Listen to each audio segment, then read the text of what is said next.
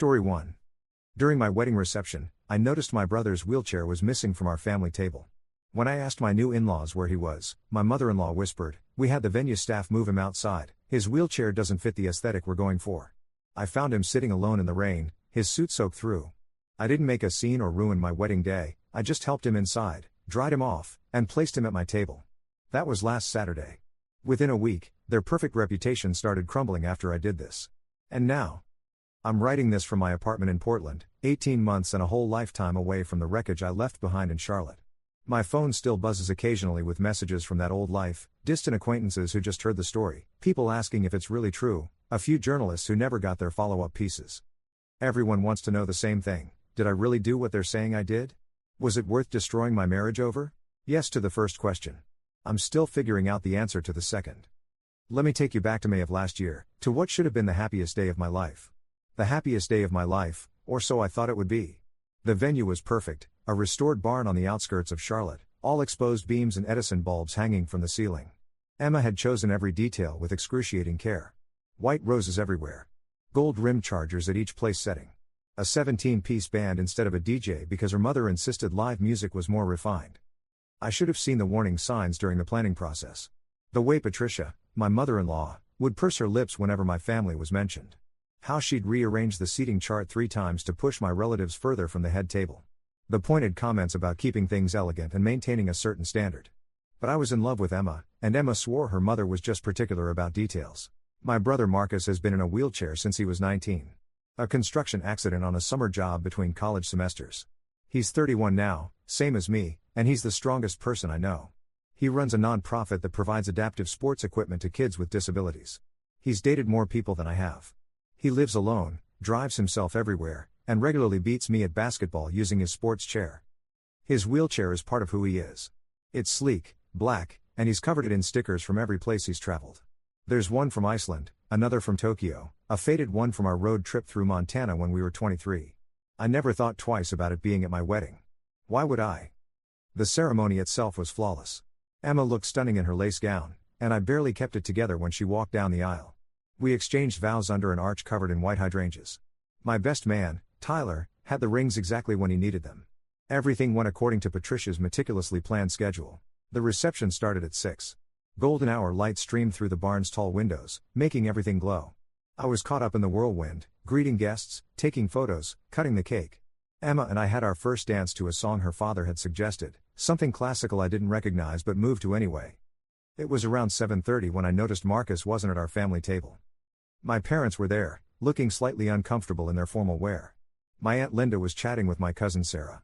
My grandmother was picking at her salmon. But Marcus's seat, specifically positioned at the end of the table for easy wheelchair access, sat empty. His plate was untouched. I caught my mother's eye across the room. She gave me a tight smile that didn't reach her eyes, the kind she uses when something is wrong but she doesn't want to cause a fuss. I excused myself from the group of Emma's college friends I'd been making small talk with and headed toward my family. "Where's Marcus?" I asked, keeping my voice light. My mother's smile faltered. "We're not sure, sweetheart. He was here for dinner service, but then," she glanced at my father, who was studying his water glass with unusual intensity. "Then what?" My grandmother set down her fork with a clink that seemed too loud. "Those people came and got him. Said something about moving him somewhere more appropriate." Ice formed in my stomach. "What people? What are you talking about?" Before anyone could answer, I heard Patricia's laugh from across the room.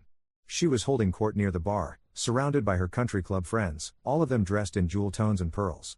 I walked over, my dress shoes clicking against the wooden floor. "Patricia," I said, interrupting her story about her recent trip to Napa. "Have you seen Marcus?" She turned to me with that smile she'd perfected over decades of charity galas and society events. Warm on the surface, cold underneath. "Oh, darling, don't worry about that. We took care of it." "Took care of what?" Her friends had gone quiet, sensing the shift in tone. Patricia took my elbow and guided me a few steps away from the group, still smiling like we were discussing the weather. "The wheelchair was creating some issues with the photos," she said in a low voice. "And honestly, sweetie, it was drawing quite a bit of attention. This is Emma's special day, and we wanted everything to look perfect. So I had the venue staff relocate him somewhere more comfortable." I stared at her. The words weren't making sense in the order she'd arranged them. "You moved my brother? Where?" "Just outside, near the gardens. There's a lovely covered patio area." I'm sure he's perfectly fine. My blood had gone cold, then hot, then cold again. You put my brother outside? Don't use that tone with me, Patricia said, her smile finally slipping. This wedding cost nearly $80,000. Your family barely contributed anything, and we've been nothing but gracious. I'm sorry if your brother's situation is difficult, but we're not going to let it overshadow Emma's. I didn't hear the rest. I was already moving toward the barn's main doors. It had started raining around 6:30, a light drizzle that Patricia had fretted over during cocktail hour. By 7:30, it was coming down steadily, the kind of late spring rain that soaks through everything. I found Marcus on the far side of the building, past the gardens, in an area that was definitely not covered. He was sitting in his chair under an oak tree that provided almost no protection from the weather. His suit was drenched. Water dripped from his hair, his shoulders, the armrests of his wheelchair. He was staring straight ahead at the empty field beyond the venue. Marcus. He turned his head slowly. His expression was carefully blank, the same one he'd worn in the hospital 12 years ago when the doctors told him the spinal cord damage was permanent. Hey, he said. You should get back inside. This is your big day. I crouched down next to him, rain immediately soaking through my tuxedo. How long have you been out here? Maybe 40 minutes? I don't know. Lost track of time. 40 minutes. During dinner service, during toasts, during my first dance with Emma. 40 minutes of my brother sitting alone in the rain while I celebrated inside. Why didn't you come back in? He gave me a look that broke something in my chest. They told me this was a better spot. That I'd be more comfortable out here. That woman, Emma's mom, she said the venue had accessibility issues and this was the solution they'd worked out with management. That's garbage. You were inside perfectly fine during the ceremony. Yeah, well. He shrugged, water streaming off his shoulders. I figured I'd caused enough trouble already. Didn't want to make a scene at your wedding. I stood up. My hands were shaking, though whether from cold or rage, I wasn't sure. Let's get you inside. Nate, don't. Seriously. I can call an Uber, head back to my hotel. You've got your reception too. We're going inside, I said firmly. Right now. I wheeled him back around the building, through the gardens, and in through the side entrance near the kitchen. The venue staff looked startled as we passed, both of us soaking wet and trailing water across their pristine floors. I grabbed a stack of cloth napkins from a service station and handed them to Marcus. Patricia materialized from somewhere, her face pale. Nathan, what are you doing? You're dripping everywhere. Getting my brother dry, I said without looking at her. Then I'm putting him at my table where he belongs. The head table doesn't have room. Then I'll make room. Emma appeared next, her eyes wide. Nate? What happened? Why are you both wet? Ask your mother, I said, my voice flat. I spent the next 10 minutes in the men's room with Marcus, using the hand dryer on his hair and wiping down his suit as best I could. He didn't say much. Neither did I. What was there to say that wouldn't make everything worse? When we emerged, I commandeered a chair from a table near the back, one of the vendor tables that was mostly empty, and placed it next to my seat at the head table. Marcus tried to protest, but I wasn't hearing it. He was going to sit next to me for the rest of the night, exactly where he should have been all along. The rest of the reception passed in a blur. I went through the motions. Smiled for more photos. Thanked guests for coming. Cut the cake again because Patricia insisted we needed better shots the first time. But something fundamental had shifted. Every time I looked at Emma, I saw her mother's face. Every time I heard Patricia's laugh from across the room, I felt the rain soaking through my suit. Emma tried to talk to me around 9 o'clock. Nate, I'm so sorry about what happened. I had no idea my mom was going to. We'll talk about it later, I said. But I want you to know I would never. Later, Emma. Her eyes filled with tears, but I couldn't deal with that right then. Marcus was sitting next to me, his suit still damp, putting on a brave face while my new in-law's friends shot curious glances his way. That was taking all my focus. We left around 11. The reception was supposed to go until midnight, but I was done. I made our excuses, thanked everyone for coming, and Emma and I headed to the hotel where we'd booked the honeymoon suite. We were supposed to fly to Italy the next morning for 2 weeks in Tuscany. The moment the hotel room door closed behind us, Emma broke down. I'm so sorry. I'm so sorry. I didn't know she was going to do that. I swear I didn't know. But you know your mother, I said quietly. You know how she is about appearances and people she considers beneath her social circle. That's not fair. She moved my brother outside in the rain because his wheelchair didn't match her aesthetic vision. Emma sank onto the edge of the bed, still in her wedding dress. I'll talk to her. I'll make sure she apologizes. An apology doesn't fix this. Then what do you want me to do? That was the question, wasn't it? What did I want? My brother's dignity restored? Time reversed so I could stop this from happening? A different mother-in-law who saw people as people instead of props in her perfect life? I wanted to not feel this cold rage that had settled into my bones. I didn't sleep that night. I lay next to Emma in the massive hotel bed, staring at the ceiling, replaying every moment. The look on Marcus's face. The casual cruelty in Patricia's voice when she said we took care of it. The 40 minutes he'd sat alone in the rain while I danced and laughed inside. Around 3 a.m, I made a decision. I got up quietly, grabbed my laptop from my suitcase, and sat at the desk by the window. I started searching. Patricia's name. Her husband Richard's name. Their business, a boutique real estate firm specializing in luxury properties. Their memberships at the country club and various charity boards. Patricia and Richard Morrison had spent 30 years building their reputation in Charlotte's upper-middle-class social circles. They weren't billionaires, but they moved in those spaces, attended those events, knew those people. Their entire identity was wrapped up in being respectable, refined, and impeccable.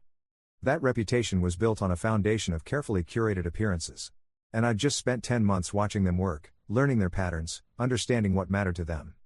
Here's what I knew. Patricia served on the board of the Highland Arts Foundation, a prestigious organization that funded local artists and ran the city's biggest annual gala. Richard was the chair of the Piedmont Business Council, a networking group for established professionals. They belonged to the Riverside Country Club, where membership was invitation only and the wait list was supposedly 3 years long. All of these organizations had social media presences. All of them had websites with contact forms. All of them depended on maintaining certain standards of behavior among their members. I started typing. The first email went to the Highland Arts Foundation's executive director, a woman named Jennifer Chen who I'd met twice during wedding planning. I kept it simple and factual. Dear Ms. Chen, I'm writing to bring to your attention an incident that occurred at my wedding reception on Saturday, May 17th. Patricia Morrison, one of your board members, instructed venue staff to remove my brother from the reception and place him outside in the rain because his wheelchair didn't fit the aesthetic she had planned for the event. My brother, who has been a wheelchair user for 12 years following an accident, sat alone in the rain for 40 minutes during my wedding dinner. I found him soaked through, and when I confronted Mrs. Morrison, she stated that she didn't want his situation to overshadow the wedding photos. I believe your organization should be aware of this behavior from one of its board members, as it reflects on the Highland Arts Foundation's stated commitment to accessibility and inclusion. I attached a photo I'd taken on my phone of Marcus sitting at the head table later in the evening, his suit still visibly damp, his hair plastered to his head. Then I hit send. The second email went to the Piedmont Business Council. Similar tone, similar facts, addressed to the organization's president. The third went to the Riverside Country Club's membership committee. I didn't stop there. I found Patricia's Facebook page, set to public, naturally, because she loved showcasing her perfect life. I took screenshots of her recent posts about the wedding planning process. So blessed to be planning the most elegant celebration for our daughter. Every detail matters when creating a perfect day. Looking forward to sharing our special occasion with Charlotte's finest families. I created a simple website using one of those free hosting platforms. Nothing fancy. Just a clean page with a headline, The Truth About Patricia Morrison's Perfect Wedding. Below that, I laid out what happened, step by step, with dates and times. I included the photo of Marcus. I included screenshots of Patricia's Facebook posts about elegance and perfection. Then I did something I'd never done before. I created a throwaway email account and sent the link to a local Charlotte news blog that covered society events and occasionally published exposés about the city's elite. The blog was run by a woman named Sandra West, who had a reputation for not pulling punches. I didn't sensationalize anything. I didn't embellish. I just told the truth about what happened at my wedding reception. By the time the sun came up, I'd sent 14 emails and posted the website link in the comments section of 3 different Charlotte community forums, all under anonymous accounts. Emma stirred around 7. She found me still at the desk, my laptop glowing in the morning light. "Did you sleep at all?" she asked, her voice thick with exhaustion. "Not really. Nate, I know you're angry, but we can work through this. My mom is going to apologize to Marcus. I already texted her and told her she has to make this right." I closed my laptop. "We need to cancel the honeymoon." "What?" "No. We've been planning this for months. The flights are non-refundable. I don't care about the money. I'm not going to Italy and pretending everything is fine when it's not." Emma's face crumpled. "Please don't do this. Don't let my mother ruin our honeymoon. Don't give her that power. This isn't about giving her power. This is about the fact that I can't look at you right now without seeing her face." That was cruel, and I regretted it immediately. Emma wasn't her mother. She'd been horrified when she found out what happened. But I was too tired and too angry to take it back. We didn't go to Italy. We spent Sunday in that hotel room, barely speaking. Emma cried. I sat on the balcony and called Marcus, who assured me he was fine and that I shouldn't let this ruin my marriage before it even started. She's not worth it, he said. Patricia Morrison is a small person with a small life. Don't let her make you small too. But I'd already set things in motion that I couldn't take back. By Monday morning, the Highland Arts Foundation had responded to my email.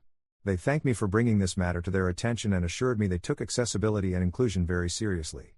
They would be reviewing the situation. By Monday afternoon, Sandra West from the Charlotte Society blog had published a post. The headline read, "Local socialite removes wheelchair user from wedding reception for aesthetic reasons." She'd done her own research, contacted the venue, gotten a statement from a staff member who confirmed that Mrs. Morrison had specifically requested they move the gentleman in the wheelchair to an outdoor location. She'd included my photo of Marcus. The post went viral locally. By Tuesday morning, it had been shared over 2,000 times on Facebook. The comments section was exactly what you'd expect: outrage, disgust, people sharing their own stories of ableism and discrimination. Patricia called Emma on Tuesday afternoon. I heard Emma's side of the conversation from the kitchen, where I was making coffee I didn't want. "Mom, I can't believe you. No, I don't think you understand how serious. Yes, people are talking about it because what you did was horrible. I don't care if you thought you were helping. You humiliated Marcus. No, Nate is not overreacting." The conversation went on for 20 minutes. When Emma emerged, her eyes were red. "She's in crisis mode," Emma said flatly. 3 people from her book club have stopped responding to her texts. Someone from the Arts Foundation called to discuss her future involvement with the organization. "Good," I said. "Nate." Emma looked at me with something between pleading and accusation. "Did you contact those organizations? Did you send them emails about what happened?" I sipped my coffee. "Yes." "Why would you do that?" "Because your mother needed to face consequences for her actions. You're destroying her reputation. She destroyed it herself when she put my brother outside in the rain. We fought then, properly fought, for the first time in our relationship." Emma accused me of being vindictive and cruel. I accused her of caring more about her mother's reputation than my brother's dignity. We said things we couldn't take back. By Wednesday, the story had been picked up by a regional news outlet. They ran a piece about accessibility discrimination at private events. They interviewed Patricia, who gave a statement claiming there had been a misunderstanding and that she'd only wanted to ensure everyone's comfort. They also interviewed Marcus, who handled it with more grace than I could have managed. He said he hoped this situation would start conversations about how people with disabilities are treated at formal events. The Riverside Country Club quietly asked Patricia and Richard to consider stepping back from club activities until this matter dies down. The Piedmont Business Council announced that Richard would not be continuing as chair when his term ended the following month. By Thursday, Emma moved out of our apartment and back to her parents' house. She left a note saying she needed space to think and that maybe we'd rushed into marriage. She took her clothes, her books, and the framed photo from our wedding that had been sitting on the dresser. I called Marcus on Thursday night. "I think I ruined my marriage." "You did what you thought was right," he said carefully. "Emma says I'm being vindictive. That I'm punishing her mother beyond what the situation warranted." "Are you?" I thought about that question for a long time. "I don't know. Maybe. Probably. But I can't stop thinking about you sitting out there in the rain, man. 40 minutes. While I was inside dancing and eating cake and having the time of my life, you were." "I'm fine, Nate. I was fine then, I'm fine now." "But you shouldn't have had to be fine. You shouldn't have been put in that position." "No," he agreed quietly. "I shouldn't have. But you've made your point. Whatever happens with Emma, whatever happens with her family, you made your point. Everyone knows what Patricia did. She's facing consequences. You can stop now." But I couldn't stop. The machine I'd set in motion was still running. By Friday, Patricia's real estate firm released a statement saying she was taking time off to focus on personal matters. Translation: her business partners were distancing themselves from the controversy. By Saturday, exactly 1 week after my wedding, Emma came back to the apartment. She looked exhausted, hollowed out. "We need to talk," she said. We sat across from each other at the kitchen table, the same table where we'd addressed wedding invitations 3 months earlier. "My mother is devastated," Emma said. "She's resigned from the Arts Foundation board. She's pulled out of 2 charity events she was supposed to chair. Her friends won't take her calls. Her business is suffering because clients don't want to be associated with someone who's been labeled ableist in the media." "I'm sorry she's going through that," I said, and I meant it. "Sort of." "Are you? Because from where I'm sitting, this is exactly what you wanted. What I wanted was for your mother to face consequences for what she did to Marcus. And she has. She's faced massive consequences. Her reputation is destroyed. Her professional life is in shambles. And I'm caught in the middle between my husband and my family." "So what are you saying?" Emma twisted her wedding ring around her finger. She'd kept wearing it, I noticed. "I'm saying I love you. And I love my parents, despite their flaws. And I don't know how to reconcile those two things. Your mother hurt someone I love. Someone who couldn't defend himself against her. And she did it casually, like moving an inconvenient piece of furniture. I know. And what she did was wrong. But the punishment you've orchestrated doesn't fit the crime. You've systematically dismantled her entire social standing. You've turned her into a pariah. For one really terrible decision. It wasn't one decision, I said. It was every decision that led up to that moment. It was every time during wedding planning when she made little comments about keeping things appropriate and maintaining standards. It was the way she looked at my family like we were an embarrassment she had to tolerate. The wheelchair thing was just the moment when her true character became visible. Emma closed her eyes. I can't do this. I can't be married to someone who believes in scorched earth revenge. That's not who I thought you were. And I can't be married to someone who thinks their mother's reputation is more important than basic human decency. We sat in silence for a long moment. The refrigerator hummed. A car alarm went off somewhere on the street below. I want an annulment, Emma said finally. Or a divorce. Whatever is fastest. I'd known it was coming, but hearing the words still hit like a physical blow. Okay. Okay? That's it? You're not going to fight for us? What's left to fight for? You just told me you can't be married to me. Emma stood up, tears streaming down her face. I thought you'd try.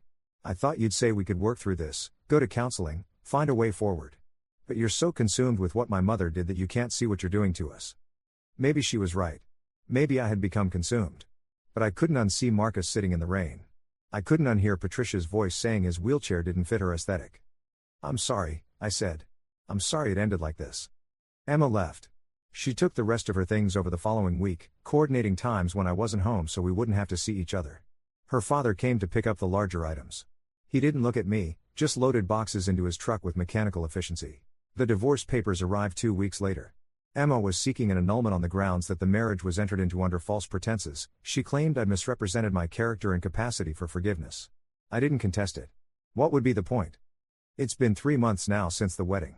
Patricia Morrison never did personally apologize to Marcus. She issued a public statement saying she was deeply sorry for any pain caused by misunderstandings at her daughter's wedding, but she never called him, never showed up at his door, never actually faced what she'd done. The Highland Arts Foundation appointed a new board member to replace her. Richard's business council position went to someone else.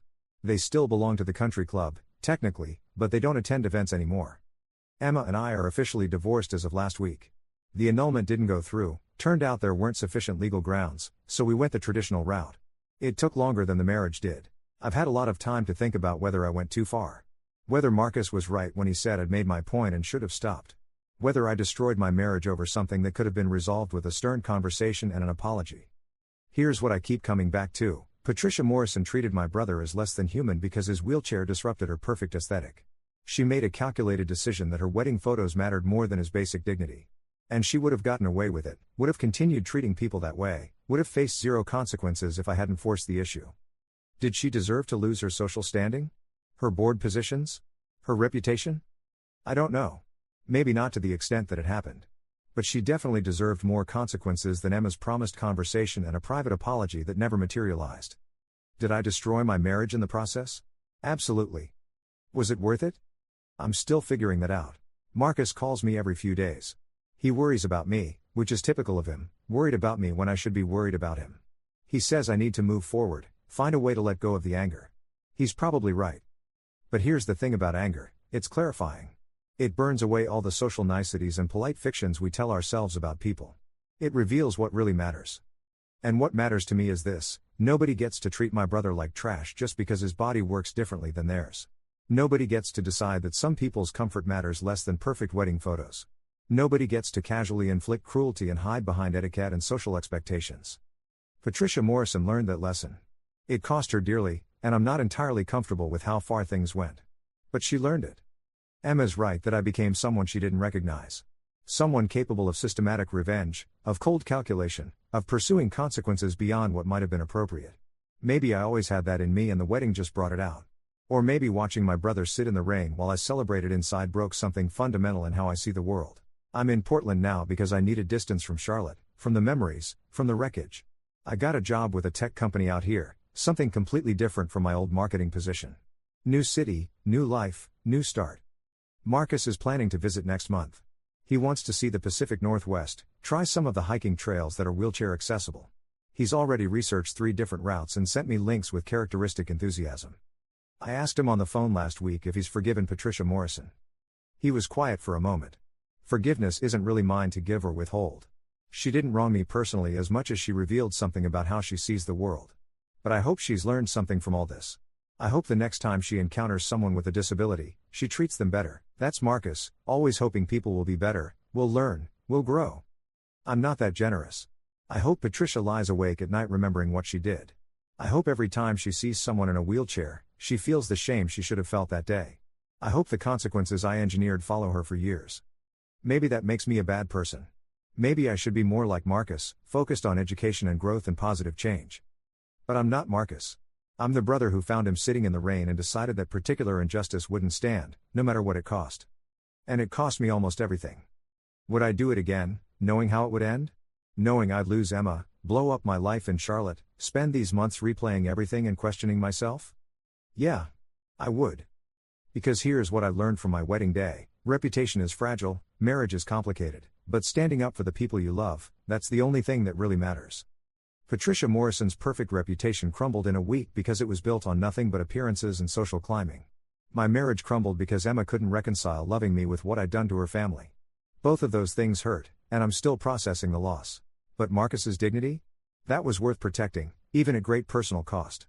So if you're reading this and wondering whether you should speak up when you see injustice, even when it's uncomfortable, even when it might cost you something important, I can't make that decision for you. Only you know what you can live with.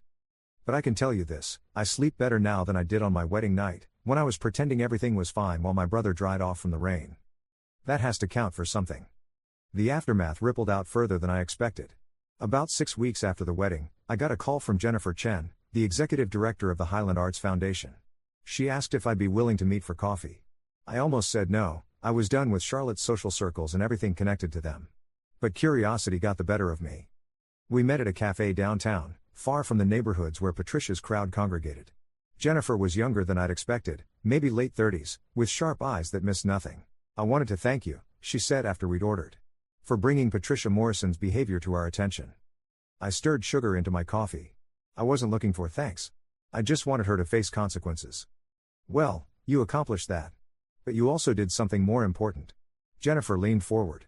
"After your email, we conducted an accessibility audit of all our events and programs. Turned out we had a lot of work to do. Our annual gala? The one Patricia chaired last year? It was held at a venue with no wheelchair-accessible bathrooms. We'd been excluding an entire segment of the community without even realizing it. I hadn't expected that. So you made changes?" "We overhauled everything. New venue policies, accessibility requirements for any event we sponsor, training for board members on inclusive practices. We even brought in consultants, people with disabilities, to review our procedures." She smiled. "Your brother's nonprofit was one of them. Marcus is impressive, by the way." "He is," I agreed quietly. Patricia's removal from the board wasn't just about punishment. It was about recognizing that our values had to mean something beyond words on a website. If we claim to support all artists and all community members, we have to act like it. Jennifer took a sip of her latte. "I wanted you to know that something positive came from all this mess." After she left, I sat in that cafe for another hour, processing. I'd been so focused on the destruction I'd caused, my marriage, Patricia's reputation, the fallout across Charlotte's social scene, that I hadn't considered there might be constructive outcomes too. Tyler, my best man, called me a few days after I moved to Portland. We'd been friends since college, and he'd witnessed the entire wedding disaster firsthand. "I heard about the divorce," he said without preamble. "How are you holding up?" "I've been better." "Yeah, I bet." He paused. "Look, I'm going to say something you probably don't want to hear, but I'm saying it anyway because that's what friends do." "Go ahead." "What you did to Patricia was justified. What happened afterward, Emma leaving, the divorce, all of it, that wasn't about whether you were right or wrong. It was about compatibility." Tyler had always been blunt, one of the things I valued about him. "Emma's a good person, but she was never going to choose you over her family when push came to shove. Better you found out now than 10 years and 2 kids from now." I'd been thinking the same thing but hadn't articulated it that clearly. "You think she would have always put them first?" "I think she grew up in a family where appearances matter more than almost anything else. That shapes you, man. Patricia raised her to value the same things she values. And when those values conflicted with yours, with what you needed from a partner, the cracks showed." He wasn't wrong. During our engagement, whenever there'd been a conflict between what I wanted and what Patricia suggested, Emma had folded. The venue, the guest list, even the style of my tuxedo, everything had bent toward her mother's vision of perfection. I'd told myself it was just wedding stress, that Emma was trying to keep the peace, that once we were married things would be different. But Tyler's words forced me to confront an uncomfortable truth. Emma had been showing me who she was all along. I'd just been too in love to pay attention. The legal fallout took months to fully resolve. Emma's attorney tried to argue that I'd engaged in harassment and defamation against her family, that my actions constituted grounds for fault in the divorce. My attorney, a sharp woman named Rebecca who'd handled her share of messy dissolutions, shut that down quickly. Truth is an absolute defense against defamation, Rebecca told me during one of our meetings. You didn't lie about what Patricia did. You didn't embellish or exaggerate. You stated facts and let other people draw their own conclusions. That's not harassment, that's transparency. Still, Emma's side pushed hard. They wanted me to sign a non-disclosure agreement, to agree never to speak publicly about Patricia or the wedding incident again. They offered to waive any claim to shared assets if I'd just stay quiet going forward. Don't do it, Marcus advised when I called him about the NDA. The moment you agree to silence, you give them power again. You let them control the narrative. Rebecca agreed. They're scared because this story got traction. They want to bury it. But you're not required to help them do that. I refused to sign. The divorce proceedings dragged on another month because of it, but eventually Emma's attorneys backed down. We split our minimal shared assets, neither of us had much, married only 3 months, and signed the papers. The day the divorce was finalized, I didn't feel relieved or sad or anything dramatic. Just tired. Deeply, bone-wearily tired of the whole situation. But life continued moving forward whether I was ready or not. My new job in Portland was with a startup focused on assistive technology for people with disabilities. I hadn't sought it out specifically, the position found me through a recruiter who'd seen my LinkedIn profile. But once I learned what the company did, I knew I wanted in. During my second week, I met with the CEO, a woman named Diane who'd founded the company after her son was born with cerebral palsy. Your brother runs that adaptive sports nonprofit in North Carolina, right? She asked during our one-on-one. Yeah. How did you know? I did my research before hiring you. Wanted to understand what drives you. Diane smiled. I read about your wedding situation too. The whole internet did, really. That story made the rounds in disability advocacy circles. I shifted uncomfortably. I'm not looking to trade on what happened.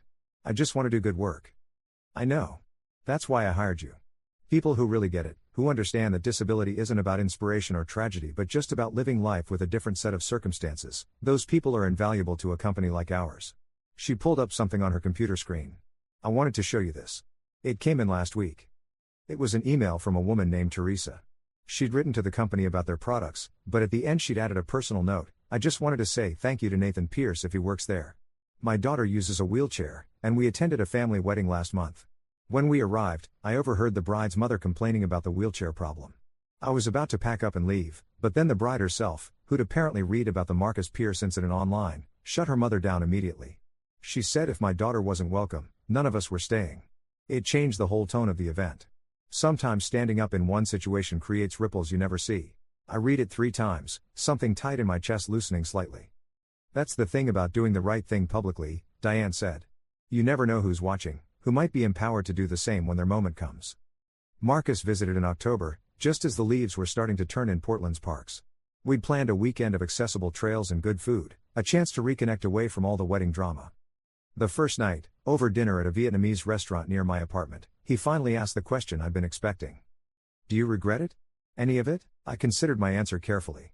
I regret losing Emma. Not because I think we would have made it long term, Tyler's probably right that we were incompatible in ways I didn't want to see. But I regret the pain of it, the failure of something I thought was going to be permanent. That's not really what I asked. I know. I set down my chopsticks. No. I don't regret exposing what Patricia did. I don't regret the consequences she faced. I probably should feel worse about how thoroughly I dismantled her reputation, but I don't. Does that make me vindictive? Marcus thought about it. Maybe. Or maybe it just makes you someone who understands that some actions deserve big consequences. Patricia had spent decades in positions of social power. She'd probably made dozens of decisions like the one she made about me, small cruelties that seemed inconsequential to her but devastated the people on the receiving end. You just made one of those moments visible. Emma thought I was punishing Patricia beyond what was appropriate. Emma was trying to protect her mother. That's natural. But appropriate consequences aren't measured by the comfort of the person facing them, they're measured by whether they create change. He picked up a spring roll. Has Patricia changed? I don't know. But a lot of other people have. I've gotten emails from 3 different organizations asking me to consult on accessibility policies. The Highland Arts Foundation thing led to other groups examining their own practices. Even the country club, they hired an accessibility coordinator. Did you know that? I hadn't known. So maybe you were vindictive, Marcus continued. But your vindictiveness had a broader impact than just one woman's social downfall. It started conversations. It made people think. That's not nothing. We spent the rest of the weekend hiking trails that wound through forests of Douglas fir, the air sharp and clean.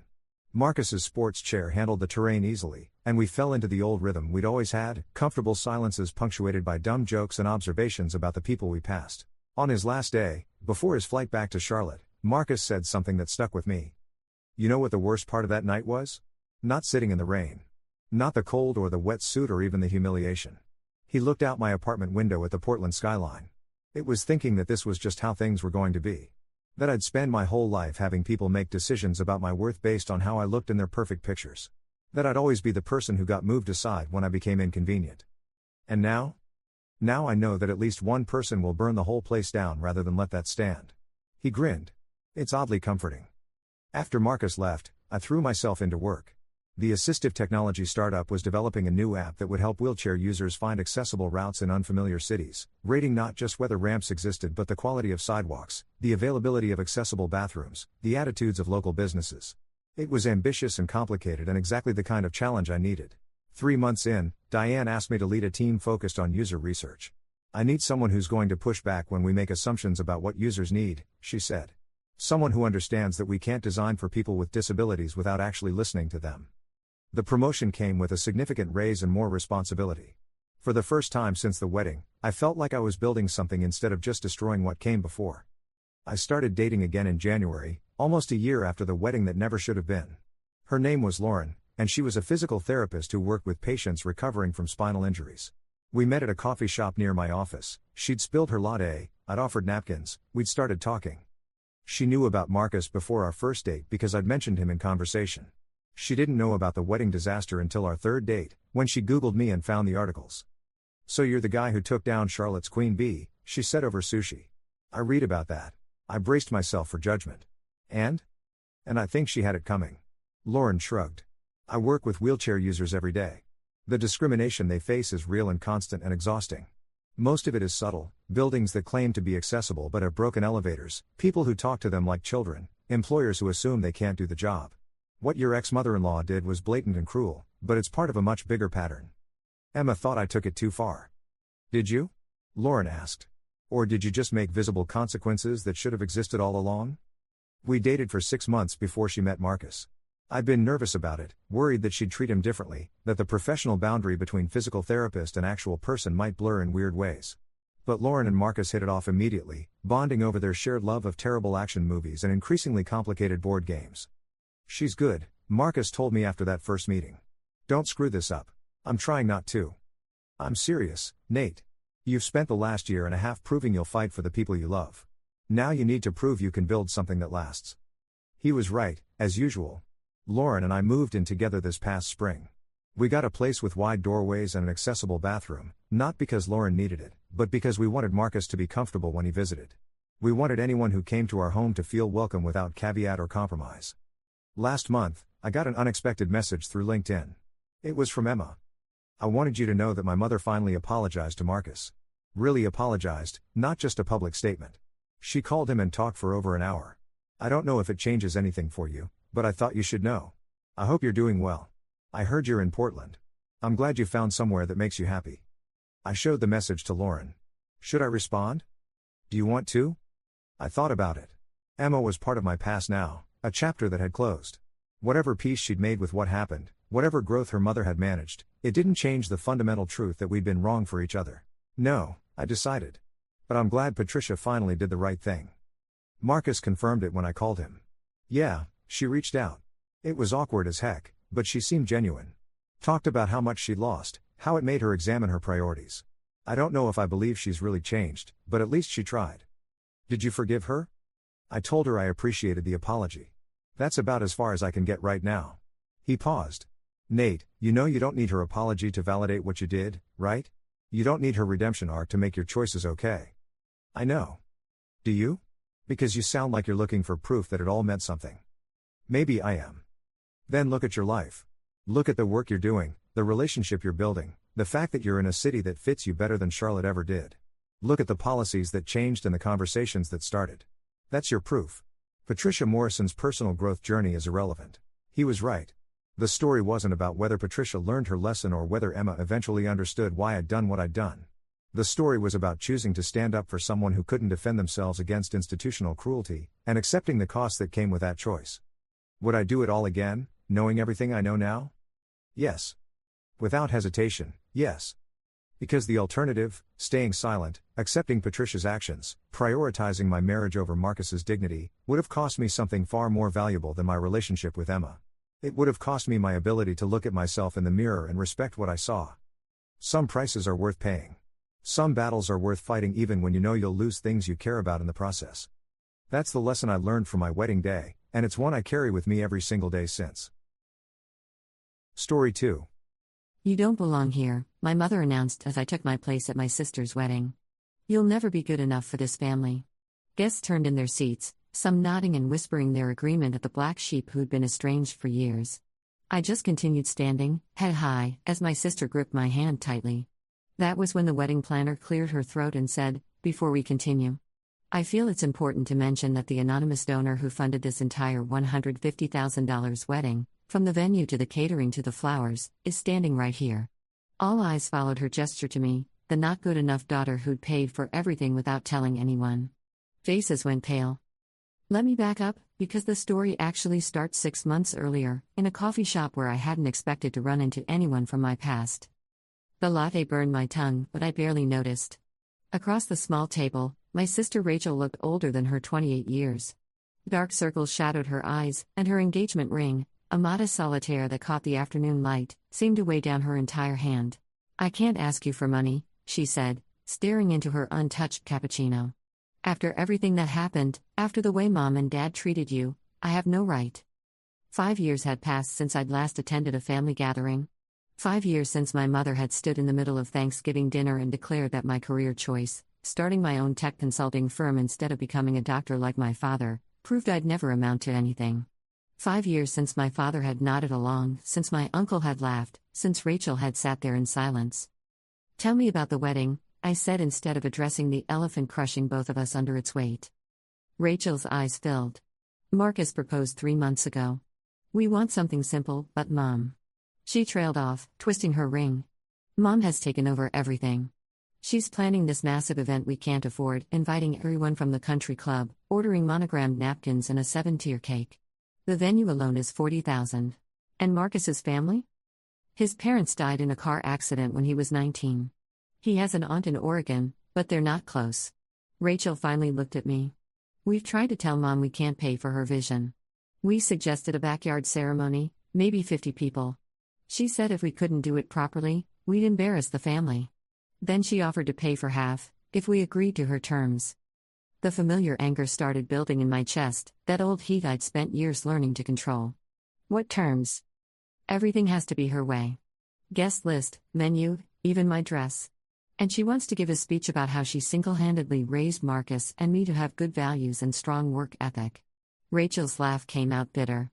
"She keeps saying this wedding will show everyone that at least one of her daughters turned out right." The implication hung between us.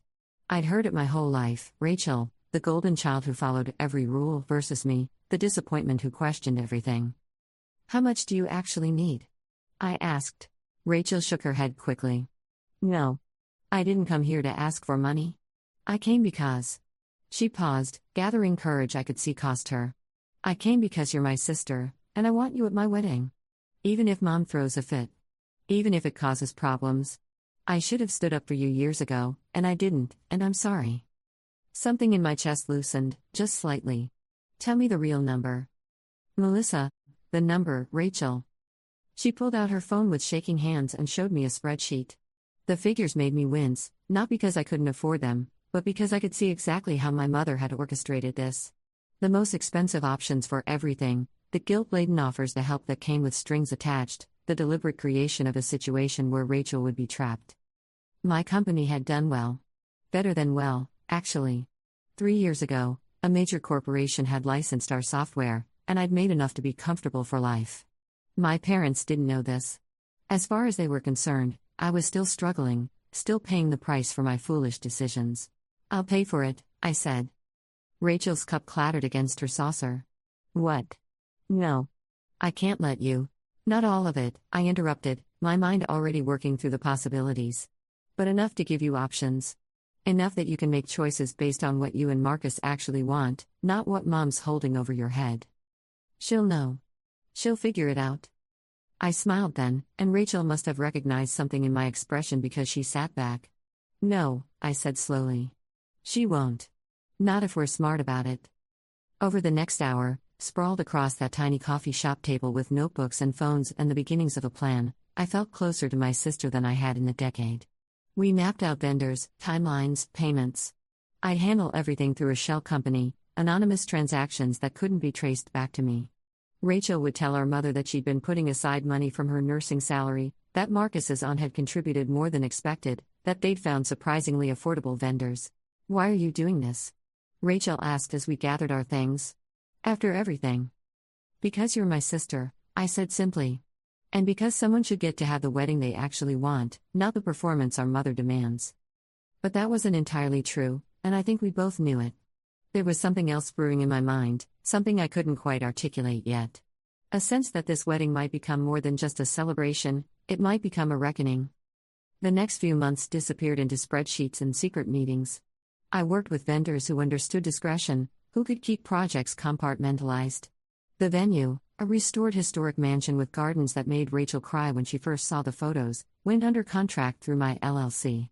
The caterer, who specialized in farm-to-table cuisine instead of my mother's preferred stuffy rubber chicken, received payment from an account my family would never see. Even the photographer, a young woman whose portfolio had made Rachel gasp with delight, was hired through carefully laundered channels. Rachel and I developed a system. We'd meet for coffee every Tuesday, ostensibly sisterly bonding that even our mother couldn't criticize.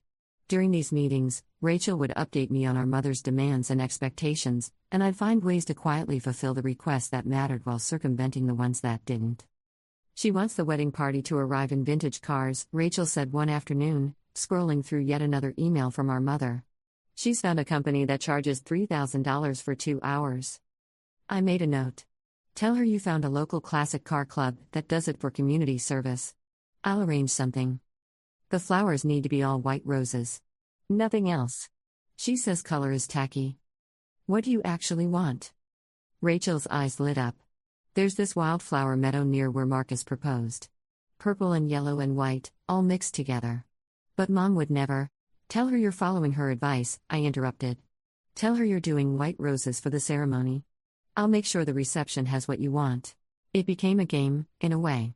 My mother would issue some new proclamation, Rachel would relay it with exhaustion in her voice, and I'd find the workaround. Every deposit I paid, every vendor I secured, felt like a small rebellion. My business account could absorb the costs without blinking, and watching Rachel's stress levels decrease made every dollar worth it. But I wasn't attending family events.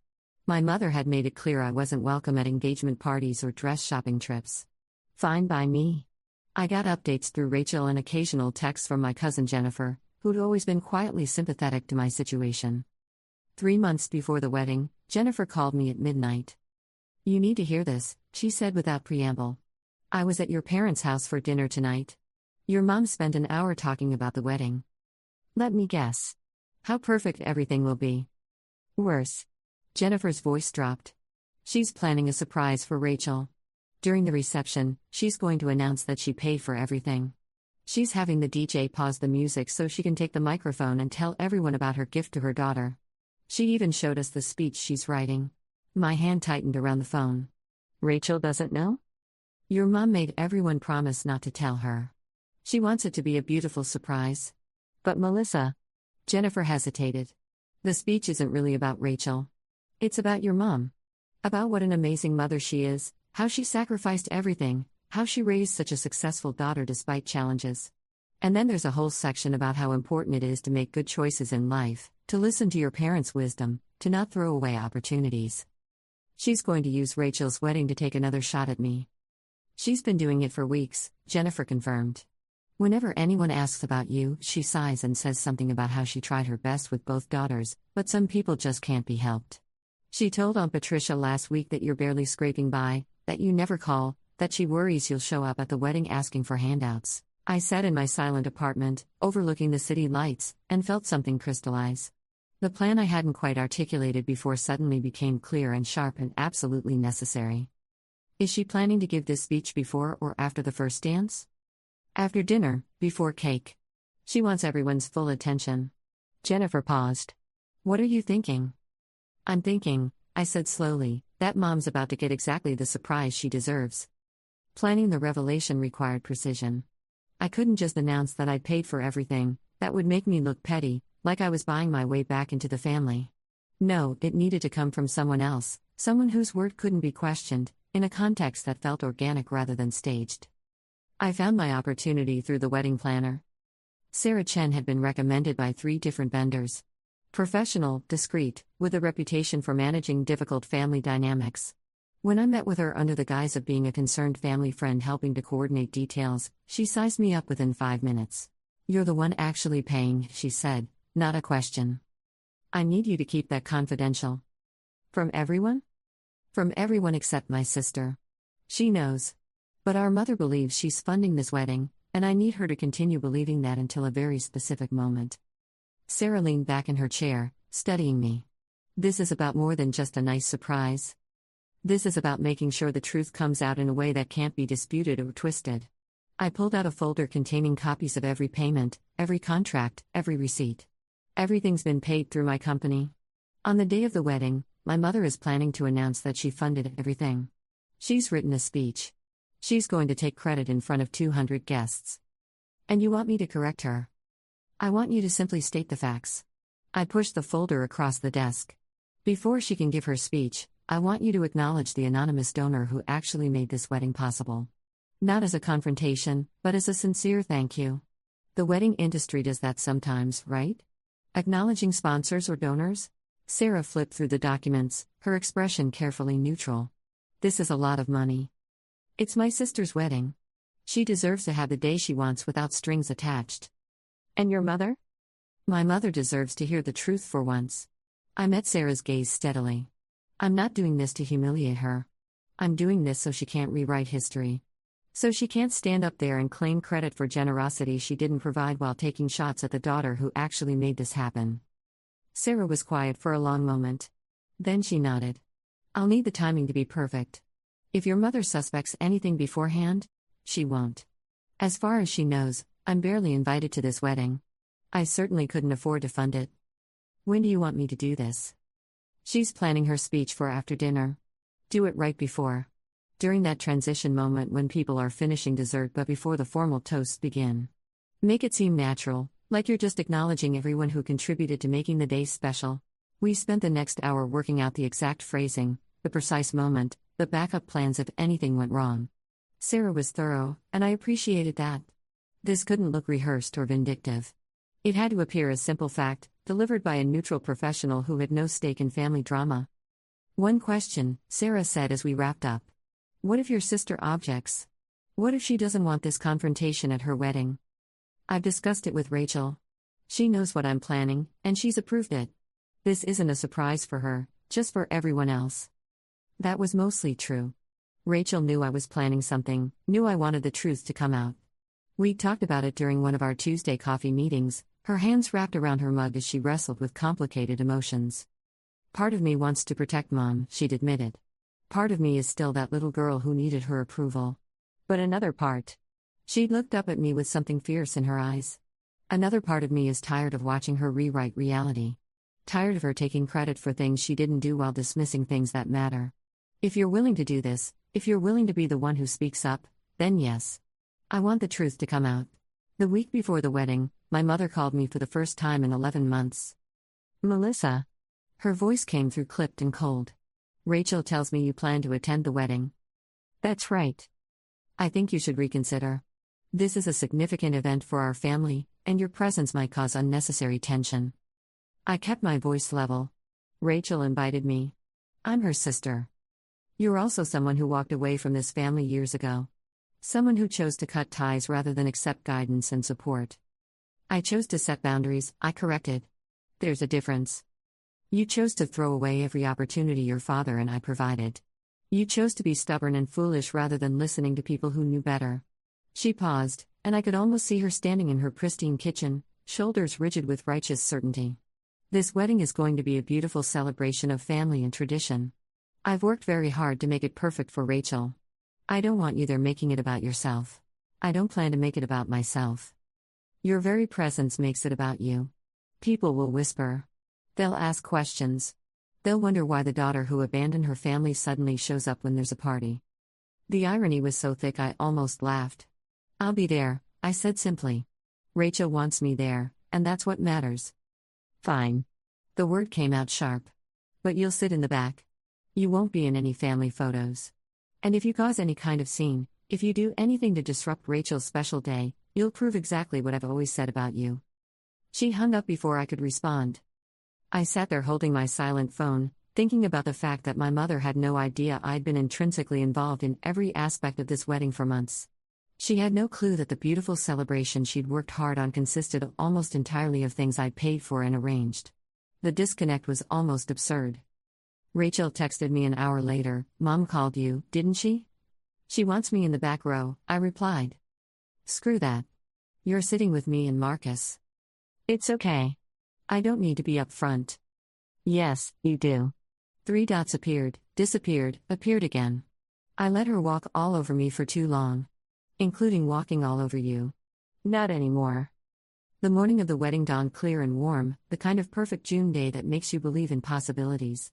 I arrived at the venue early, ostensibly to help Rachel get ready but really to make sure everything was proceeding according to plan. The historic mansion looked exactly as I'd imagined it would.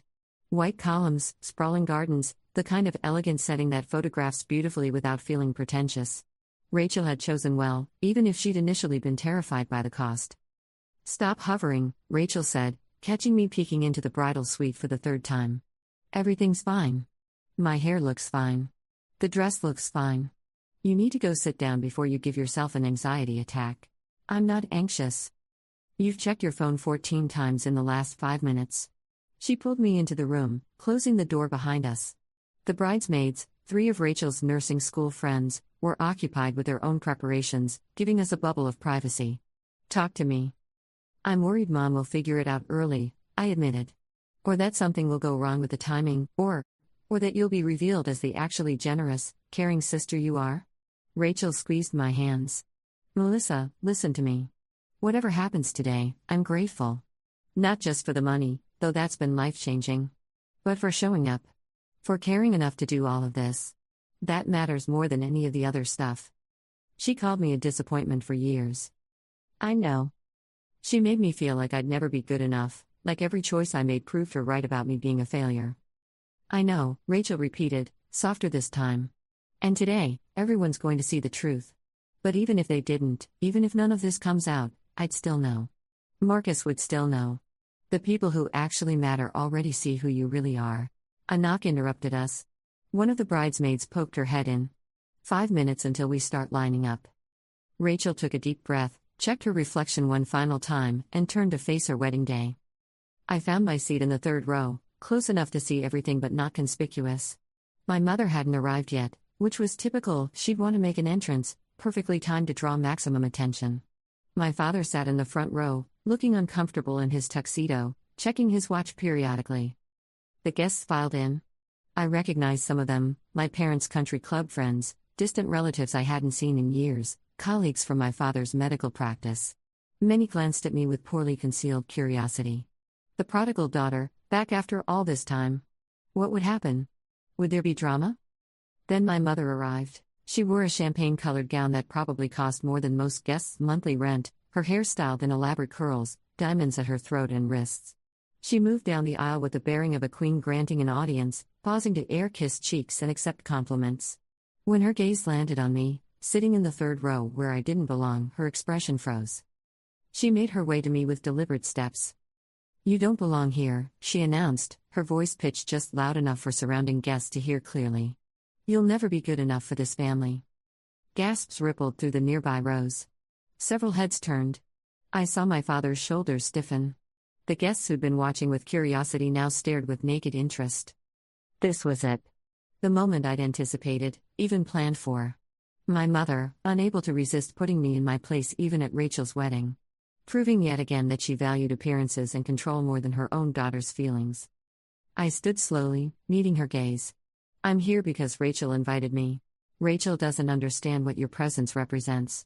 The disruption, the questions, the reminder of failure. My mother's voice carried, and she knew it. She'd always known exactly how to perform for an audience. Some people simply can't meet certain standards, no matter how much support they receive. More faces turned toward us. The whispers started, a low buzz of shock and speculation.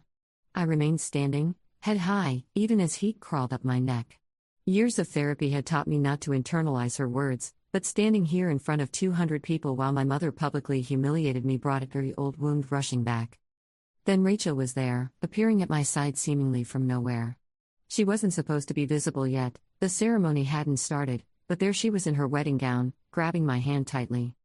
Melissa is exactly where she belongs, Rachel said, her voice shaking but clear. She's my sister, and I want her here. Rachel, this isn't appropriate, my mother began. Neither is what you just said. Rachel's grip on my hand tightened. Neither is any of this. But we're going to finish this wedding, and Melissa is staying. Sarah Chen, the wedding planner, materialized at that moment. She had a clipboard and a professional smile, but her timing was too perfect to be coincidental. She'd been watching, waiting, making sure nothing escalated further. Mrs. Patterson, Sarah said smoothly, addressing my mother, we need to begin seating the immediate family. If you could take your place, we'll start the processional. My mother's jaw tightened, but she couldn't argue without causing an even bigger scene. She turned on her heel and stalked to the front row, leaving a wake of whispered speculation behind her. Rachel squeezed my hand once more. Thank you for staying. Thank you for standing up for me, I whispered back. She disappeared to prepare for her entrance, and I sank back into my seat. The guests around me pretended they weren't staring, pretended they hadn't just witnessed that exchange. I kept my breathing steady, my expression calm, even as my heart hammered. The ceremony itself was beautiful. Rachel had chosen readings about love and partnership that felt genuine rather than performative. Marcus's vows made her cry, and hers made him grin like an idiot. The officiant kept things personal and warm, with just enough humor to balance the emotion. When they kissed, the garden erupted in applause. My mother's face remained tight throughout. The cocktail hour passed in a blur of awkward conversations with relatives who didn't know how to address the elephant in the room. Some tried to make small talk about my job without asking what I actually did. Others offered sympathetic looks but kept their distance. I spent most of the time talking with Jennifer and her husband, grateful for their easy acceptance. Mom's in the back corner with the DJ, Jennifer murmured. She's been going over her speech for the last 20 minutes. I heard her telling Aunt Carol that this will be the highlight of the night. It will be, I said. Just not the way she expects. Dinner proceeded smoothly.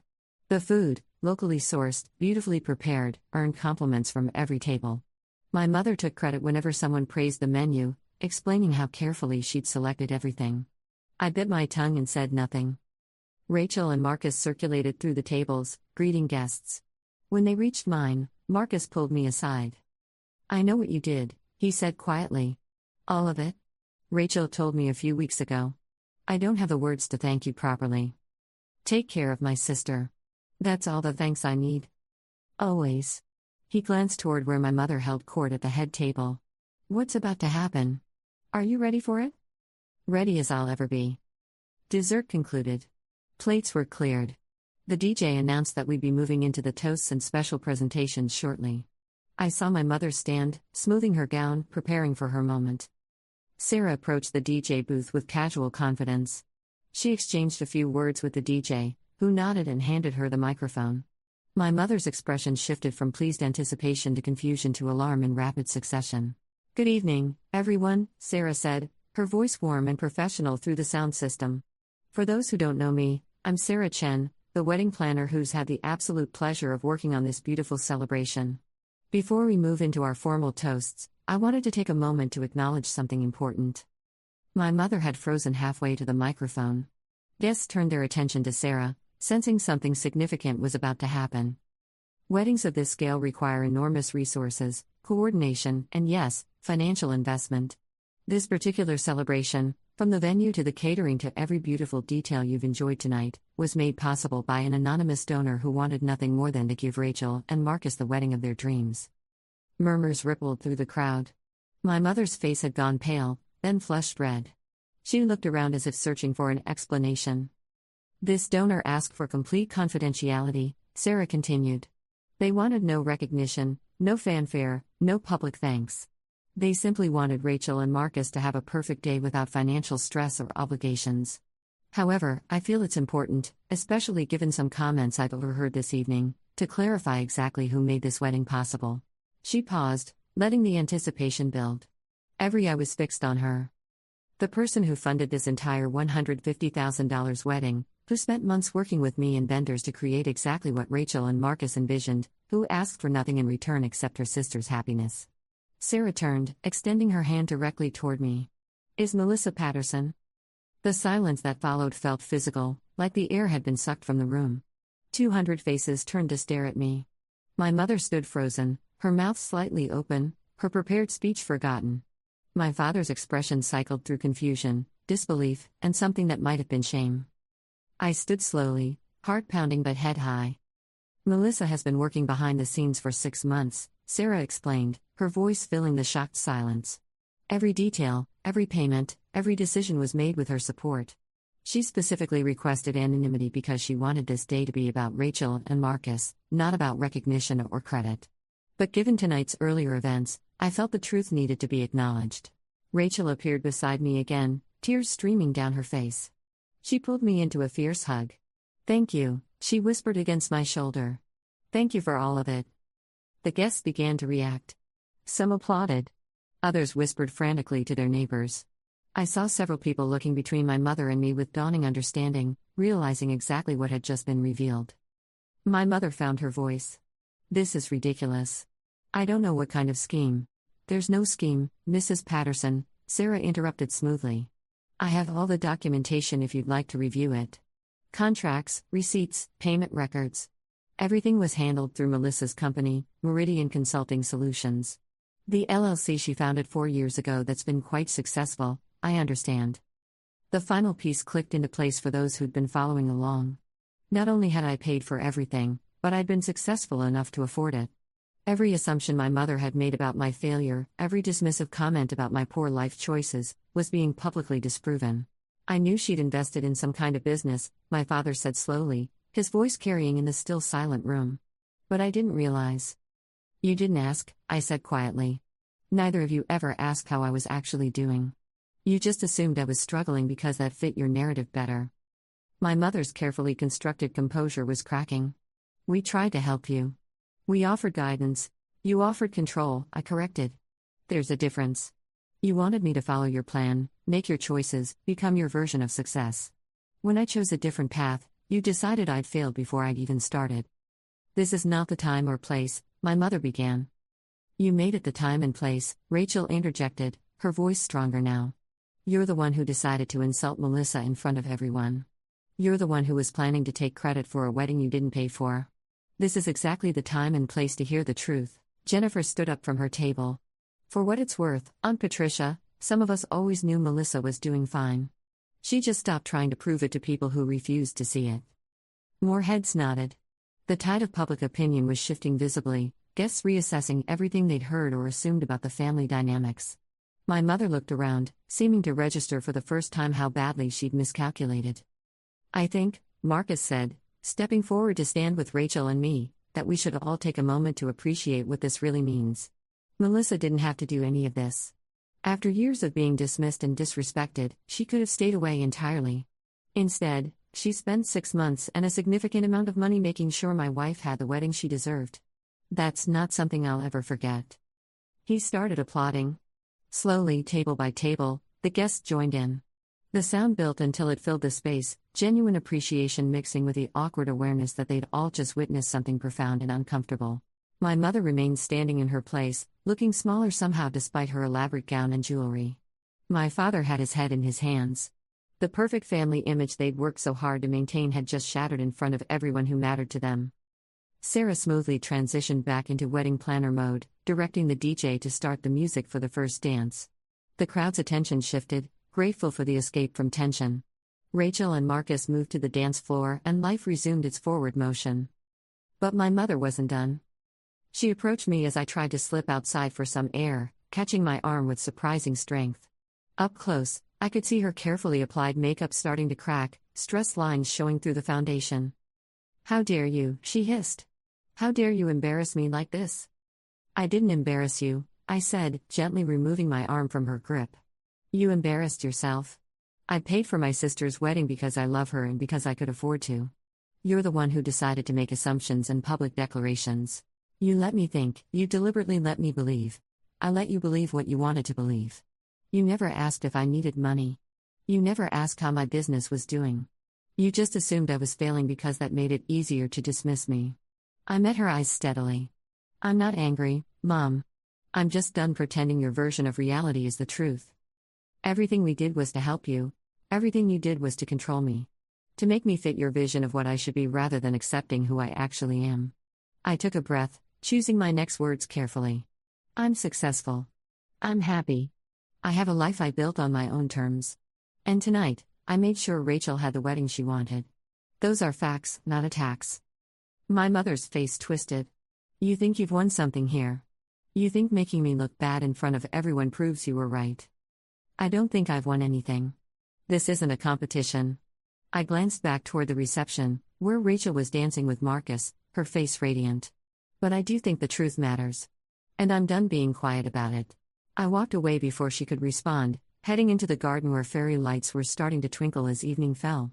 The music drifted out from the reception, laughter and conversation mixing with the sound of the DJ encouraging guests to the dance floor. Jennifer found me 10 minutes later, holding 2 glasses of champagne. "Figured you could use this. Is it terrible that I feel relieved?" I accepted the glass gratefully. "Like I've been holding my breath for 6 months and can finally exhale?" "It's not terrible at all. You did a good thing, and the truth came out the way it needed to." Jennifer clinked her glass against mine. "Though I have to say, the look on your mother's face when Sarah made that announcement was something I'll treasure forever." We laughed, and it felt good. Cathartic. "She'll never forgive me for this," I said. "She wasn't going to forgive you anyway," Jennifer pointed out. "At least now she can't rewrite history. At least now everyone knows what actually happened." The rest of the evening passed in a strange blur of congratulations and uncomfortable conversations. Some guests approached to praise my generosity. Others avoided me entirely, unsure how to navigate the revealed family dynamics. My father pulled me aside briefly, his apology stilted and incomplete, but it was more than I'd expected. "I should have paid more attention," he said. "Should have asked questions instead of making assumptions." "Yes," I agreed simply. "You should have." He flinched but nodded. "Is there any way to?" "I don't know." "Start over?" "I don't know either," I said honestly. "But maybe that's something we could figure out. Eventually." It wasn't forgiveness, exactly. But it was an opening, which was more than had existed before. My mother left early, claiming a headache. Nobody believed her, but nobody argued either. Her departure lifted some of the tension, letting the celebration breathe more freely. Rachel found me as the night was winding down. Most guests departed and only the closest friends remaining to help with the final cleanup. She changed into a simple white dress for traveling, her hair down and makeup faded. "Come here," she said, pulling me away from the others. We ended up in the garden again, sitting on a stone bench beneath strings of lights that cast everything in warm gold. "I keep thinking about what Mom said at the beginning," Rachel began. "About you not belonging, not being good enough. And I keep thinking about how wrong she was. How wrong she's always been." "Rachel, no, let me finish." She turned to face me fully. "You're the one who made tonight possible. Not just the money, though that was huge. But you cared enough to plan everything, to make sure it was what Marcus and I actually wanted, to fight for us even when it meant dealing with Mom's garbage. You're the one who showed up when it mattered. You're my sister. And you're mine. The good one. The brave one. The one who chose authenticity over approval." She grabbed my hands. "I'm done being the golden child.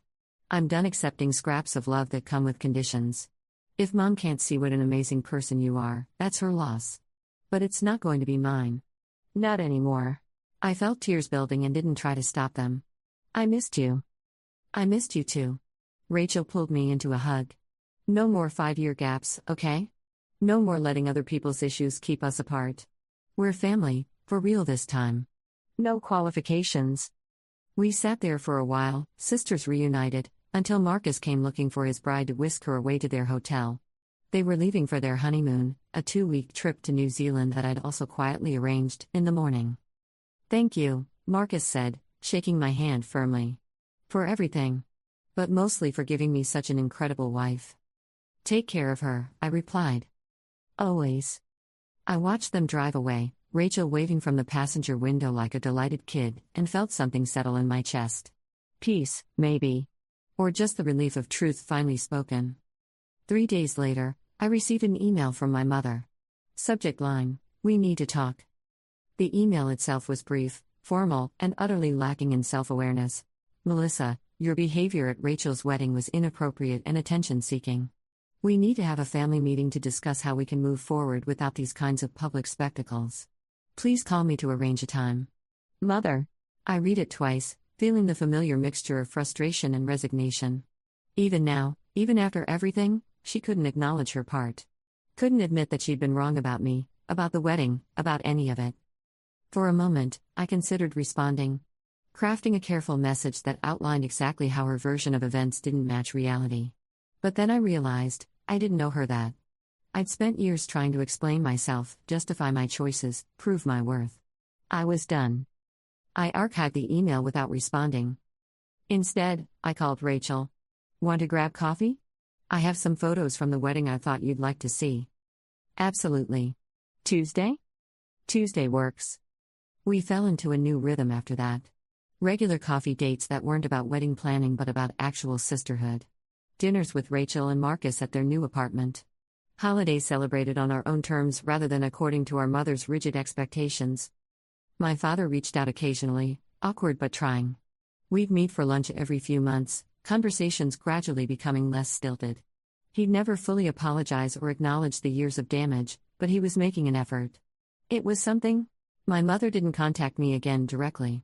I heard through Jennifer that she'd spent weeks after the wedding fielding questions from friends, trying to reshape the narrative into something more flattering. Some people believed her version. Others didn't. I tried not to care which camp anyone fell into.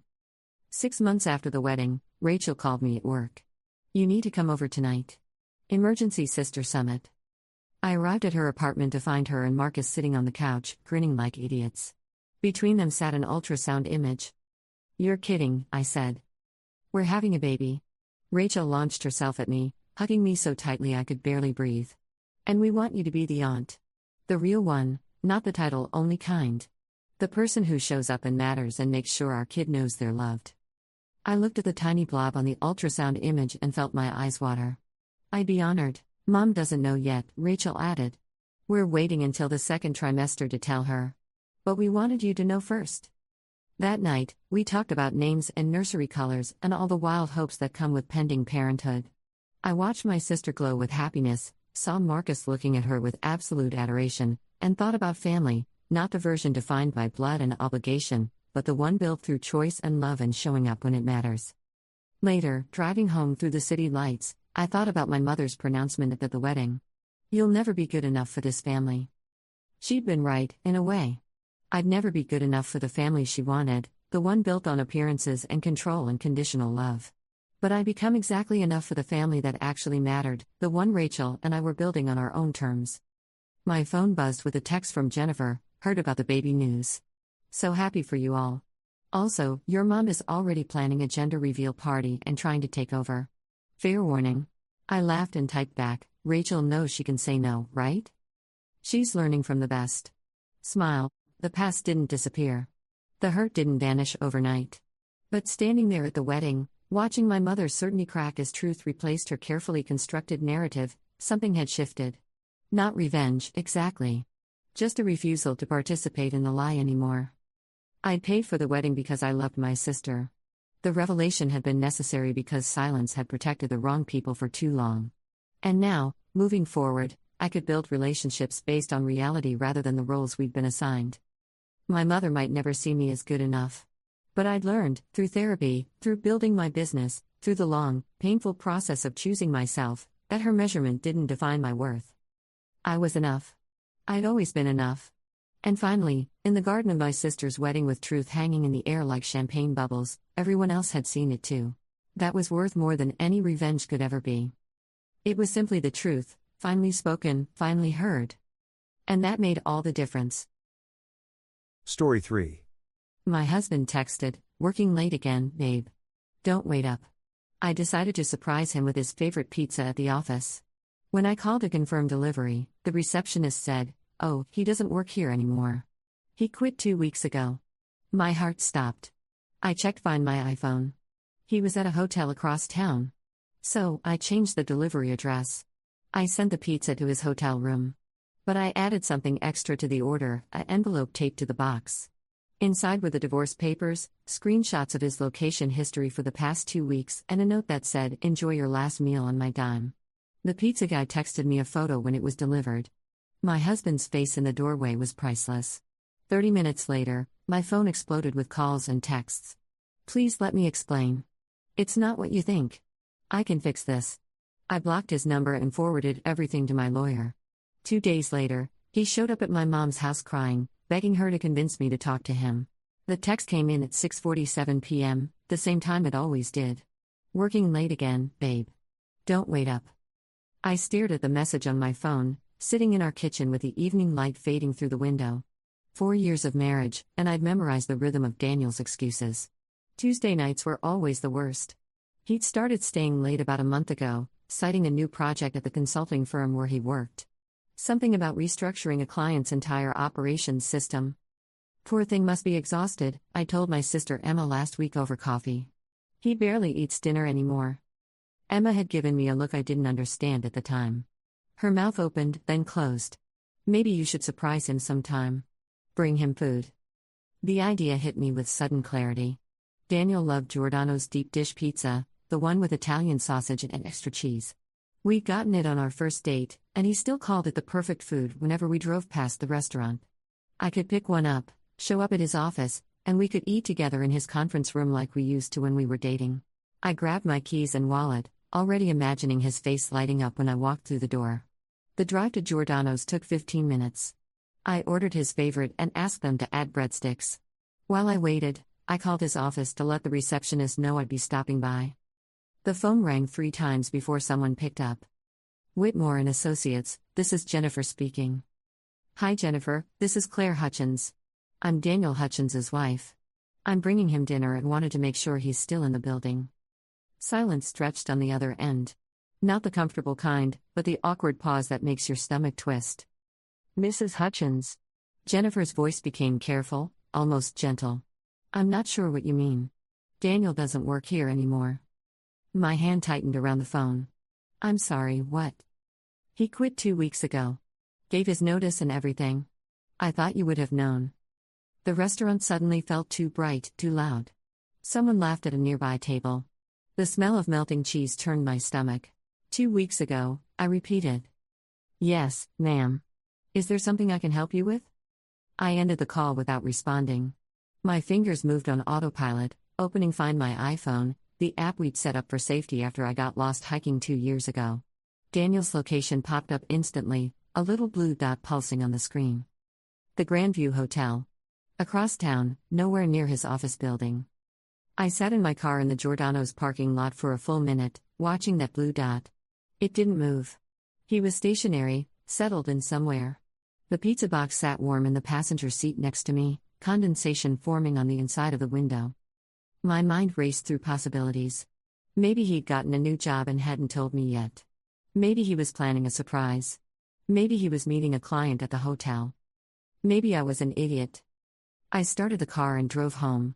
The pizza sat untouched on the kitchen counter while I opened my laptop and started digging. Bank statements first. Daniel handled most of our finances, but we had a joint account I could access. I'd never had a reason to look closely before. There they were. Hotel charges, starting about 6 weeks ago. Different hotels, different amounts, but always on Tuesday and Thursday evenings. My throat tightened. I scrolled further back. Restaurant charges I didn't recognize, purchased on days when Daniel had texted me that he was grabbing something quick at his desk. I opened Find My iPhone again and checked his location history. The app stored it automatically, a feature I'd never thought to use. The past 2 weeks painted a clear picture. Every Tuesday and Thursday, the same pattern: he'd leave our house in the morning, spend about an hour at a coffee shop downtown, then head to various hotels. Never his office. Never once. I zoomed in on today's location. The Grandview Hotel, and the GPS pin was precise enough to show he was on the upper floors, north side of the building. I pulled up the hotel's website and looked at their floor plans. Rooms 401 to 420 were on the 4th floor, north wing. The coffee shop address seemed familiar. I pulled up Google Maps and studied the street view. A flower shop sat 2 doors down. Something clicked in my memory. Daniel had brought me flowers 3 weeks ago, unusual for him. White roses, my favorite. I'd been so touched. He'd bought them on his way to wherever he'd actually been going. I closed the laptop before I threw it across the room. My hands were shaking. I walked to the bedroom and opened his closet, seeing it with new eyes. Half his suits were missing. The expensive ones, the ones he saved for important meetings. His good watch wasn't in its box. In the bathroom, his cologne bottle was nearly empty. He'd just bought a new one a month ago. I sat on our bed, staring at the framed photo on his nightstand. Our wedding day, both of us laughing in the rain outside the courthouse.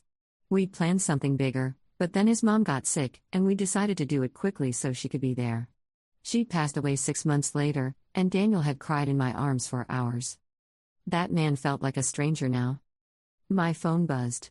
Another text from Daniel: "Might be really late. Don't worry about me."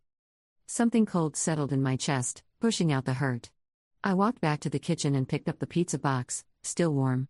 Then I grabbed an envelope from the desk drawer, the kind we used for bills. Our printer hummed to life. I printed the location history screenshots, each one showing Daniel's little blue dot at a different hotel. Then I opened the folder where we kept important documents and pulled out the blank divorce papers my lawyer friend Beth had given me 6 months ago. Just in case, Beth had said over lunch, after I'd mentioned Daniel seemed distant. "Not trying to worry you, but better to have them ready. Saves time if you ever need them." I'd laughed it off then. Filed them away and forgotten about them. I filled them out carefully, using Beth's instructions from the notes she'd included. Name, date of marriage, grounds for dissolution. I left the asset division section blank, that would come later. This was just the initial filing, the starting gun. When I finished, I slipped everything into the envelope: papers, screenshots, and a note I wrote on a plain index card: "Enjoy your last meal on my dime." I taped the envelope to the top of the pizza box. Then I called Giordano's back. "Hi, I need to change a delivery order I just placed. Can you deliver to the Grandview Hotel instead?" The manager sounded confused but agreed.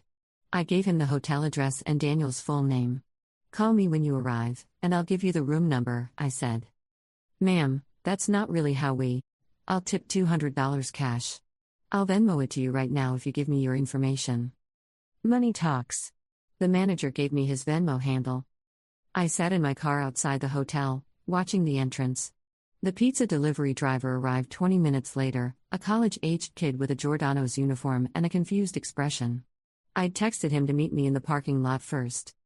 "This is weird," he said, taking the cash I handed him. "I know. I'm sorry to involve you. My husband is in room 418. Just deliver it normally, but when he opens the door, can you take a picture? Tell him you need it for quality control or something." The kid looked at the money, then at me. "Lady, I don't want to get involved in anything illegal." "It's not illegal. It's just a pizza delivery. I'm his wife, and I'm sending him dinner. The picture is for me." He hesitated, then pocketed the cash. "Fine.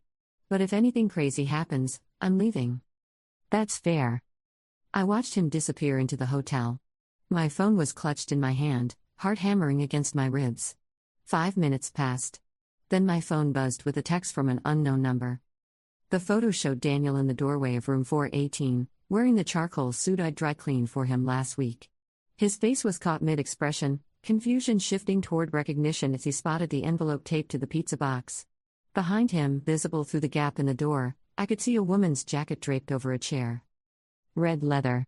Designer brand. Not mine. A second text came through from the delivery driver: "Done. Good luck, lady." I sat in my car and waited. 10 minutes. 15. Then my phone started ringing. Daniel's name flashed across the screen. I let it go to voicemail. It rang again immediately. Voicemail. Again. Voicemail. The texts started coming in rapid-fire succession. Claire, please. Please let me explain. It's not what you think. I can fix this. Please answer your phone. I blocked his number. Then I forwarded all the screenshots, the location history, and the photo from the delivery driver to Beth's email with the subject line, "Ready to file." Her response came back in under 5 minutes, "Oh honey. I'm so sorry. Coming over." I didn't go home. Instead, I drove to my mom's house across town. She was still awake, reading in her living room when I knocked on the door. "Claire? What's wrong?" I burst into tears the moment I saw her face. She pulled me inside, and I told her everything between sobs. Mom didn't say much, just held me and let me cry until I couldn't anymore. "Stay here tonight," she said. "We'll figure out the rest tomorrow." I slept in my childhood bedroom, staring at the glow-in-the-dark stars still stuck to the ceiling from when I was 12. My phone was off, sitting on the nightstand. I didn't want to see whatever messages Daniel was leaving. The next morning, Beth called. I filed the papers first thing. "He'll be served by end of business today. Do you want a restraining order?" "I don't know. I don't think he'd hurt me." "Not physically, maybe. But emotionally?" "Claire, he might show up and try to manipulate you. It happens." "Let me think about it." I spent the day in a fog, helping Mom reorganize her garage because I needed something physical to do. My hands ached from moving boxes, but it felt good. Concrete. Real. Emma showed up around lunchtime with sandwiches and a grim expression. I heard. "I'm so sorry I didn't say something sooner." "You knew?" She sat down heavily on a box. "I suspected. 2 weeks ago, I saw him at that coffee shop downtown with a woman. They were laughing, and she touched his arm, and something about it felt wrong. But I didn't have proof, and I didn't want to blow up your marriage over a hunch." "What did she look like?" "Blonde. Professional looking. Carried a designer bag. Red leather, I thought. Did you get a picture?" "No. I should have. I'm sorry." I hugged her. "It's not your fault." That afternoon, Beth called again. "He's been served. His lawyer already contacted me. They want to negotiate." "What's there to negotiate?" "I have proof." "Claire, I need to be honest with you. Proof of infidelity doesn't matter as much as you think in divorce proceedings. We're in a no-fault state. But what we can use is the financial deception. The hotel charges, the lying about employment. That shows he was hiding assets and income, which matters a lot in asset division. So what do? We dig. I need you to pull every financial record you can access. Bank statements, credit cards, investment accounts, everything. If he quit his job 2 weeks ago, he's either got another one or he's been planning this for a while. Either way, we need to know where the money is." I spent the next day becoming an investigator in my own marriage. Mom let me use her dining room table, spreading out papers and receipts. I found Daniel's tax returns from last year. He'd been making more than I realized. There was an investment account I didn't know about, something in his name only. When I tried to access it online, the password didn't work. I called the investment firm and explained the situation. The representative was sympathetic but firm. "I can't give you access without his authorization or a court order." "How much is in the account?" "I can't disclose that either." "I'm sorry." Beth got the court order by the end of the week. The investment account held $97,000. Daniel had been moving money there for the past 8 months, small transfers I'd never noticed from our joint account. He was planning to leave, Beth said, her voice tight with anger. This wasn't a fling. He was preparing an exit strategy. The realization hit me like cold water. All those late nights, the distance I'd attributed to work stress, he'd been planning to abandon me. The hotel rooms weren't just about an affair. They were test runs for a new life. 2 days after he'd been served, Daniel showed up at my mom's house. I was in the kitchen making coffee when the doorbell rang. Mom answered it, and I heard his voice through the wall. "Please, Margaret. I need to talk to Claire. Just 5 minutes. She doesn't want to see you." "I love her. I made a mistake, but I love her." I walked to the doorway and looked at him. He'd lost weight. His eyes were red-rimmed, and his shirt was wrinkled. He looked like he hadn't slept. "Go home, Daniel." "Claire, please." He took a step forward, and Mom moved between us. "I messed up. I know I did. But we can fix this. I'll do anything." "Who is she?" He faltered. What? The woman in the hotel room. Who is she? It doesn't matter, it matters to me. Who is she? He looked at the ground. Her name is Vanessa. She's a project manager at my old firm. We met on a client project 6 months ago. 6 months. While I was planning our anniversary dinner, worrying about his stress levels, believing his lies. And you quit your job for her? No. I quit because I got offered a better position at a startup downtown. I was going to tell you, but then things got complicated. Complicated. That's one word for it. I felt eerily calm, like I was watching myself from a distance. How long have you been sleeping with her? Claire, please don't. How long? 3 months. His voice cracked. It started as just coffee, then lunch, and I didn't mean for it to happen. You have to believe me. I don't have to believe anything anymore. That's the point. You destroyed that. He started crying, real tears streaming down his face. I'll end it. Right now. I'll call her and tell her it's over. We can go to counseling. We can fix this. You already ended it, I said. When you chose her. When you lied to me every single day for 3 months. When you moved our money into a secret account and planned to leave without telling me. His face went pale. You found the account. I found everything. The hotels, the restaurants, the flowers you bought her with our joint credit card. I found all of it. I was going to pay you back. Get out. My voice didn't shake. Go back to Vanessa. Live in your hotels. Build your new life. But you're not taking anything from me that I don't agree to give you, and you're not talking your way out of this. Claire, I love you. No, you don't. You love the idea of not losing. You love having a backup plan. But you don't love me, because if you did, you never would have done this. Mom stepped forward. You hurt her. Leave, or I'm calling the police. Daniel looked between us, desperate. Then he turned and walked back to his car. I watched through the window as he sat in the driver's seat for a long moment before driving away. I didn't cry. I'd cried enough. The divorce proceedings stretched longer than I expected. Daniel's lawyer was aggressive, trying to portray me as vindictive and unreasonable. They argued that I'd humiliated him by having him served via pizza delivery, that my actions showed malicious intent rather than genuine hurt. Beth shut that down immediately. Your client committed adultery, lied about his employment status, and systematically hid marital assets. My client sent him dinner and divorce papers.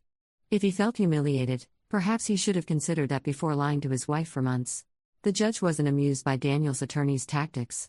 During one hearing, when his lawyer tried to argue that the investment account was separate property because it was in Daniel's name alone, Beth presented evidence of every single transfer from our joint account. Bank statements going back 8 months, highlighted and annotated. Your Honor, Beth said, these transfers represent systematic depletion of marital assets. Mr. Hutchins moved $62,000 from the joint account to his personal investment account over 8 months. His wife never authorized these transfers and wasn't aware they were happening. But they were made from a joint account, Daniel's lawyer argued. Both parties have equal access and authority. Equal access, yes, Beth countered. But not for the purpose of secretly preparing to leave the marriage. These weren't ordinary financial transactions. This was financial manipulation and deception. The judge reviewed the documents carefully. I'm inclined to agree with Mrs. Hutchins's counsel. The pattern here suggests intentional concealment rather than normal financial management. Mr. Hutchins, did you discuss these transfers with your wife? Daniel shifted uncomfortably in his seat. No, Your Honor. Did you have a reason for keeping them secret? I was trying to build up savings for both of us. Both of you? The judge raised an eyebrow. But the account was in your name alone, and you filed for legal separation without informing your wife first. That doesn't sound like both of you. Daniel's lawyer jumped in. My client was planning to surprise his wife with the savings. The separation filing was premature and made during emotional distress after Mrs. Hutchins served him with divorce papers in a deliberately humiliating manner. He filed for separation? I whispered to Beth. 3 days after you served him, she whispered back. Beat us to it, actually. But it doesn't matter, we have better documentation. The judge continued. I've reviewed the timeline. Mr. Hutchins began transferring funds 8 months before Mrs. Hutchins filed for divorce. That undermines the claim that this was reactive. I'm ruling that the investment account will be split equally between both parties, with Mr. Hutchins responsible for reimbursing Mrs. Hutchins for 50% of the funds he transferred from their joint account. Daniel's face went white. His lawyer tried to object, but the judge cut him off. Furthermore, I'm awarding Mrs. Hutchins a larger share of the marital home equity due to Mr. Hutchins's financial misconduct. The hotel and restaurant expenses incurred during his affair will also be calculated and reimbursed to Mrs. Hutchins from Mr. Hutchins's share of assets. After the hearing, Beth and I stood outside the courthouse. That went better than expected, she said. The judge really didn't like the hidden account. What happens now? Now we wait for the final settlement paperwork. Daniel's lawyer will probably try to negotiate the exact numbers, but the ruling stands.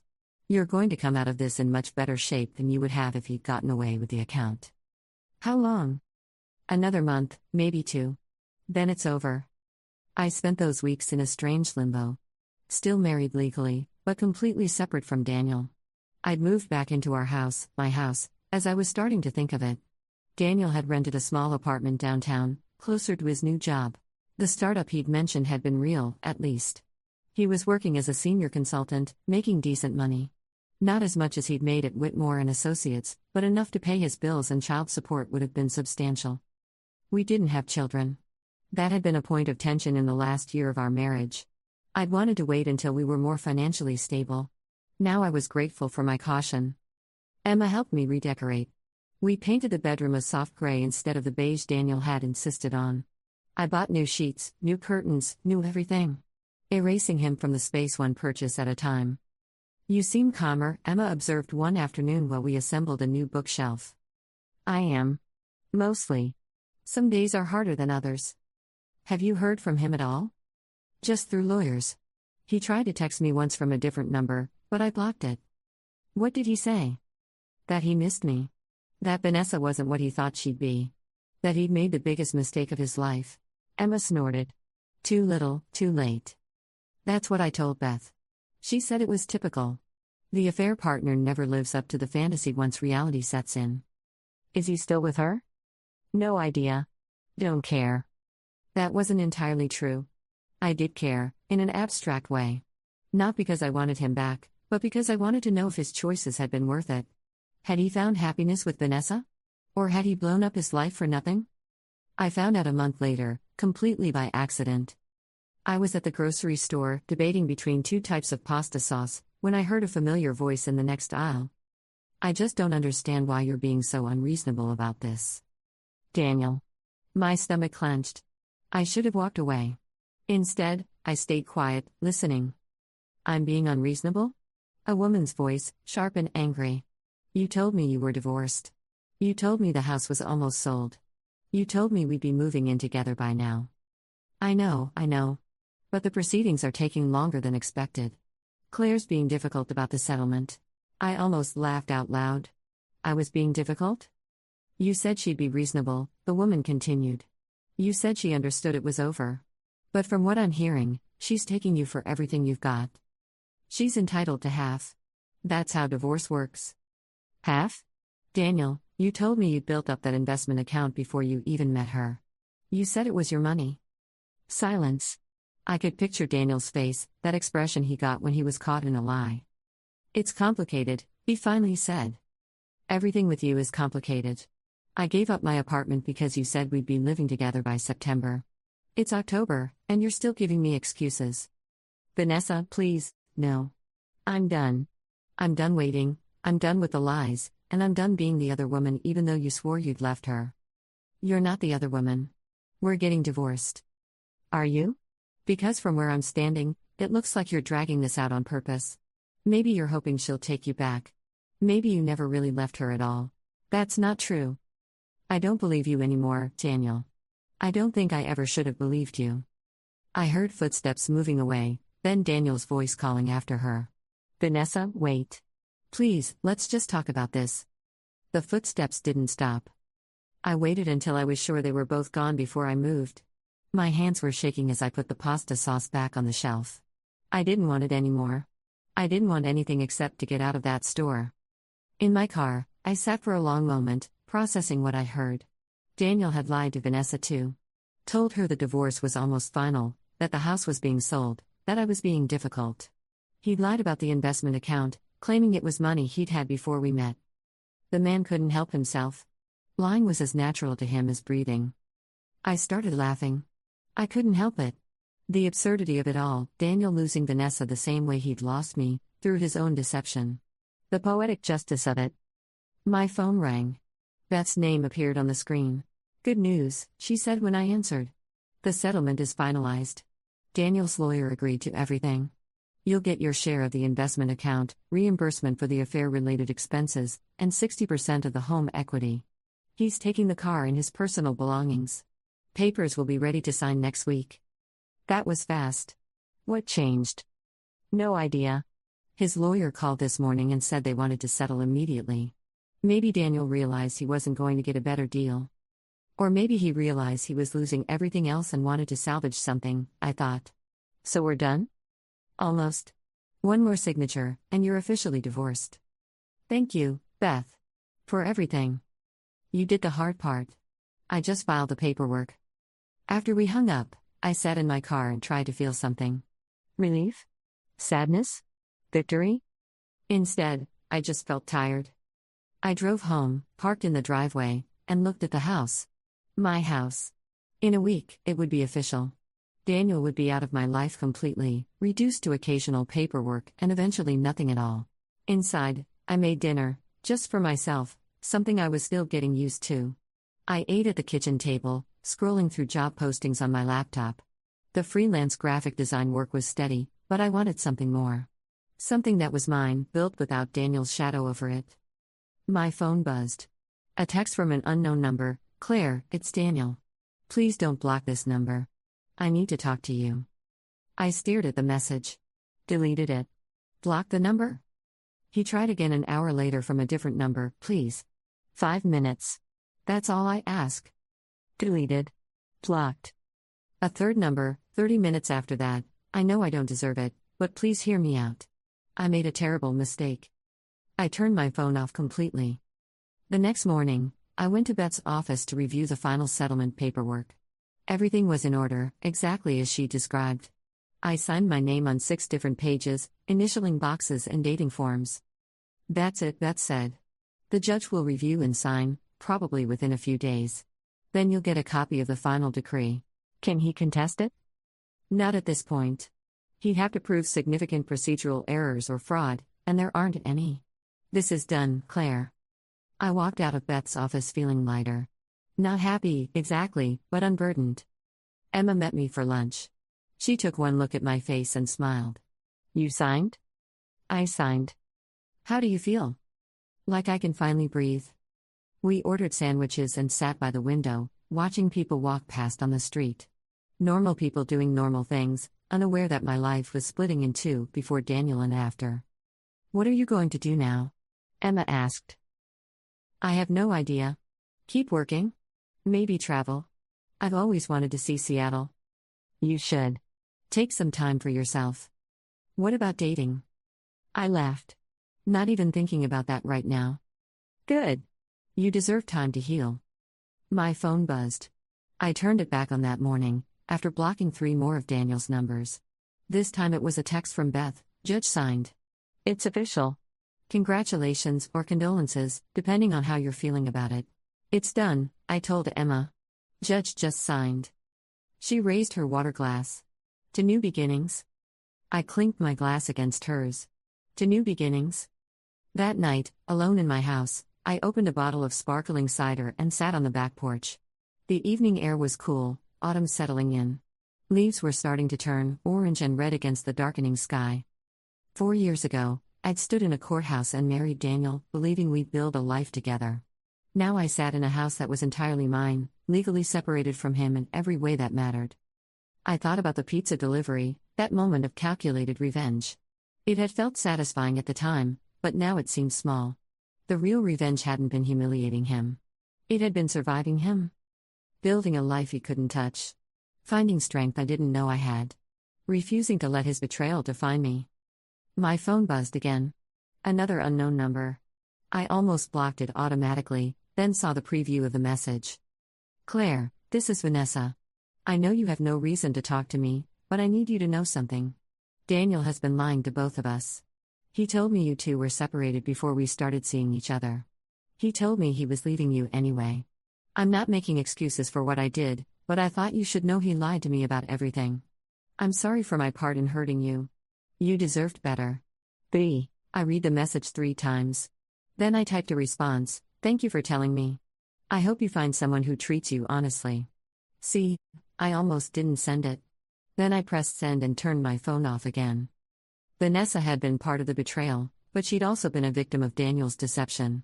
I couldn't forgive her, not really, but I could acknowledge that we'd both been played by the same man. And now we were both free of him. I finished my cider and went inside. Tomorrow I'd start looking into that Seattle trip. Maybe I'd go alone, maybe I'd ask Emma to come with me. Either way, I'd go as a single woman with no husband and no ties to the past. The house was quiet. I walked through rooms that had been stripped of Daniel's presence, seeing them fresh. Mine to fill however I wanted. Mine to decorate, to live in, to make into something new. In the bedroom, I changed into comfortable clothes and climbed into bed. The new sheets were soft, the new pillows exactly the right firmness. Everything in this room was chosen by me, for me. I turned off the light and lay in the darkness, listening to the house settle around me. For the first time in months, I fell asleep easily, without tears or anger or regret. Just peace. 6 months passed. I took that Seattle trip in November, spent a week exploring the city alone. Drank coffee at Pike Place Market, walked through museums, sat in bookstores reading novels I'd been meaning to get to for years. It rained most days, but I didn't mind. The rain felt cleansing, washing away the last remnants of the woman I'd been when I was married to Daniel. In December, I landed a full-time position at a design agency downtown. Better pay, better benefits, and a team of creatives who challenged me to improve. I was happy going to work, something I hadn't felt in years. Emma set me up on a date with one of her coworkers. His name was James, and he was nice but forgettable. We had dinner, talked about safe topics, and never saw each other again. I wasn't ready, and that was fine. I had time. In February, I ran into Jennifer from Daniel's old office again. We'd exchanged numbers after our last coffee shop encounter, and she texted me occasionally to check in. This time we met deliberately, for lunch at a new Thai place near my office. So, she said after we'd ordered. Have you heard about Daniel? No.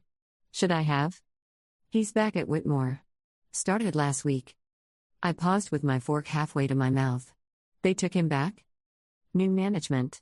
The old managing partner retired, and the new one didn't know about the circumstances of Daniel's departure.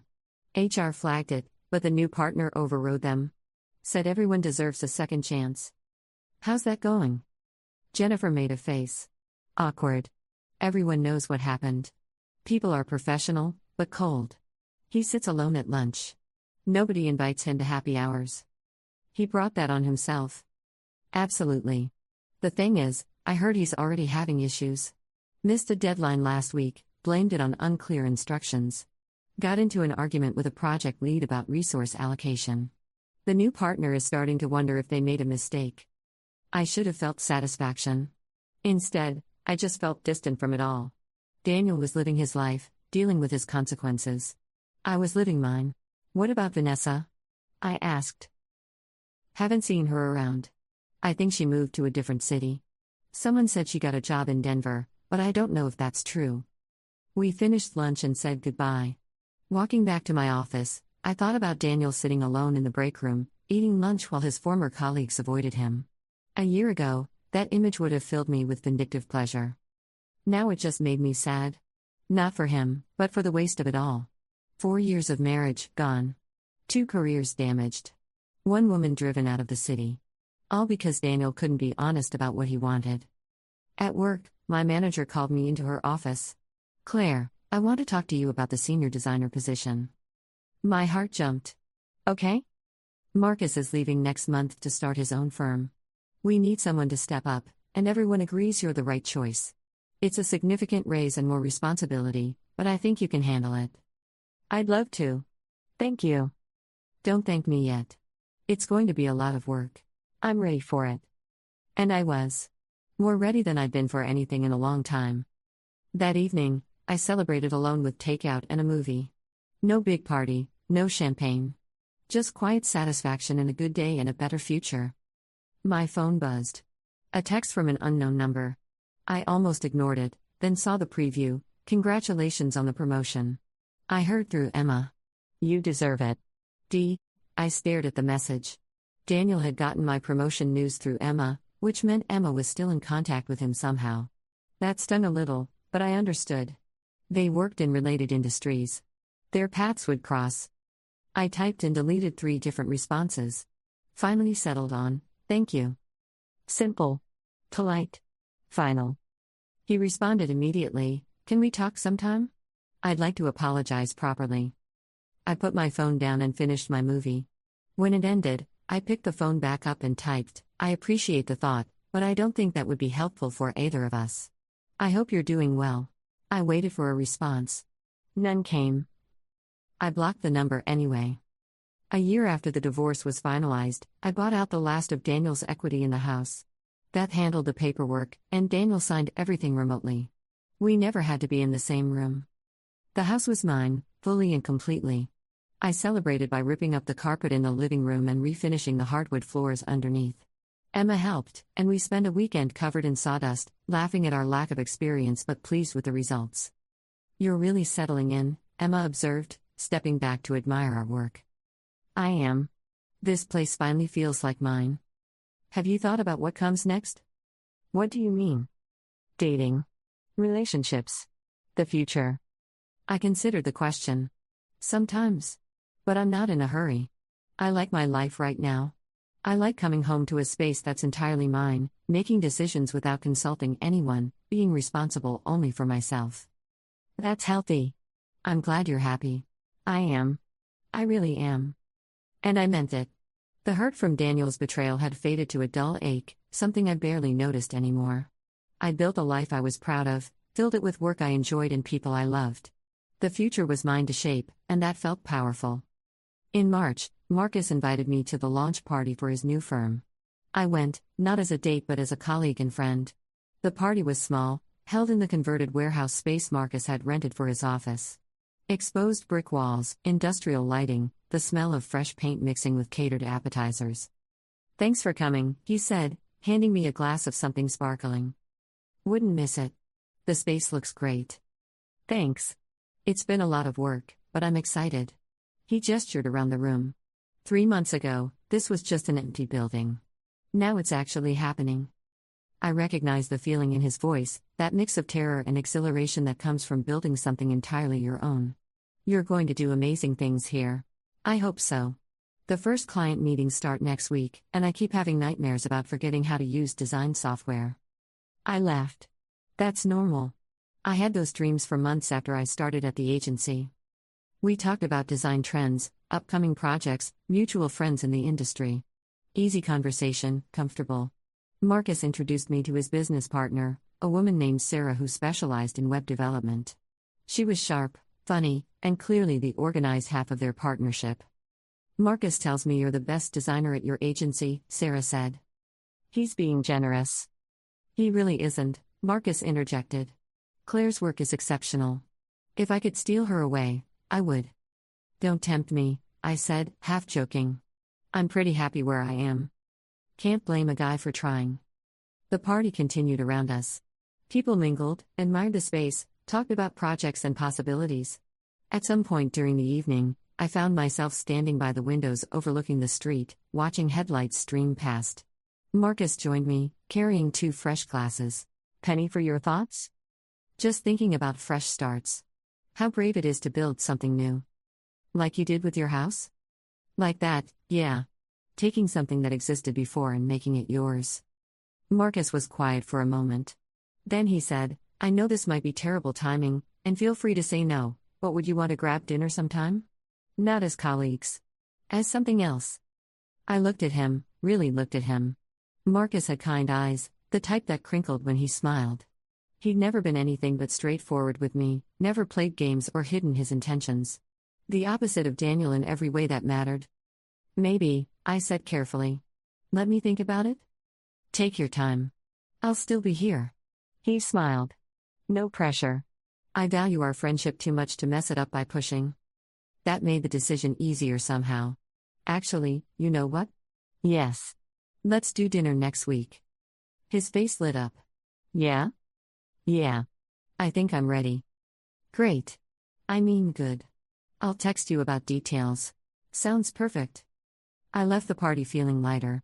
The drive home took me past familiar landmarks, the coffee shop where Daniel used to buy flowers before his lies, the intersection where I turned around the night I discovered everything, the grocery store where I'd overheard him fighting with Vanessa. Each place used to feel like a wound. Now they were just locations, stripped of their emotional weight. The city belonged to me again, not to my memories. When I stopped at a red light near the Grandview Hotel, I looked up at the building. Room 418 would be on the 4th floor, somewhere on that corner. Maybe someone was in that room right now, having the best night of their life or the worst. Maybe it was just empty, waiting for the next guest, the next story. The light turned green. I drove on, leaving the hotel behind without a second thought. Just another building, holding no power over me anymore. At home, I made tea and sat on the back porch even though the evening air was chilly. Spring was taking its time arriving this year, but I could see the first hints of it, green buds on the trees, brave crocuses pushing up through the soil in the flower bed Mom had helped me plant last fall. At home, I kicked off my shoes and collapsed on the couch. My phone buzzed with a text from Emma. How was the party? Good. Marcus asked me out. And? I said yes. Claire. That's amazing. Tell me everything. I smiled at her enthusiasm. There's not much to tell yet. We're having dinner next week. This is huge. Your first real date since the divorce. Was it huge? It felt significant but not overwhelming. Natural, like the next logical step in a journey I've been taking for over a year. I'm nervous, I admit it. That's normal. But Marcus is a good guy. Even if it doesn't work out romantically, you won't regret trying. When did you get so wise? I've always been wise. You're just finally listening? I laughed. Fair point. Thanks for being there through all of this, Em. I couldn't have done it without you. Yes, you could have. But I'm glad you didn't have to. Love you, sis. Love you too. I put my phone down and looked around my living room. The refinished floors gleamed in the lamplight. The walls were painted my favorite shade of blue. Every piece of furniture, every decoration, every detail was mine. Daniel's lawyer had sent final paperwork last month, officially closing out all aspects of our divorce. No more shared accounts, no more joint anything. We were strangers now, legally and practically. I'd heard through Jennifer that Daniel was struggling at work, that his relationship with his new partner had ended badly, that he'd moved to a smaller apartment to save money. None of it brought me joy or satisfaction. It was just information, as relevant to my life as weather in a distant city. My revenge hadn't been the pizza delivery or the divorce papers or any single moment. It had been survival. Growth. Building something beautiful from the ashes of betrayal. Daniel had tried to destroy me with his lies. Instead, he'd freed me. I got up and walked to the back porch, looking out at my small yard. Spring was coming. I'd need to do some gardening, plant flowers, maybe build a small herb garden. Projects to fill my weekends, plans to look forward to. My phone buzzed one last time. A text from Marcus, no pressure on the dinner thing. Just wanted to say you're pretty amazing, and I'm glad we're friends. I smiled and typed back, you're pretty amazing too. Let's do dinner next week. I'll pick the place. It's a date. Maybe it was. Maybe it wasn't. Either way, I was ready to find out. I went back inside and got ready for bed. Tomorrow I'd wake up in my house, go to my job, live my life. No lies, no betrayals, no shadows from the past. Just me, moving forward, stronger than I'd ever been. The divorce had ended a year ago, but my new life was just beginning. And it was going to be exactly what I wanted it to be. Story 4. My husband came home and announced his ex-girlfriend needed a place to crash indefinitely because she was pregnant and had just been disowned by her family. When I expressed concern about this arrangement, he crossed his arms and said, "You're being insecure again, she has nowhere else to go." I just nodded and said, "You're right, I'll work on that." That night, I started working on finding a new apartment, transferring the utilities to his name only, and preparing divorce papers. That was last week. Yesterday, while he was helping her move in, I was moving out, taking only what belonged to me and leaving him a single envelope on the kitchen counter. By the time he called demanding answers, I was already 3 states away, sitting in a coffee shop in Vermont with my cousin Rachel, watching snow fall past the window like I'd stepped into someone else's life entirely. But let me back up because none of this makes sense without context. My name is Sarah Mitchell, Though I suppose I'll be going back to Sarah Chen soon enough. I'm 31 years old, a technical writer for a software company that lets me work remotely, and until 2 weeks ago I was married to a man named Derek Mitchell. We'd been together for 5 years, married for 3 of them. Derek worked in sales for a pharmaceutical company. He traveled often, made decent money, and had the kind of charm that could sell ice to someone living in Alaska. I fell for that charm hard when we met at a mutual friend's barbecue. He had this way of making you feel like the only person in the room, like your thoughts mattered more than anyone else's. The first year was good. Really good. We laughed constantly, stayed up late talking about everything and nothing, took spontaneous weekend trips to places neither of us had been before. He proposed on a hiking trail in the Adirondacks, and I cried happy tears while a family of deer watched from the tree line. Marriage changed things, but I told myself that was normal. The late-night conversations became late-night silences while he scrolled through his phone. The spontaneous trips stopped because he was always tired from work travel. The laughter came less frequently, replaced by a comfortable routine that felt more like cohabitation than partnership. Still, I loved him. Or maybe I loved the version of him I'd met at that barbecue, and I kept hoping he'd come back. Then came the night that changed everything. It was a Thursday in early October. I remember because I just finished a particularly brutal project at work and was planning to surprise Derek with his favorite dinner, pan-seared salmon with roasted asparagus. He got home at 6:30, which was earlier than usual. I heard his keys in the door and called out a greeting from the kitchen. He didn't respond right away. Instead, he walked in, set his briefcase down with unusual care, and stood in the doorway with his hands in his pockets. Something about his posture made my stomach tighten. "We need to talk," he said. Those 4 words. I've heard people joke about them, but there's nothing funny about the way they land when someone you love says them with that particular tone. I turned off the stove. "What's wrong?" Derek ran a hand through his hair, a gesture I'd seen 1,000 times when he was stressed. "So, I ran into Melissa today." Melissa Crawford. His ex-girlfriend from college. They dated for 2 years before breaking up about 6 months before Derek and I met. He'd mentioned her a handful of times over the years, always in passing, always with the casual tone people use when discussing someone who no longer matters. "Okay," I said slowly. "How is she?" "Not great, actually." He shifted his weight from one foot to the other. "Her family kicked her out. She's pregnant and they're super religious, and I guess they didn't take it well. She's been staying with a friend, but that's falling through, and she doesn't have anywhere to go." I waited for him to continue, already sensing where this was heading but hoping I was wrong. "She needs a place to stay for a while.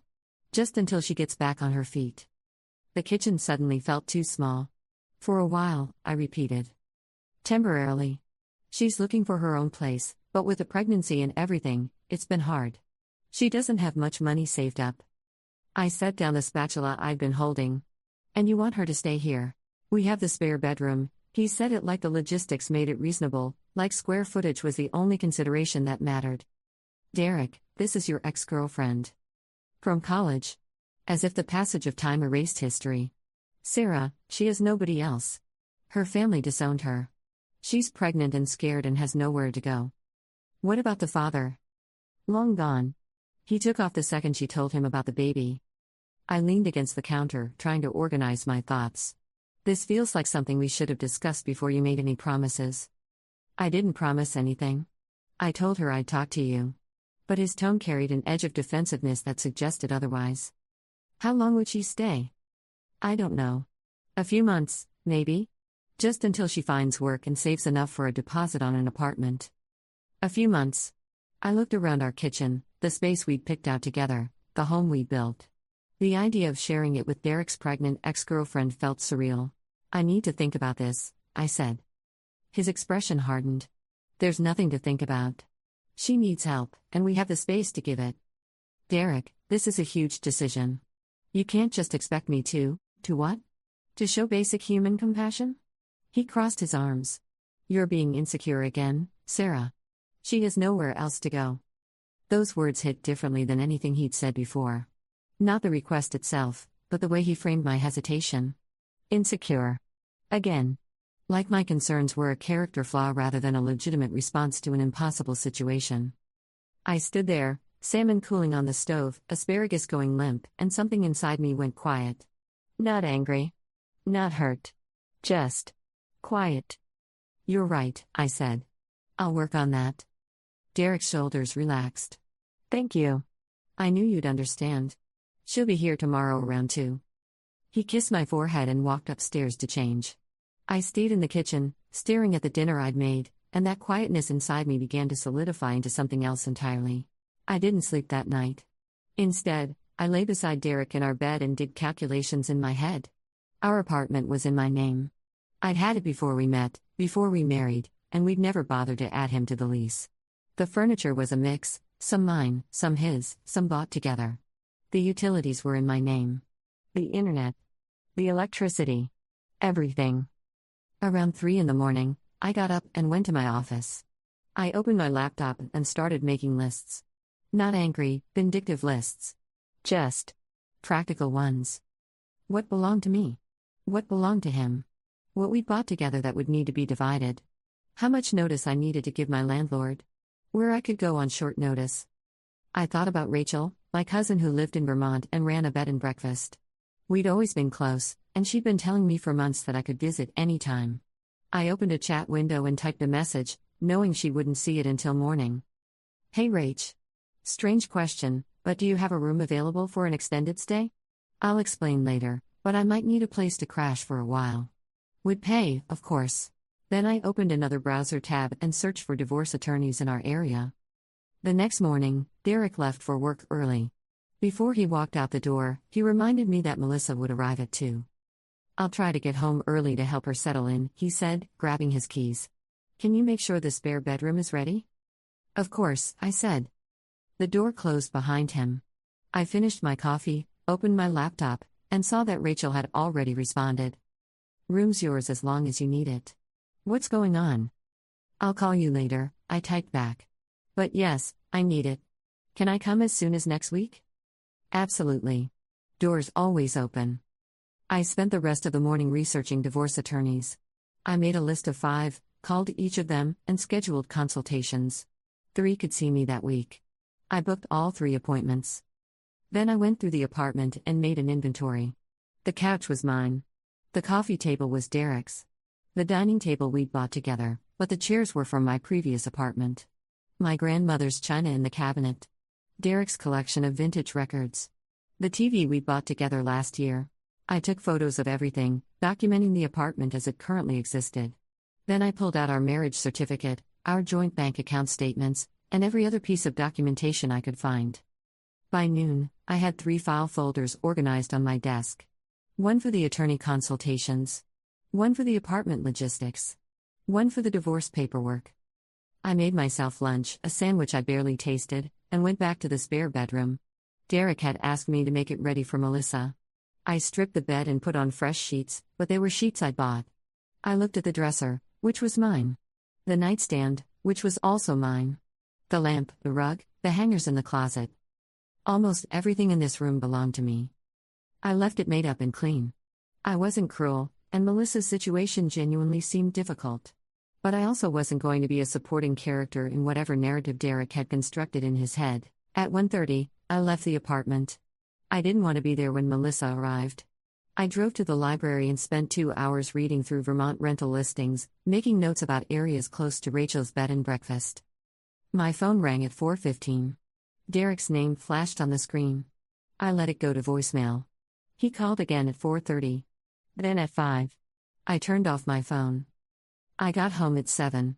Derek's car was in the parking lot, along with an unfamiliar sedan that I assumed belonged to Melissa.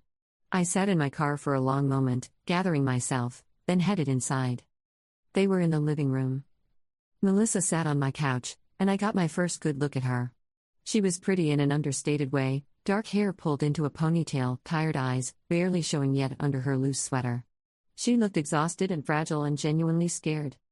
Derek stood when I entered. Where were you? I tried calling. Phone died, I lied smoothly. I went to the library to work. Better internet. You should have been here when Melissa arrived. You said you'd be home early to help her settle in, I pointed out. Which you were. So she wasn't alone. Melissa stood awkwardly. Hi, Sarah. Thank you so much for letting me stay.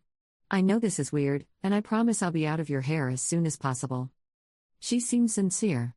I felt a pang of something, not guilt, exactly, but an acknowledgement that she was a person in a bad situation. None of this was her fault. She hadn't asked Derek to offer up our apartment. She was just trying to survive. "It's nice to meet you," I said. "I hope the room is comfortable." "It's perfect. Really. I can't thank you enough." Derek ordered pizza for dinner. We sat around the table we'd bought together, in the apartment I'd found, in the life I'd built, and made awkward small talk. Melissa told us about her job search. Derek told stories from work. I smiled and nodded and said very little. After dinner, Melissa excused herself to the spare bedroom, claiming exhaustion. The moment her door closed, Derek turned to me. "See? This isn't so bad." "No," I agreed. "It's not." He kissed the top of my head. "Thanks for being cool about this. I know it's not ideal." Not ideal was such a spectacular understatement that I almost laughed. Instead, I just nodded. Over the next 3 days, I attended my attorney consultations. The third lawyer, a woman named Patricia Brennan who'd been practicing family law for 20 years, was exactly what I needed. She was direct, efficient, and unsentimental. "Do you have children?" she asked during our meeting. "No." "Shared property?" "Some furniture. A car we bought together. No house, no significant assets." "How long have you been married?" 3 years." She nodded, making notes. "This should be relatively straightforward. New York isn't a community property state, so we'll need to divide marital assets equitably, but given the short duration of the marriage and lack of children, this won't be particularly complicated." "How long does it take?" "Uncontested? We can have papers drawn up in a week. If he contests, longer. But based on what you've told me, I don't anticipate significant issues. New York requires a 6-month separation period for no-fault divorce. The clock starts when you physically separate." I hired her that afternoon. Meanwhile, at home, I played the role of accommodating wife with eerie precision. I made small talk with Melissa at breakfast. I asked about her doctor appointments and her job search. I never raised my voice or showed irritation.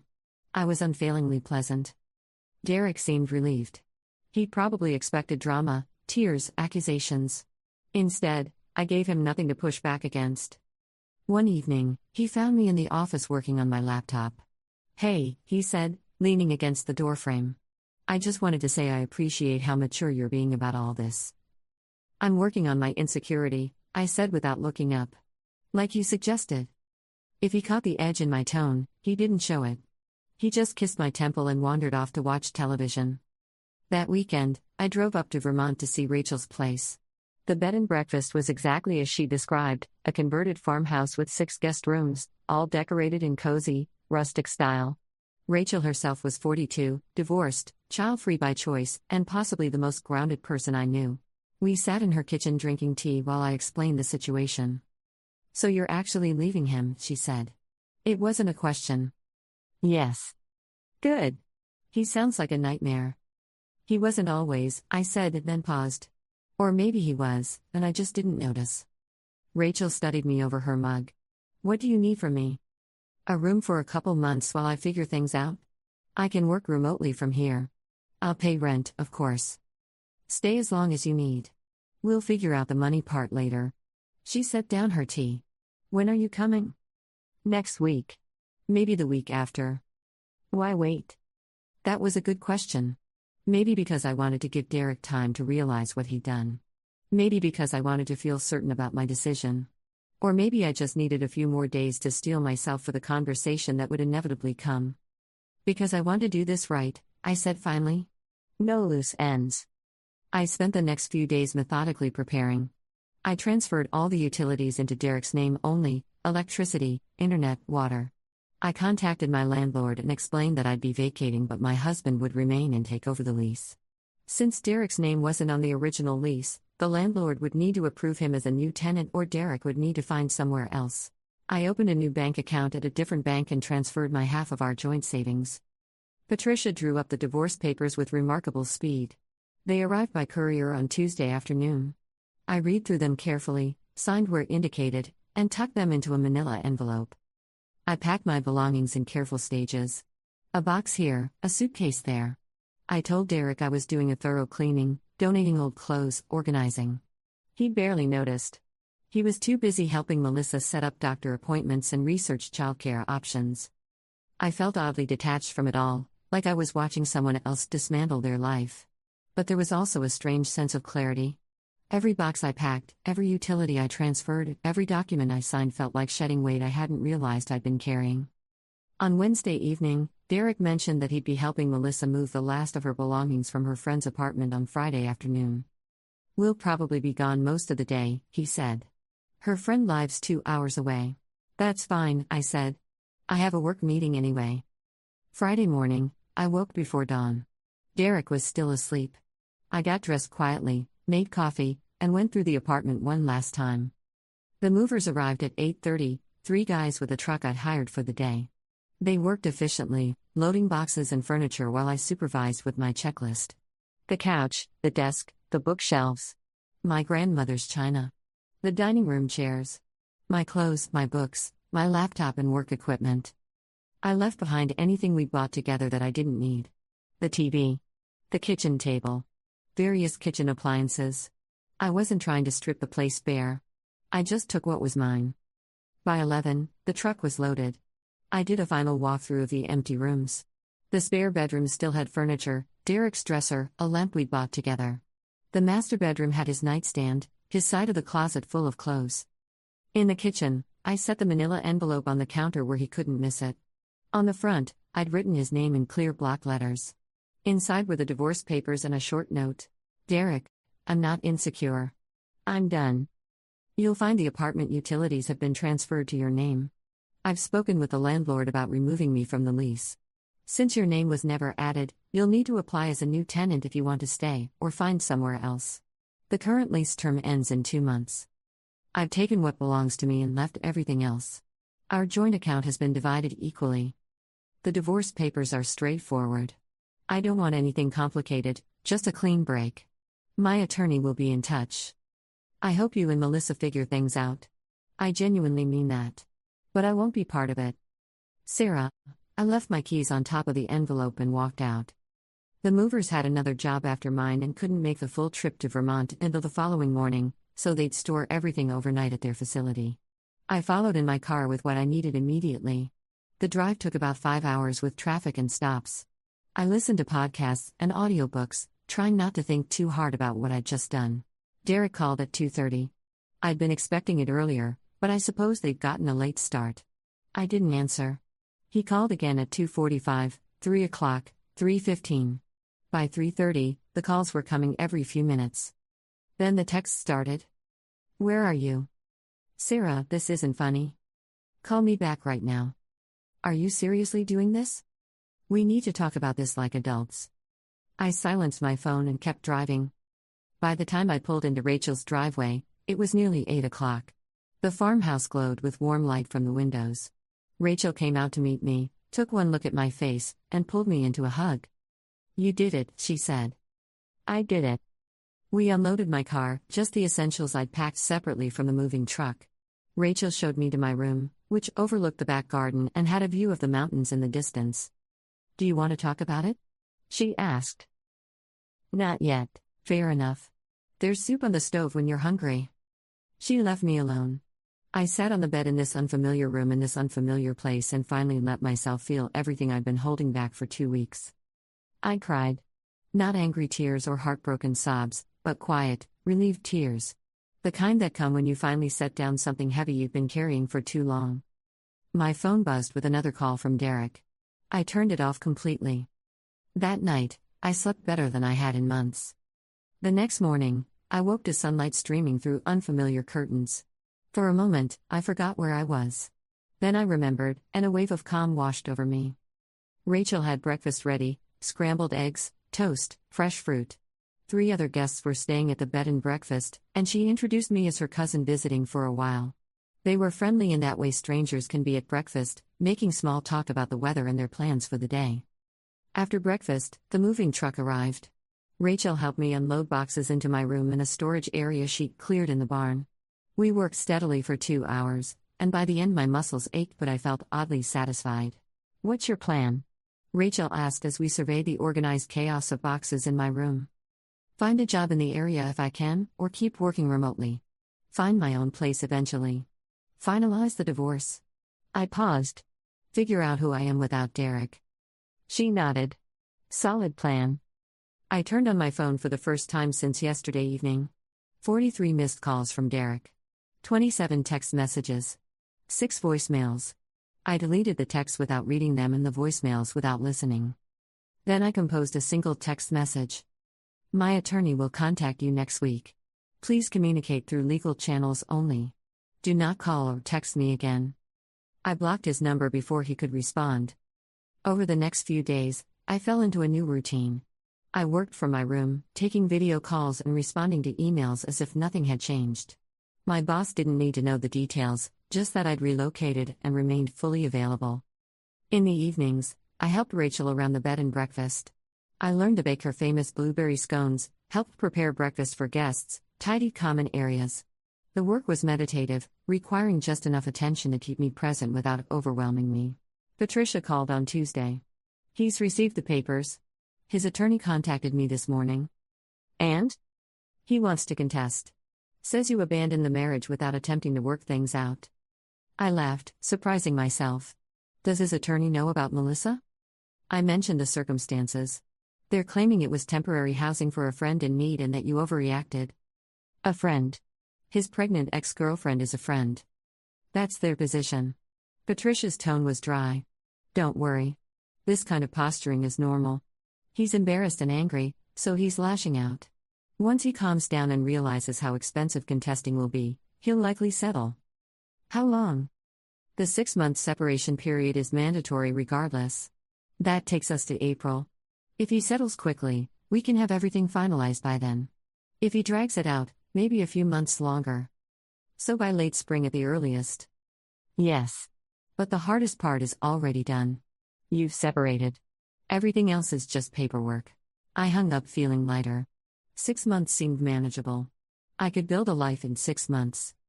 Rachel knocked on my door that evening with 2 glasses of red wine. Thought you might want company. We sat on the porch overlooking the garden, wrapped in blankets against the November chill.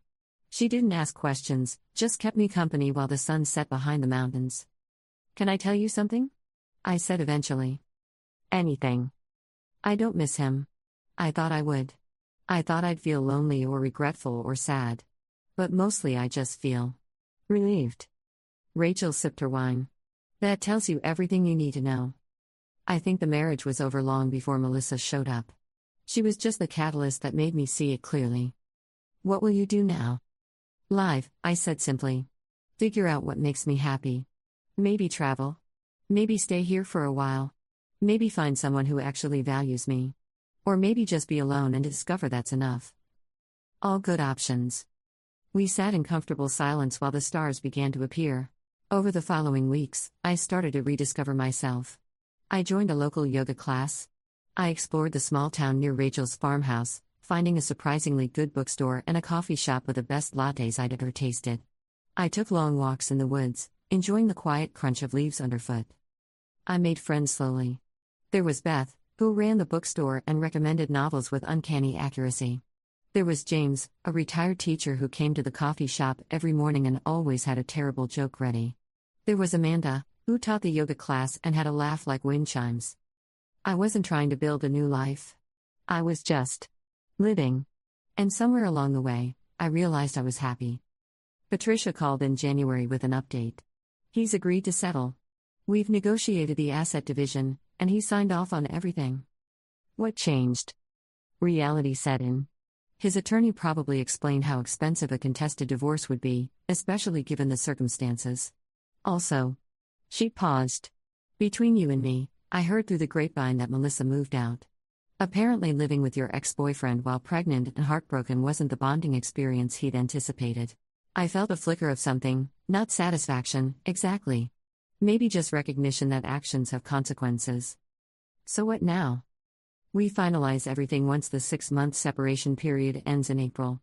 Judge signs off, and you're officially divorced. That's straightforward? The hardest part is already done. You've separated, and he's agreed to terms. Everything else is just paperwork. April came with mud season and the first hints of spring. The divorce papers arrived by courier on a Tuesday afternoon. I signed them at Rachel's kitchen table while she made tea. "How do you feel?" she asked. "Free," I said. That weekend, I drove to the nearby town and found a small apartment above the bookstore. Beth had mentioned it was available, and I'd been thinking about finding my own space. I loved staying with Rachel, but it was time to stand on my own. The apartment was tiny, one bedroom, a galley kitchen, a living room barely big enough for a couch and coffee table. But it had exposed brick walls and large windows that let in beautiful light. It was mine. I signed the lease and moved in 2 weeks later. Rachel helped me unpack, and we christened the new place with takeout pizza and sparkling cider. "To new beginnings," Rachel said, raising her glass. "To figuring things out," I countered. We clinked glasses. In May, I got a promotion at work. My boss, impressed by my productivity despite the relocation, offered me a position leading a new team. It came with a raise and more responsibility, but also more flexibility. I said yes. I bought plants for my apartment, a snake plant, a pothos, a fiddle leaf fig that I probably had no business trying to keep alive. I hung curtains and arranged furniture and made the space feel like home. One evening in late May, I was walking back from the coffee shop when I ran into Amanda from yoga class. We'd chatted before, but always briefly. "Hey," she said. "A few of us are going hiking this weekend. Want to come?" I almost said no out of habit. Then I caught myself. "I'd love to." The hike was perfect. 6 of us tramped through the woods, talking and laughing and stopping to admire views. Afterward, we got dinner at a local restaurant, and I found myself genuinely enjoying the company of these people who'd started as strangers and were becoming friends. On the drive home, I thought about Derek. Not with anger or regret, but with a kind of distant curiosity. I wondered if he ever thought about how things ended, if he understood what he'd lost. Then I decided it didn't matter. He'd made his choices. I'd made mine. Summer arrived warm and green. I took a week off work and drove up to Montreal by myself, something I'd always wanted to do. I explored the city, ate amazing food, practiced my rusty French, and felt utterly content in my own company. When I got back, there was a letter waiting for me. I didn't recognize the return address, but the handwriting on the envelope looked familiar. Inside was a single sheet of paper. "Sarah, I don't expect you to respond to this. I don't even know if you'll read it. But I needed to write it anyway. You were right about everything. I was selfish and dismissive and I took you for granted. I convinced myself I was being compassionate by helping Melissa, but really I was just avoiding having to think about what our marriage had become. She moved out after 2 months. Living together was awkward and sad, and neither of us were happy. She found a place with a roommate and is doing okay. The baby's due in February. I send money when I can, but we're not together. We were never going to be together. I've spent a lot of time thinking about what I did wrong. The list is long. But mostly, I think I forgot to see you. I got comfortable and lazy and assumed you'd always be there. I don't know what you're doing now or where you are. I hope you're happy. You deserve to be happy. I'm sorry for everything. Derek." I read the letter twice. Then I folded it carefully, put it back in the envelope, and filed it away in a drawer. Maybe someday I'd feel something about it. Right now, I just felt neutral. He'd come to his realizations too late, but at least he'd come to them. That was something. I didn't write back. In July, Beth from the bookstore invited me to a dinner party. "Just a few people," she said. "Nothing fancy. But there's someone I think you should meet." The someone turned out to be her brother, Marcus, visiting from Boston. He was a graphic designer, quiet and thoughtful, with kind eyes and an easy laugh. We ended up talking for 2 hours about everything from books to travel to whether dogs dreamed in color. At the end of the evening, he asked for my number. I gave it to him. We started slowly, texts first, then phone calls, then actual dates when he visited his sister. There was no pressure, no rush. Just 2 people getting to know each other and enjoying the process. "Can I tell you something?" he said one evening as we walked through town after dinner. "Sure." "Beth told me a little about what happened with your ex. About how you just walked away and started over." He glanced at me. "I think that's incredibly brave." "I don't know if it was brave," I said. "I think it was just necessary. Still, a lot of people wouldn't have had the strength to do it." I thought about that as we walked. Maybe he was right. Maybe it had taken strength. But it hadn't felt like strength at the time. It had just felt like survival. By August, I'd been in Vermont for 10 months. My apartment was settled, my job was going well, and my life had a rhythm that felt sustainable. I built something here, not a replacement for what I'd lost, but something entirely new. One Saturday morning, I was having coffee on the bench outside the bookstore when my phone buzzed with a text from an unknown number. "Hi Sarah. This is Melissa. I got your number from Derek, he said it was okay to reach out. I wanted to let you know the baby arrived last week. A girl. We named her Charlotte. She's healthy and perfect. I also wanted to say thank you. I know having me stay there caused problems in your marriage, and I've always felt guilty about that. Derek told me you left, and I'm sorry. You were kind to me when you didn't have to be, and I wanted you to know I appreciate it. I hope you're doing well." I stared at the message for a long time. The timeline made sense now. Melissa must have been only about 6 or 7 weeks pregnant when she moved in, barely showing. The baby arriving in August, 9 months after October, fit perfectly. I typed a response. "Congratulations on Charlotte. I'm glad she's healthy. You don't need to apologize. What happened with my marriage wasn't your fault. I hope things work out for you and your daughter. Take care." I hit send and tucked my phone away. Beth came out of the bookstore with 2 fresh coffees. "You look contemplative." "Just thinking about how strange life is. How one decision can change everything." "Good strange or bad strange?" I smiled. "Good strange. Definitely good strange." That evening, Marcus drove up from Boston. We'd been dating for 6 weeks, and he'd suggested taking a trip together, nothing serious, just a weekend in the White Mountains. "Is this too fast?" he'd asked when he proposed the idea. "No," I'd said. "It's perfect." We left the next morning, driving through winding roads with the windows down and music playing.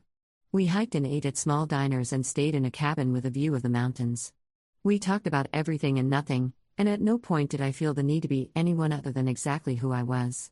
On Sunday evening, as we drove back to Vermont, Marcus reached over and took my hand. "I'm really glad Beth introduced us," he said. "Me too." And I meant it. By October, exactly 1 year after Derek had walked into our kitchen and upended my life, I was sitting in my apartment above the bookstore, working on a project for my job. Rachel called to invite me to dinner. Beth texted to ask if I wanted to join her book club. Marcus sent a photo of a terrible pun he'd seen on a coffee shop sign. I responded to all of them, feeling grateful for these people who'd become my chosen family. My phone buzzed with one more notification, a reminder I'd set for myself a year ago. Check in with yourself. Are you okay? I thought about the question seriously. Was I okay? I was more than okay. I was building a life I actually wanted. I was surrounded by people who valued me. I was learning to trust my own judgment again. I was discovering that I didn't need someone else to complete me, I was already whole. I deleted the reminder. I didn't need it anymore. That night, I stood at my window looking out at the quiet street below. Somewhere, Derek was living his life and dealing with his choices. Somewhere, Melissa was figuring out how to be a mother. Somewhere, my old life continued without me in it. And here I was.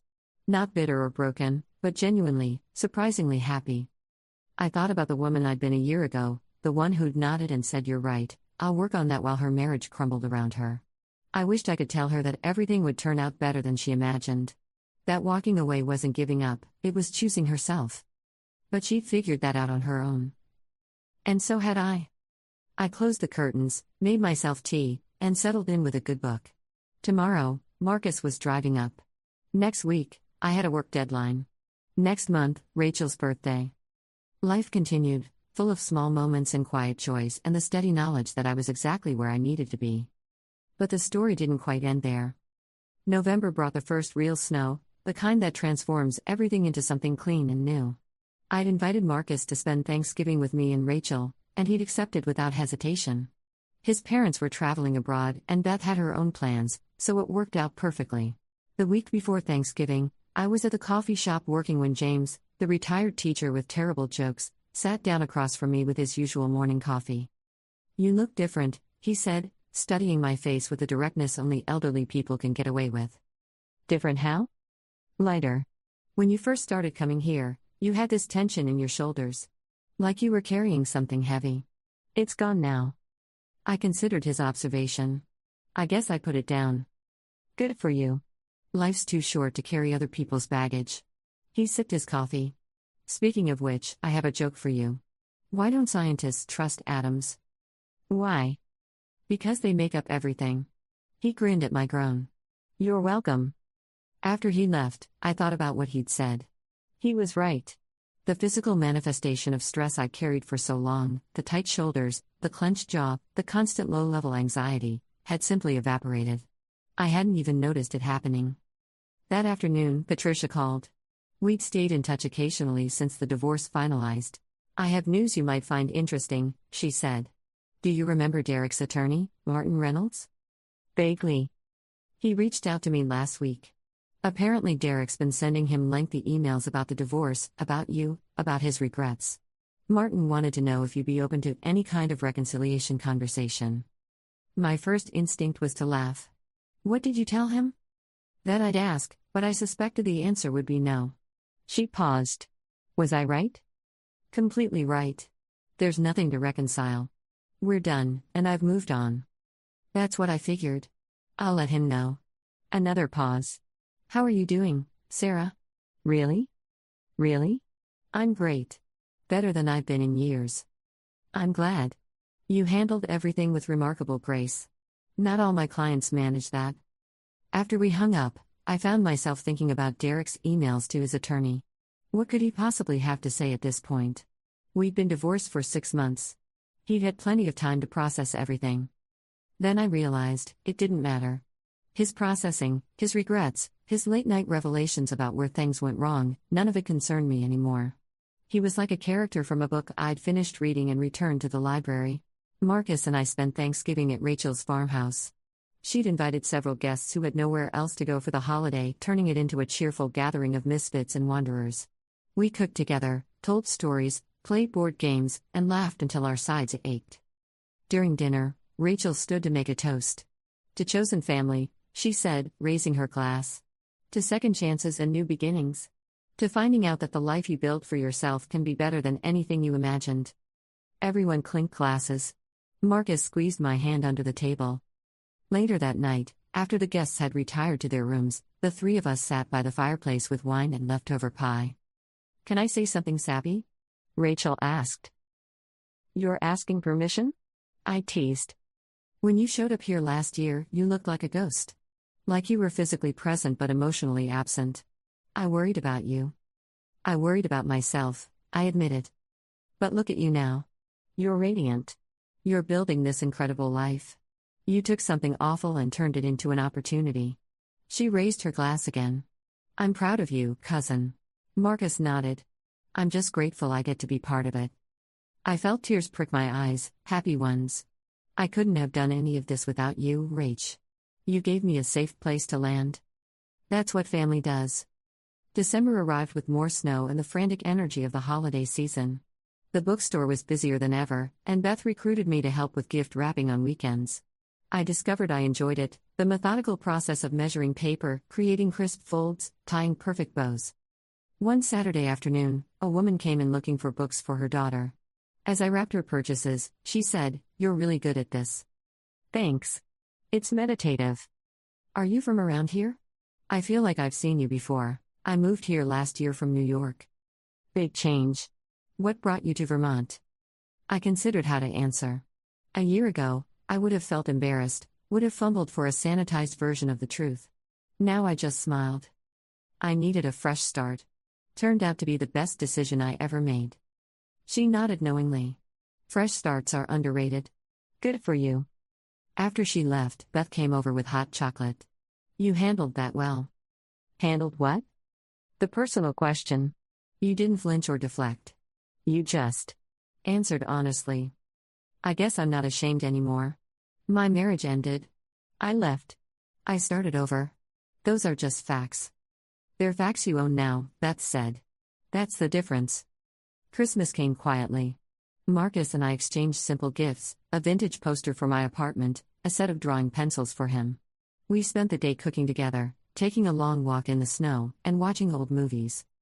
This is nice, he said as we sat on my couch, his arm around my shoulders. It really is. I have a question. He shifted to face me. And there's no pressure, so if the answer is no, that's completely fine. My heart sped up slightly. Okay. My lease in Boston is up in March. I've been thinking about relocating. Not because of you, well, not only because of you. I'm freelance, so I can work from anywhere. That's been bugging me to move closer for years. And I really love it here. That's not a question, I pointed out gently. He laughed. Right. The question is, would that weird you out? Would it feel like too much too fast? I thought about it seriously. A year ago, I would have panicked at the idea of someone rearranging their life around me. Now I just felt glad. I think it would be great, I said. As long as you're doing it for the right reasons. The right reasons being? That you actually want to be here. Not that you're trying to rescue me or fix something. I'm not a project anymore. I'm just me. He kissed my forehead. You've never been a project. You're just someone I enjoy spending time with and want to spend more time with. That's all. Then yes. I'd love it if you moved here. Yeah? Yeah. We sealed it with a kiss that tasted like hot chocolate and possibility. January brought bitter cold and the kind of clarity that comes with new beginnings. I'd been in Vermont for 15 months, and the town felt like home in a way my old apartment with Derek never had. I was at yoga class when Amanda announced she was stepping down as instructor. I'm moving to Colorado to be closer to my grandkids, she explained. But I need someone to take over the class. Sarah, you've been coming long enough, would you be interested? Me? I'm not certified. You could get certified. There's a program in Burlington. You're good at this, and people like you. I thought about it during the drive home. Teaching yoga had never been on my radar, but something about the idea appealed to me. It would be a way to give back, to help other people find the same kind of peace I discovered. I signed up for the certification program the next day. February brought Valentine's Day, which Marcus and I spent hiking in the mountains despite the cold. We reached the summit just as the sun was setting, painting the snow-covered peaks in shades of pink and gold. Can I tell you something? Marcus said as we stood together, breath misting in the cold air. Always. I love you. I know we've only been together for several months, but I love you. And I wanted you to know. My heart swelled. I love you too. You don't have to say it back just because. I kissed him, cutting off the words. When we pulled apart, I was smiling. I'm saying it because it's true. I love you, Marcus Holloway. You're kind and patient and you make me laugh, and you never make me feel like I need to be anyone other than who I am. Good. Because you're pretty great just as you are. We stood on that mountain as darkness fell, holding each other against the cold, and I marveled at how far I'd come. From the woman who'd nodded and accepted her husband's dismissal to someone who could stand on a mountain and declare love without fear. March marked the anniversary of my divorce being finalized, a full year. I didn't celebrate it, exactly, but I acknowledged it. 1 year of being officially single. 1 year of rebuilding. I completed my yoga certification and took over Amanda's classes. To my surprise, I loved teaching. There was something powerful about guiding people through movement and breath, watching them find moments of peace in their busy lives. One evening after class, a woman approached me. "Thank you," she said quietly. "I've been going through a hard time, and this class is the only hour of the week where I feel okay." I recognized something in her eyes, the same exhaustion I'd carried a year ago. "It gets better," I said. "Whatever you're going through. It gets better." She nodded, tears in her eyes, and left. I thought about her on my walk home. I thought about the person I'd been and the person I'd become. The transformation hadn't been dramatic or sudden. It had been slow and steady, built on small choices and quiet determination. That night, I sat down and did something I hadn't done in months. I wrote in my journal. I'd kept one sporadically over the years, but I'd abandoned it during the worst parts of my marriage. Now I wrote freely, documenting not just what had happened but how it felt to be on the other side of it. I spent so long thinking I needed Derek to be complete, I wrote. I convinced myself that love meant accommodation, that a good partner was someone who never made waves. But real love, the kind worth having, doesn't require you to shrink yourself. It doesn't dismiss your concerns or gaslight your feelings. It sees you and values you and chooses you, every single day. I'm grateful for what happened. Not because I enjoyed the pain, but because it forced me to see what I'd been accepting. It gave me permission to choose myself.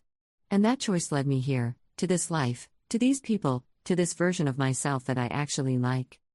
Derek taught me what I don't want. Marcus is showing me what I do. But most importantly, I've learned that I don't need anyone to complete me. I'm already whole. I closed the journal and looked around my small apartment, the plants thriving on the windowsill, the photographs of friends on the walls, the life I'd built from nothing. It was enough. More than enough. It was everything. Story 5. While I was working the Christmas Day ICU shift, my parents and sister told my 13-year-old daughter there was no room for her at the table during family dinner. She had to walk 4 miles home alone in the snow without her jacket, which they'd forgotten to give back to her, and spent Christmas Eve in an empty house. I didn't make a scene when she called me crying, I just listened and took action. That was yesterday. This morning, my parents found a letter at their door containing 3 things. The same 3 things that made them come crawling back to us. I'm a registered nurse in the ICU at St. Vincent's Hospital. It's a job I've held for 11 years, one I fought hard to keep after my divorce 3 years ago. The shifts are brutal, the holidays especially so, but the paycheck keeps my daughter Mia and me afloat in our modest 2-bedroom rental across town. Single motherhood wasn't something I'd planned for, but life rarely asks permission before upending your carefully arranged world. My ex-husband, David, remarried within a year of our separation. His new wife is younger, prettier, and apparently incapable of doing anything wrong in his eyes. He moved to Oregon shortly after the wedding, claiming a job opportunity he couldn't refuse. His child support payments arrive sporadically, usually 2 months late, always with some excuse attached. I stopped fighting him on it after the first year. The energy required to chase him down legally cost more than the actual money, both financially and emotionally. Mia turned 13 in November. She's quiet, introspective, the kind of kid who carries a paperback novel everywhere and actually reads it instead of scrolling through her phone. She inherited my dark hair and her father's green eyes, though she is neither of our temperaments. Where I'm direct and pragmatic, she's gentle and observant. Where David was impulsive and loud, she's measured and soft-spoken.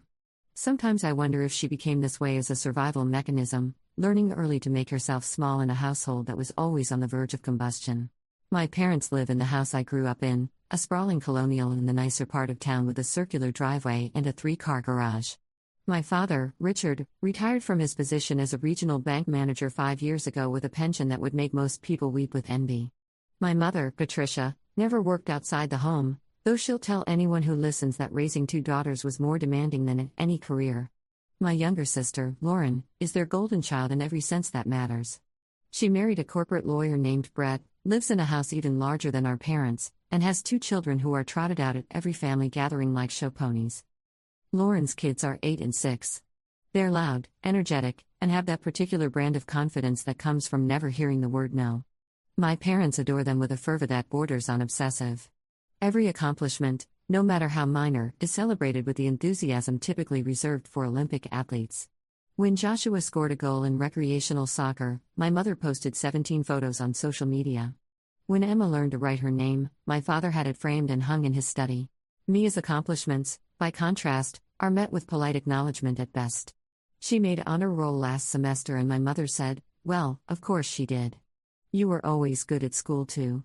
When Mia won the regional spelling bee in 6th grade, my father told her it was nice but maybe she should focus on making more friends instead of spending all her time with books. Lauren's children have never won anything academic, but somehow Mia's achievements are always dampened with qualifiers and redirections. I noticed the disparity years ago, long before the divorce. Back then, I attributed it to birth order dynamics or maybe just my own sensitivity. My parents had always favored Lauren growing up. She was prettier, more social, better at playing the role of perfect daughter. I was the serious one, the responsible one, the one who got good grades because I was supposed to, not because it warranted praise. I'd made peace with it, or so I thought. The favoritism intensified after my divorce. Suddenly, every family gathering included subtle digs about my life choices, questions about whether I was dating anyone, comments about how difficult it must be for Mia growing up without a father figure. Lauren, meanwhile, basked in their approval, her perfect marriage and perfect children held up as the standard I'd failed to meet. I learned to swallow the bitterness. I showed up to holidays, smiled through the passive-aggressive comments, and made sure Mia felt loved even if my parents couldn't be bothered to show her the same affection they showered on her cousins. It was easier to endure than to confront, and confrontation with my parents had never ended well for me anyway. This year, I got assigned the Christmas Day shift at the hospital. It wasn't my first choice, obviously, but I'm one of the few nurses in my unit without a spouse to share childcare duties with, which makes me an easy target for holiday scheduling. My manager, Susan, is usually understanding, but we were short-staffed and someone had to cover. I volunteered because the overtime pay would help with Mia's braces, which we just started last month. I told my parents about the shift in early December. We were at their house for Sunday dinner, a weekly tradition they'd insisted on maintaining even after the divorce. My mother was setting the table when I mentioned it casually, trying to keep my tone light. I'm working Christmas Day this year. 12-hour shift, 7 to 7. She paused mid-fold on a napkin. You're working Christmas? The whole day? Not much choice. We're understaffed and someone has to be there. The ICU doesn't close for holidays. My father looked up from his newspaper. What about Mia? I was hoping she could spend the day here. I'll drop her off in the morning before my shift and pick her up after. There was a beat of silence. Lauren was sitting on the couch with her phone, half listening to the conversation. She glanced up with an expression I couldn't quite read. Of course she can come here, my mother said finally. We'll be having dinner around 3. Lauren and Brett are bringing the kids. Thank you. I really appreciate it. Will you be able to join us at all? My father asked. I'll try to stop by if things are calm at the hospital, but I can't promise anything. Christmas in the ICU is usually chaos. Lauren's voice cut through from the couch. Must be hard, missing the holidays with your daughter. The comment landed with the weight of a judgment disguised as sympathy. I chose to ignore it. She'll be with family. I'm grateful you're all willing to have her. My mother smiled, but it didn't quite reach her eyes. Of course. She's always welcome. I should have noticed the hesitation in her voice. I should have pressed for more reassurance, asked more questions, made absolute certain that Mia would be treated as more than an afterthought. But I was tired and stretched thin and desperate to believe my parents would show my daughter basic decency on a major holiday. I wanted to trust that blood meant something, that family would come through when it mattered most. Christmas morning arrived with a particular kind of cold that makes your bones ache. I woke Mia at 5:30, earlier than necessary, because I wanted to give her a proper Christmas morning before I left for my shift. We'd opened presents the night before, a tradition we'd started after the divorce, but I made pancakes shaped like snowmen and we drank hot chocolate while watching the sunrise through our kitchen window. You nervous about today? I asked her. She shrugged, pushing chocolate chips around her plate. A little. Grandma and Grandpa are excited to have you. And you'll get to spend time with Joshua and Emma. Another shrug. Mia had never been particularly close with her cousins. They were younger, louder, and had little interest in the things that captivated her. But she was adaptable and patient, qualities that sometimes worried me because they meant she'd learned to accept less than she deserved. If anything feels wrong, or if you need me, you call. Immediately. I don't care if I'm in the middle of something. You call. I will, Mum. Promise me. She looked up then, her green eyes serious. I promise. I dropped her off at my parents' house at 6:45. The sun was just starting to break through the clouds, casting everything in that particular gray-gold light of winter morning. My mother answered the door in her bathrobe, looking slightly put out by the early hour. She's here already? My shift starts at 7. I need to get to the hospital. Right. Of course. She stepped aside to let Mia through. Come in, sweetheart. Mia hesitated on the threshold, her backpack slung over one shoulder. She'd packed a book, her phone charger, and a change of clothes in case she spilled something during dinner. She was wearing her favorite sweater, a dark blue pullover with stars embroidered along the sleeves, and her winter jacket with a fake fur around the hood. I'll pick her up around 7:30 tonight, I said. Maybe 8 if things run late. We'll see you then. I hugged Mia quickly, kissed the top of her head, and told her I loved her. She hugged me back, her grip tight around my waist, and I felt a pang of guilt for leaving her. But parenthood is a series of impossible choices, and sometimes the best you can do is trust that the people who claim to love your child will actually follow through. I should have known better. The shift was exactly as brutal as I'd anticipated. We had 2 trauma cases come in before noon, both from a car accident on the interstate. One was a teenage boy who'd been driving too fast on icy roads. The other was his girlfriend, who'd been in the passenger seat. They were both critical, and I spent most of my afternoon alternating between their rooms, monitoring vitals, adjusting medications, and trying to keep their terrified parents calm in the waiting room. I didn't have time to check my phone until almost 6. By then, I'd missed 3 calls from Mia and 2 text messages. My stomach dropped before I even read them. The first text had come at 3:47 p.m., Mom, can you call me when you get a chance? The second, at 4:23 p.m., Mom, please call me, I need you. I stepped into the break room and dialed her number with shaking hands. She answered on the first ring. Mom? Her voice was thick with tears, and my heart lurched. Baby, what's wrong? Are you okay? She choked on the word, and I could hear her struggling to breathe. I'm home. You're where? I'm at our house. I walked home. You walked? From Grandma and Grandpa's? That was 4 miles.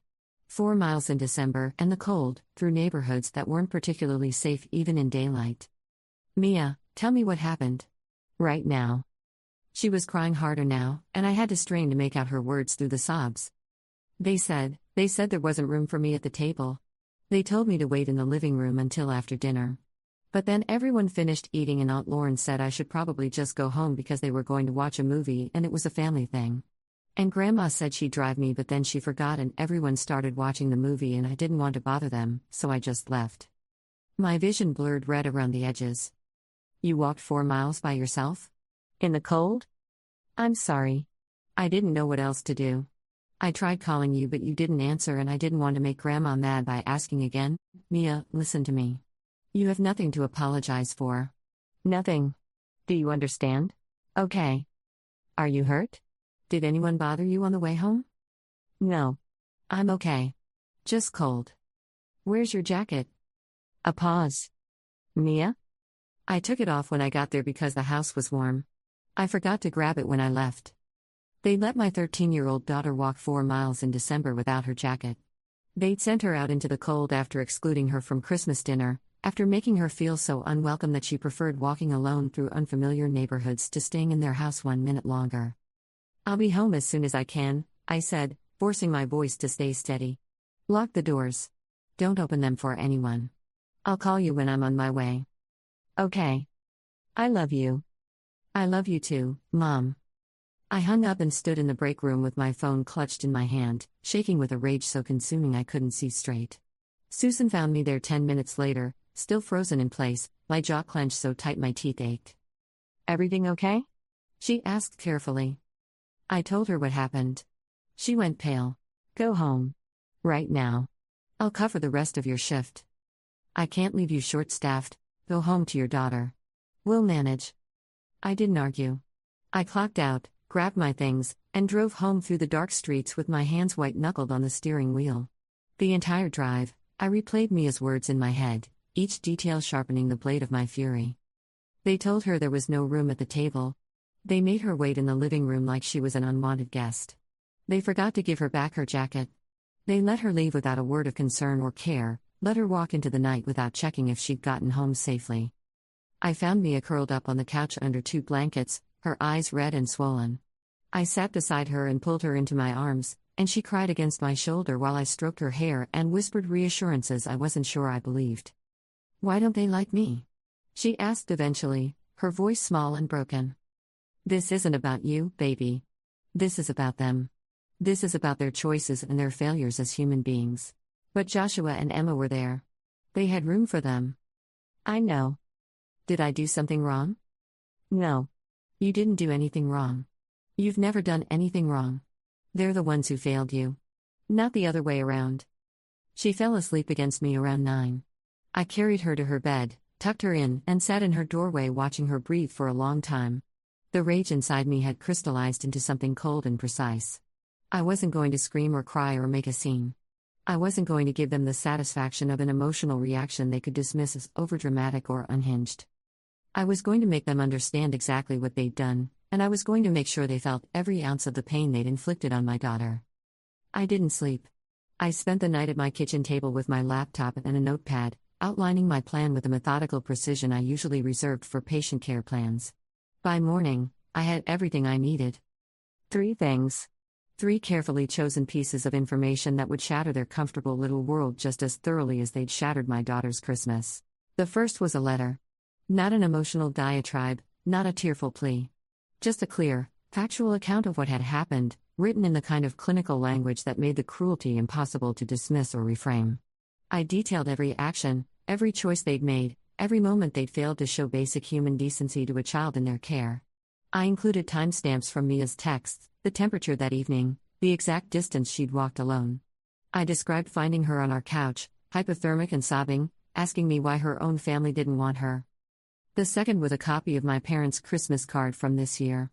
They send them out every December, glossy photo cards with professional pictures of the whole family. This year's featured my parents, Lauren, Brett, Joshua, and Emma posed in matching red sweaters in front of my parents' fireplace. The caption read, "Blessed beyond measure with family and love. Wishing you a joyous holiday season." Mia wasn't in the photo. They'd taken it 3 weeks ago during one of their Sunday dinners. Mia had been there that day, sitting in the kitchen doing homework while they staged their perfect family portrait in the next room. They hadn't asked her to join. They hadn't even mentioned they were taking pictures. I included a copy of that card with a simple handwritten note beneath it, "Explain to me where my daughter fits in this blessed family." The third thing was the most devastating, and I'd found it entirely by accident while searching for the Christmas card.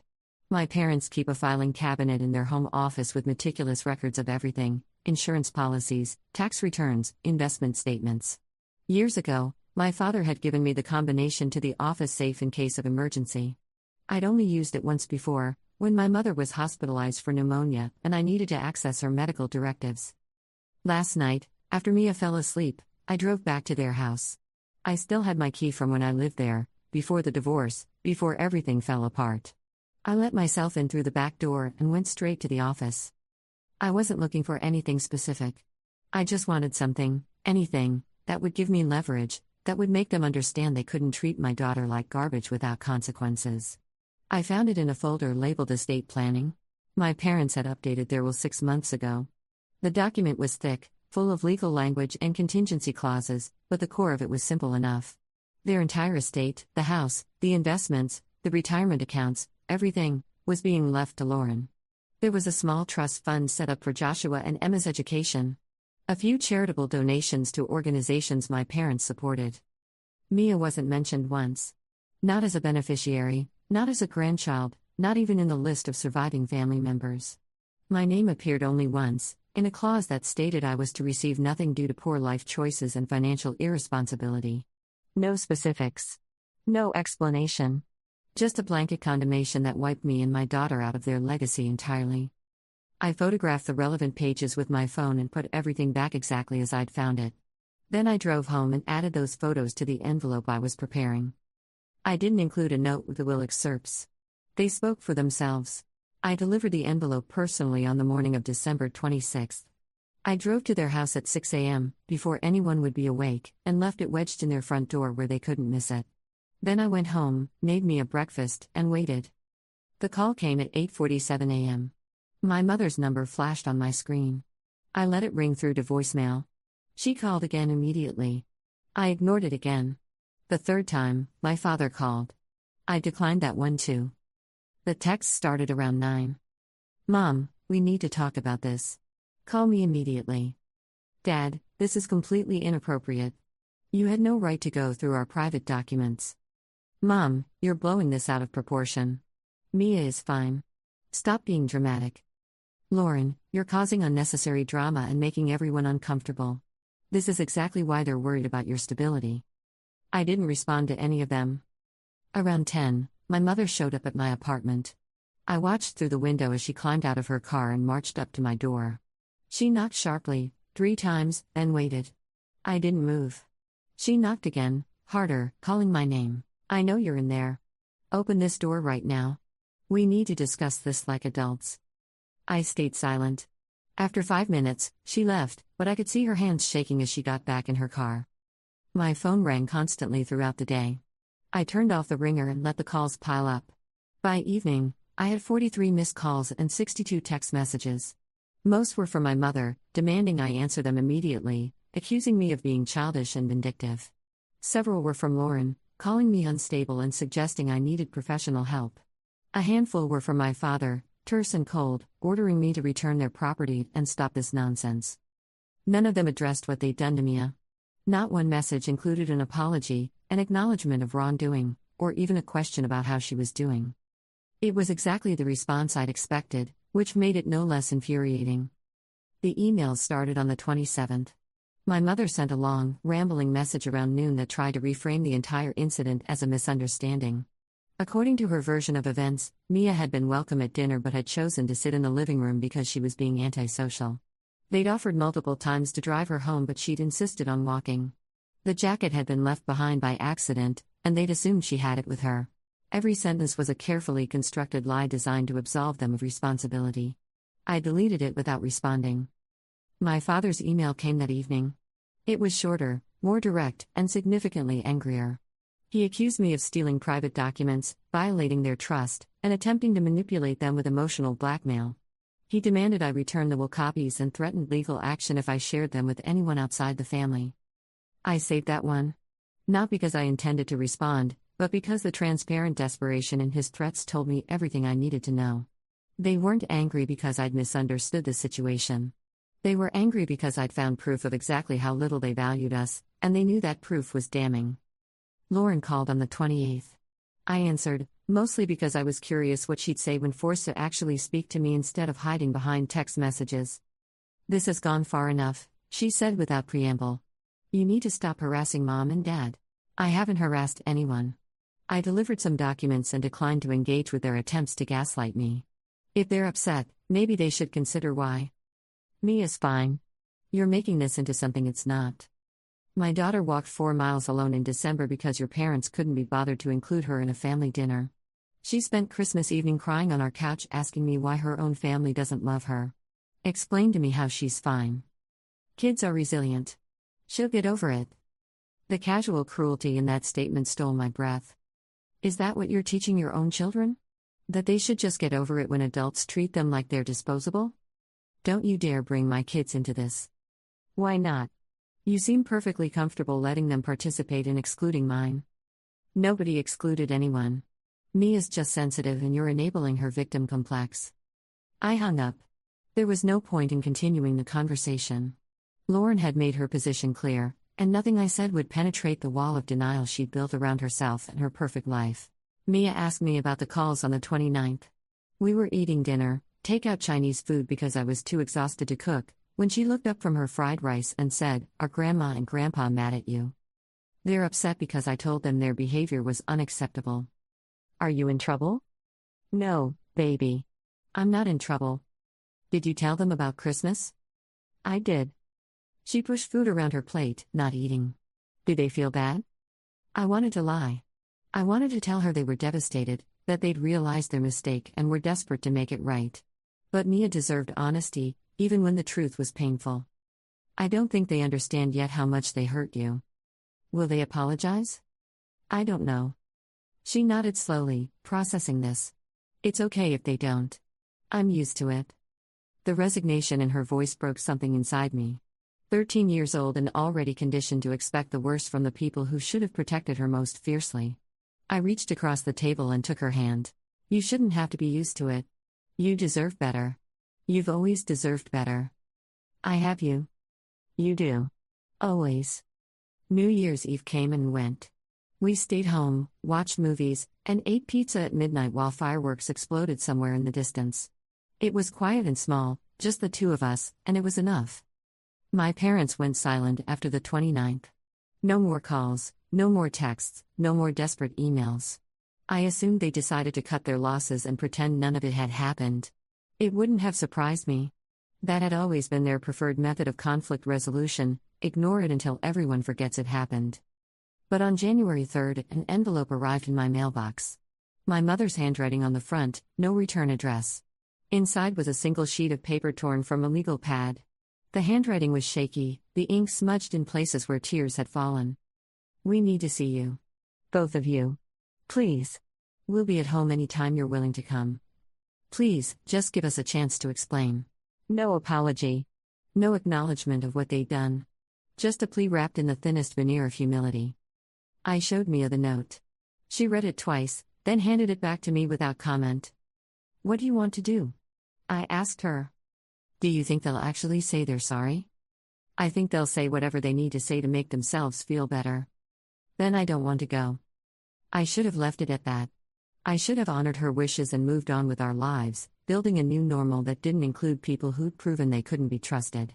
But some small, stubborn part of me wanted them to face what they'd done. I wanted them to sit across from my daughter and look her in the eyes while they tried to justify their cruelty. I texted my mother, "We'll come Sunday at 2. This is the only chance you'll get." Her response came immediately, "Thank you. We'll be here." Sunday arrived cold and bright, the kind of winter day that hurts your eyes with reflected sunlight off snow. Mia was quiet in the car, staring out the window at the passing houses. She'd dressed carefully, jeans and a sweater, nothing fancy, but neat and put together. She'd wanted to look composed, she told me. She didn't want them to see how much they'd hurt her. My parents were waiting in the living room when we arrived. My mother had clearly been crying. Her eyes were red and puffy, her makeup smudged. My father looked older somehow, the lines around his mouth deeper than I remembered. Lauren wasn't there. Neither were Brett or the kids. "Thank you for coming," my mother said immediately. "Please, sit down." Mia took the chair nearest the door. I stood behind her, one hand on her shoulder. My parents exchanged a look, some silent communication passing between them, then my father cleared his throat. "We owe you both an apology." Silence. Mia didn't react. I waited. What happened on Christmas it was a mistake. We didn't mean for things to unfold the way they did. "Then how did you mean for them to unfold?" I asked. My mother twisted her hands in her lap. "We thought, Lauren had mentioned that maybe it would be easier if we kept Christmas small this year. Just her family and us. She said it might be overwhelming for the kids to have too many people there. So you excluded Mia?" "We didn't exclude her. We invited her over for the day. But not for dinner. There wasn't enough room at the table. You have a dining table that seats 12 people. You've hosted Thanksgiving dinners for 20 before. Don't lie to me about room." My father stepped in, his voice measured and careful. "Your mother and I made a judgment call. We thought it would be simpler to let the kids have dinner together and have Mia join afterward for dessert and movies. Why didn't you tell me this beforehand? Why let me think she was welcome for the whole day when you'd already decided she wasn't?" More silence. My mother looked down at her lap. My father's jaw tightened. "Because you would have objected," he said finally. "Of course I would have objected. Because excluding my daughter from a family gathering is objectively cruel. We weren't trying to be cruel. We were trying to keep the peace." "Whose peace?" "Certainly not Mia's." Mia spoke then, her voice quiet but steady. "Did Aunt Lauren ask you to make me leave?" My parents exchanged another look. My mother's face crumpled. "She thought it might be better. Did she ask you to make me leave?" Mia repeated. "Yes," my father said. "She suggested you head home before the movie because the film wasn't appropriate for your age." "What movie?" "I don't remember the title." "Was it rated R?" "No."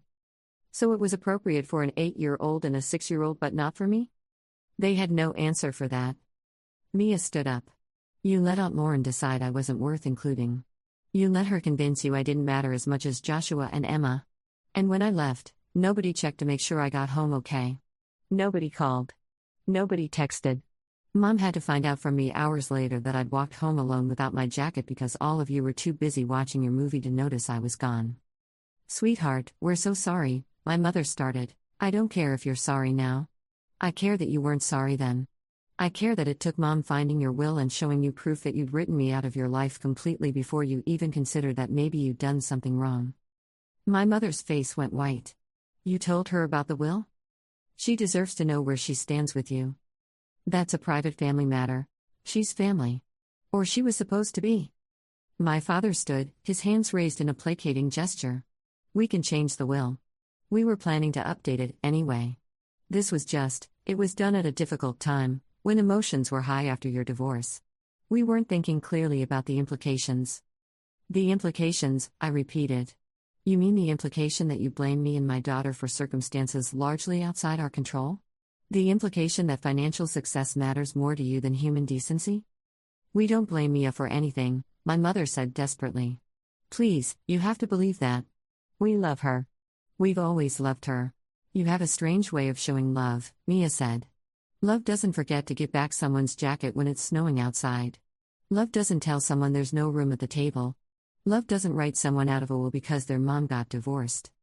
She walked toward the door. I followed, keeping my hand on her shoulder. "Wait," my mother called. "Please don't leave like this. We can work through this. We're family." I turned back to face them. "You don't get to use that word anymore. You destroyed whatever family we had when you chose to prioritize Lauren's comfort over my daughter's basic dignity. You destroyed it when you let a child walk home alone in the cold because acknowledging her presence was too inconvenient for your perfect Christmas celebration. We made a mistake, my father said. People make mistakes. You can't just cut us out of your lives over one bad day. This wasn't one bad day. This was 13 years of treating my daughter like she's less important than her cousins. This was years of subtle digs and passive-aggressive comments and deliberate exclusions. Christmas was just the first time the cruelty was explicit enough that I couldn't pretend it wasn't happening anymore. What do you want from us? My mother asked, tears streaming down her face. Tell us what you want and we'll do it. I want you to have been better people. I want you to have made different choices. I want my daughter to have grown up knowing her grandparents loved her unconditionally. But I can't have any of those things because you can't change the past. We can change the future, she insisted. We can be better going forward. Please, just give us another chance. I looked at Mia. She was staring at my parents with an expression I couldn't quite read, something between pity and exhaustion. It's up to you, I told her quietly. If you want to give them another chance, I'll support that. If you don't, I'll support that too. She considered this for a long moment. Then she turned to my parents and said, if you want to be in my life, you need to actually be in my life. Not just when it's convenient or when Aunt Lauren isn't around. All the time. And if you can't do that, if you can't treat me like I matter as much as Joshua and Emma, then I'd rather you just be honest about it so I can stop hoping things will change. My mother was sobbing openly now. My father looked stricken, his composure finally cracking. We can do that, he said hoarsely. We will do that. Actions, not promises, Mia said. I'm 13. I'm not stupid enough to believe words anymore. We left then, walking out into the cold afternoon while my parents stood in their doorway watching us go. I helped Mia into the car, buckled her seatbelt, and started the engine. We were halfway home before she spoke. Do you think they meant it? I think they meant it in the moment. Whether they'll follow through is another question. What do you think they'll do? Honestly? I think they'll try for a few weeks, maybe a month. Then things will slip back to how they were because changing behavior patterns is hard and people usually choose the path of least resistance. So we'll end up back where we started. Maybe. Or maybe seeing themselves through your eyes changed something. People can surprise you sometimes. She nodded, processing this. Would it be okay if I don't want to see them for a while? Even if they do try? Of course. You get to decide what relationship, if any, you want with them. I'll support whatever you choose. Thanks, Mom. Always. The follow-up came faster than I'd expected. My mother called 2 days later and asked if she could take Mia out for lunch, just the two of them, no pressure or expectations. I consulted Mia, who thought about it for 10 minutes before agreeing with visible reluctance. They went to a diner downtown, someplace neutral and public. My mother picked Mia up at noon and had her home by 2. Mia came through the door looking thoughtful but not upset, which I took as a positive sign. How was it? I asked. Weird. She cried a lot. Asked me questions about school and my friends and what books I'm reading. Like she was trying to actually know me instead of just making conversation. Did it feel genuine? I think so. It's hard to tell. She kept apologizing and I kept saying it was okay even though it's not really okay yet. You don't have to say it's okay if you don't mean it. I know. But it seemed mean to keep saying I hadn't forgiven her when she was trying so hard. We talked about boundaries then, about the difference between politeness and authenticity, about how healing from hurt doesn't mean pretending the hurt never existed. Mia listened carefully, asked questions, and eventually retreated to her room to think. My father reached out a week later. He asked if he could take both of us to dinner. I almost declined, but Mia surprised me by saying she wanted to go. We met him at an Italian restaurant neither of us had been to before. He was early, already seated when we arrived, and he stood when he saw us approaching. Dinner was stilted but not hostile. My father asked Mia about school, listened when she talked about the novel she was reading, remembered details she'd mentioned in previous conversations. He asked me about work without the usual undercurrent of judgment. He apologized again, more specifically this time, outlining the choices he'd made on Christmas and acknowledging each one as a failure. I let Lauren convince me that keeping her happy was more important than including you, he said to Mia. I let my relationship with your aunt take priority over my relationship with you, and that was wrong. I'm not going to make excuses for it. I'm just going to try to do better. Mia nodded but didn't say anything. My father seemed to understand that silence was the best he was going to get. We met for dinner again 2 weeks later. Then coffee the week after that. Slowly, carefully, my parents began rebuilding something that resembled a relationship with my daughter. It wasn't smooth. There were awkward moments, failed attempts at connection, times when old patterns reasserted themselves and I had to step in to redirect. But they kept showing up, kept trying, and gradually Mia began to relax around them. Lauren never apologized. She sent a terse text in late January saying she hoped we could all move past this unpleasantness, but she never acknowledged her role in what had happened. I didn't push for it. Some people are incapable of genuine self-reflection, and I'd wasted enough energy on my sister over the years. If she wanted to maintain her fiction that she'd done nothing wrong, that was her choice to live with. The will got updated in February. My father called to tell me personally, said he wanted me to know they'd made changes to reflect their commitment to treating all their grandchildren equally. I told him I appreciated the gesture, but the money had never been the point. He understood, or said he did. By March, we'd settled into something like a new normal. My parents saw Mia every other week, usually for lunch or a movie or a trip to the bookstore. They remembered her birthday with thoughtful gifts, books she'd mentioned wanting, things that showed they'd been paying attention. They asked about her life with genuine interest, and when she shared accomplishments or concerns, they responded appropriately.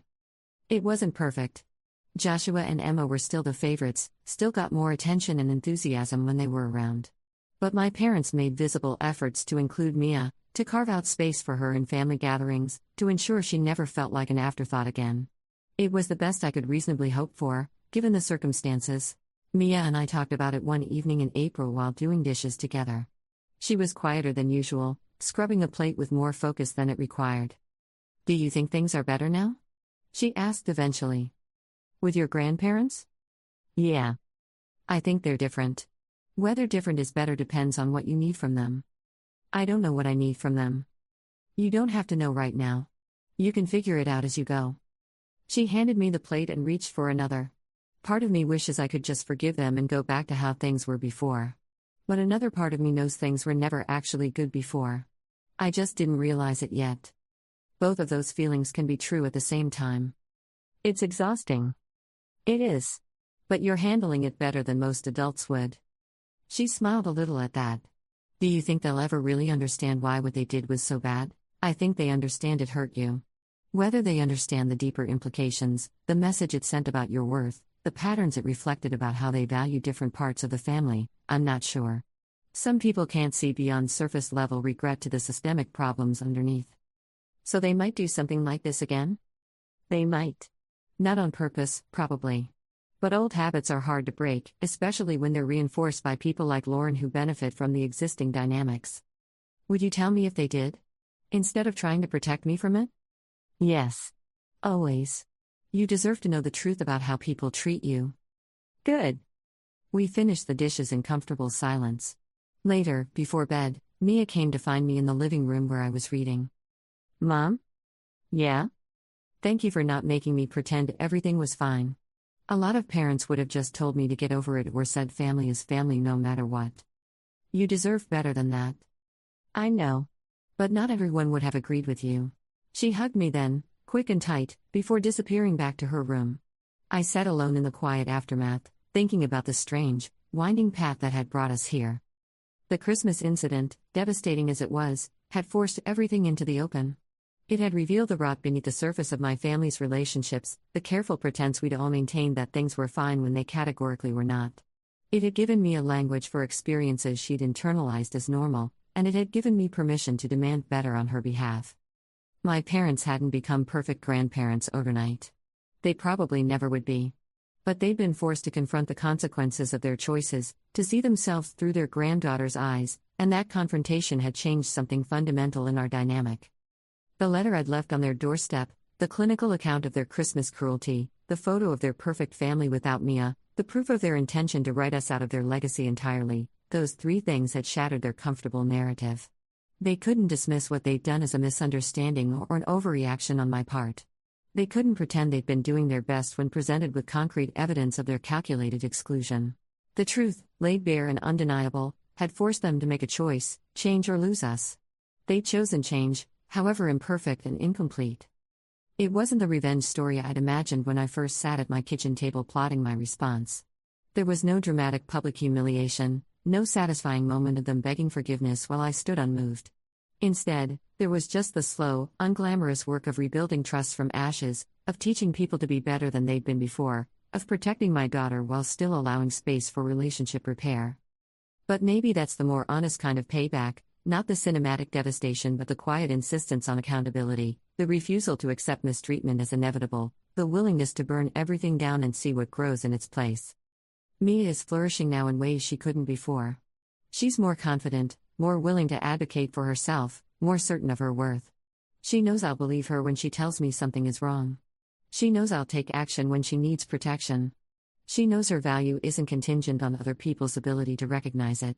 My parents are better too, in their limited way. They're more mindful, more intentional, more careful about the messages they send with their words and actions. They'll never be the grandparents Mia deserved from the beginning, but they're trying to be better than they were, and that's worth something. As for me, I learned that sometimes the most powerful thing you can do isn't to scream or cry or beg for understanding. Sometimes it's simply to document the truth, present the evidence, and let people sit with the reality of who they've been. The discomfort of that reckoning, the inability to escape their own reflection, creates the conditions for change in ways that anger and pleading never could. 3 things in an envelope. 3 undeniable truths that made all the difference. And a daughter who knows, without question, that she is loved, valued, and worth fighting for. That's the real payback, not what I took from them, but what I gave to her. Story 6. On my daughter's 8th birthday, my mother arrived with a gold-wrapped box containing 3 tickets to Disneyland, flights included. As my daughter jumped with excitement, my mother hugged her and said, "Enjoy it, sweetheart, just you, Mommy, and Daddy." We spent the week packing and planning while my daughter crossed off days on her calendar. That was the setup. At the airport, the attendant informed us our reservation didn't exist. When I called my mother in confusion, she laughed and said, "Get pranked, you and that brat don't deserve a single penny from me." I just hung up and dried my daughter's tears. That evening, I canceled the monthly payments I'd been making on my mother's rent. 3 weeks later, she was on my doorstep in tears with 2 suitcases.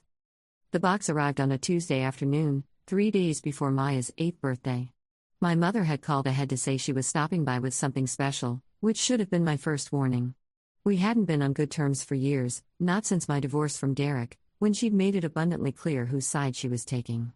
Still, she was Maya's grandmother, and I wanted my daughter to have that connection, even if it meant swallowing my pride during awkward monthly visits. When I opened the door, Mom stood there in her best coat, the navy one with the pearl buttons she saved for church and funerals. Her hair was freshly set, and she wore lipstick, which meant she was about to do something she considered important. In her arms sat a box wrapped in shimmering gold paper, topped with an enormous white bow that cascaded down the sides like a waterfall. "Where's my birthday girl?" Mom swept past me into the living room, calling out in that sing-song voice she reserved for children and small dogs. Maya came thundering down the stairs, her dark braids bouncing against her shoulders. She'd been doing homework in her room, probably distracted by the new book series she'd been devouring. My girl had always been a reader, losing herself in stories the way I once had at her age. "Grandma." Maya launched herself at my mother, who caught her with practiced ease despite being 72. Some things never changed. Mom had always been stronger than she looked, all wiry muscle and determination wrapped in floral prints. "I know your birthday isn't until Friday, sweetheart, but I couldn't wait to give you this." Mom set the enormous box on our coffee table, the one I bought at a yard sale and refinished myself after the divorce left me with more time than money. "Go ahead. Open it." I stood in the doorway between the kitchen and living room, dish towel still in my hand from where I'd been washing lunch dishes. Something felt off. My mother's smile was too wide, her movements too theatrical. She kept glancing at me with an expression I couldn't quite read. Maya tore into the paper with the enthusiasm only an almost 8-year-old can muster, sending gold shreds flying across my clean carpet. Inside was a white box, and inside that, nestled in tissue paper, were 3 airline tickets, a hotel reservation printout, and 3 tickets to Disneyland. The scream that came out of my daughter could have shattered glass. "Disneyland? We're going to Disneyland?" Maya jumped up and down, clutching the tickets to her chest like they might evaporate. "When? When do we go?" Mom knelt down to Maya's level, her smile genuine now, warm in a way I hadn't seen directed at me in years. 2 weeks from Saturday. You, your mommy, and your daddy are going to have the most magical vacation ever. My stomach dropped somewhere around my knees. Maya's face transformed. The pure joy morphed into something more complicated, the way children's emotions do when reality crashes into fantasy. She turned to me, her brown eyes shimmering with tears that hadn't fallen yet. Daddy too? I opened my mouth, but nothing came out. Mom stood up, brushing invisible dust from her slacks, that unreadable expression back on her face. Of course, Daddy too, Mom said, patting Maya's head. It's all arranged. 3 tickets, 3 hotel rooms, everything paid for. A real family vacation. But, I finally found my voice. Mom, Derek and I aren't. Details. She waved her hand dismissively. I'm sure you two can put aside whatever issues you have for your daughter's sake. It's only a week. Surely you can manage that much. Maya was already running upstairs, shouting about needing to tell her best friend Emma, about needing to start packing immediately, about which princess dress she should bring. Her footsteps thundered overhead, and I heard her bedroom door slam in her excitement. I waited until the sound of her voice, high and animated on the phone to Emma, filtered down through the ceiling. Then I turned to my mother. What are you doing? I kept my voice low, controlled. Years of dealing with Mom had taught me that showing emotion only gave her ammunition. Giving my granddaughter a birthday present. Her expression was innocent, but her eyes weren't. They never were. Is that a crime? You know Derek and I can't go on a family vacation. We're divorced. We've been divorced for 3 years. So? People co-parent all the time. I see it on those talk shows. Everyone's very modern about it now. Derek lives in Arizona with his girlfriend.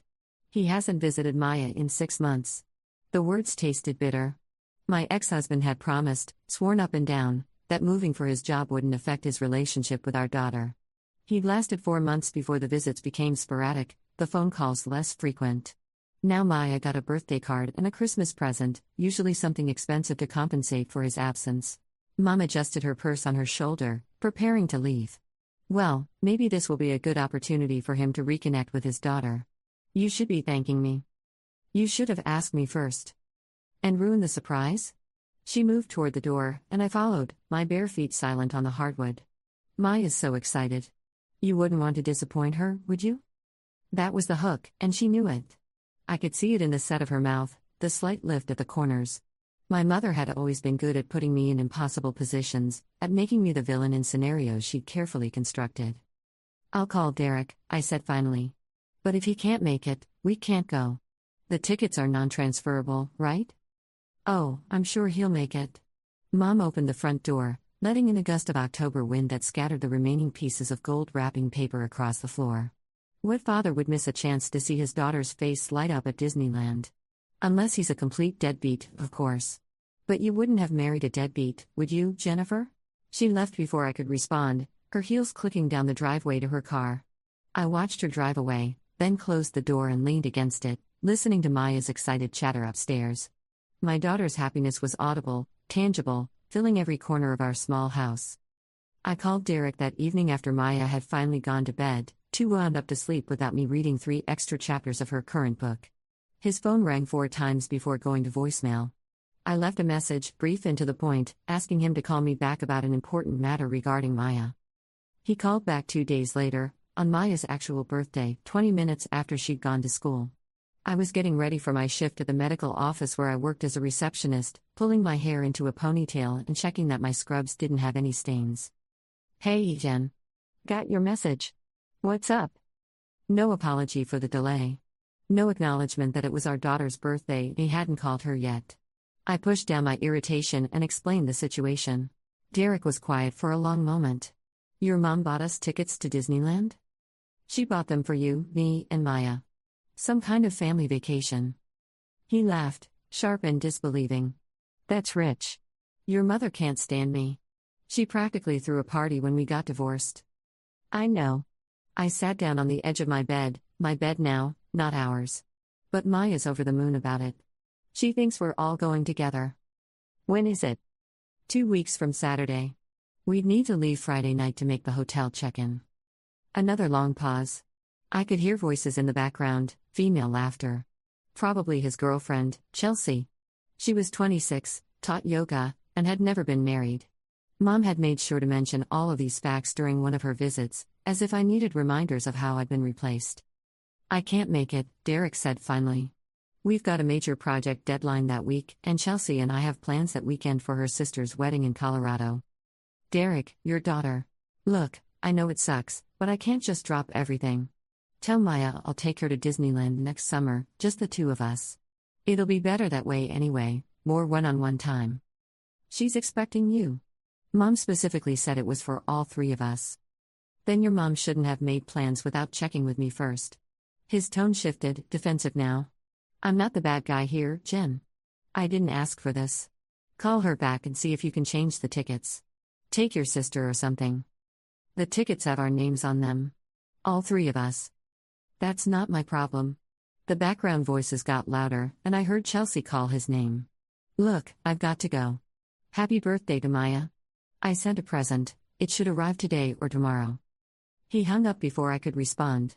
I sat there holding my phone, staring at the wall where our wedding photo used to hang. I'd taken it down a year after the divorce, unable to look at those two smiling people who'd promised forever and managed 6 years. Maya's birthday present from her father arrived that afternoon, a tablet, top of the line, probably $300. The card said love, Dad in handwriting I didn't recognize. He'd probably had Chelsea order it. I spent the next week in a state of low-grade dread, trying to figure out how to explain to Maya that the trip wasn't happening. Every evening, she sat at the kitchen table with her homework spread around her, talking about what ride she wanted to go on first, which princesses she might meet, whether we should have breakfast with the characters. She'd made a list in her careful, third-grade handwriting, complete with illustrations in the margins. I called my mother 3 times. Each time, she let it go to voicemail. I left messages explaining that Derek couldn't make it, asking if there was any way to transfer his ticket, suggesting alternatives. She didn't call back. By the second week, I'd started looking into cancellation policies. The tickets were non-refundable, non-transferable. The hotel reservation was prepaid.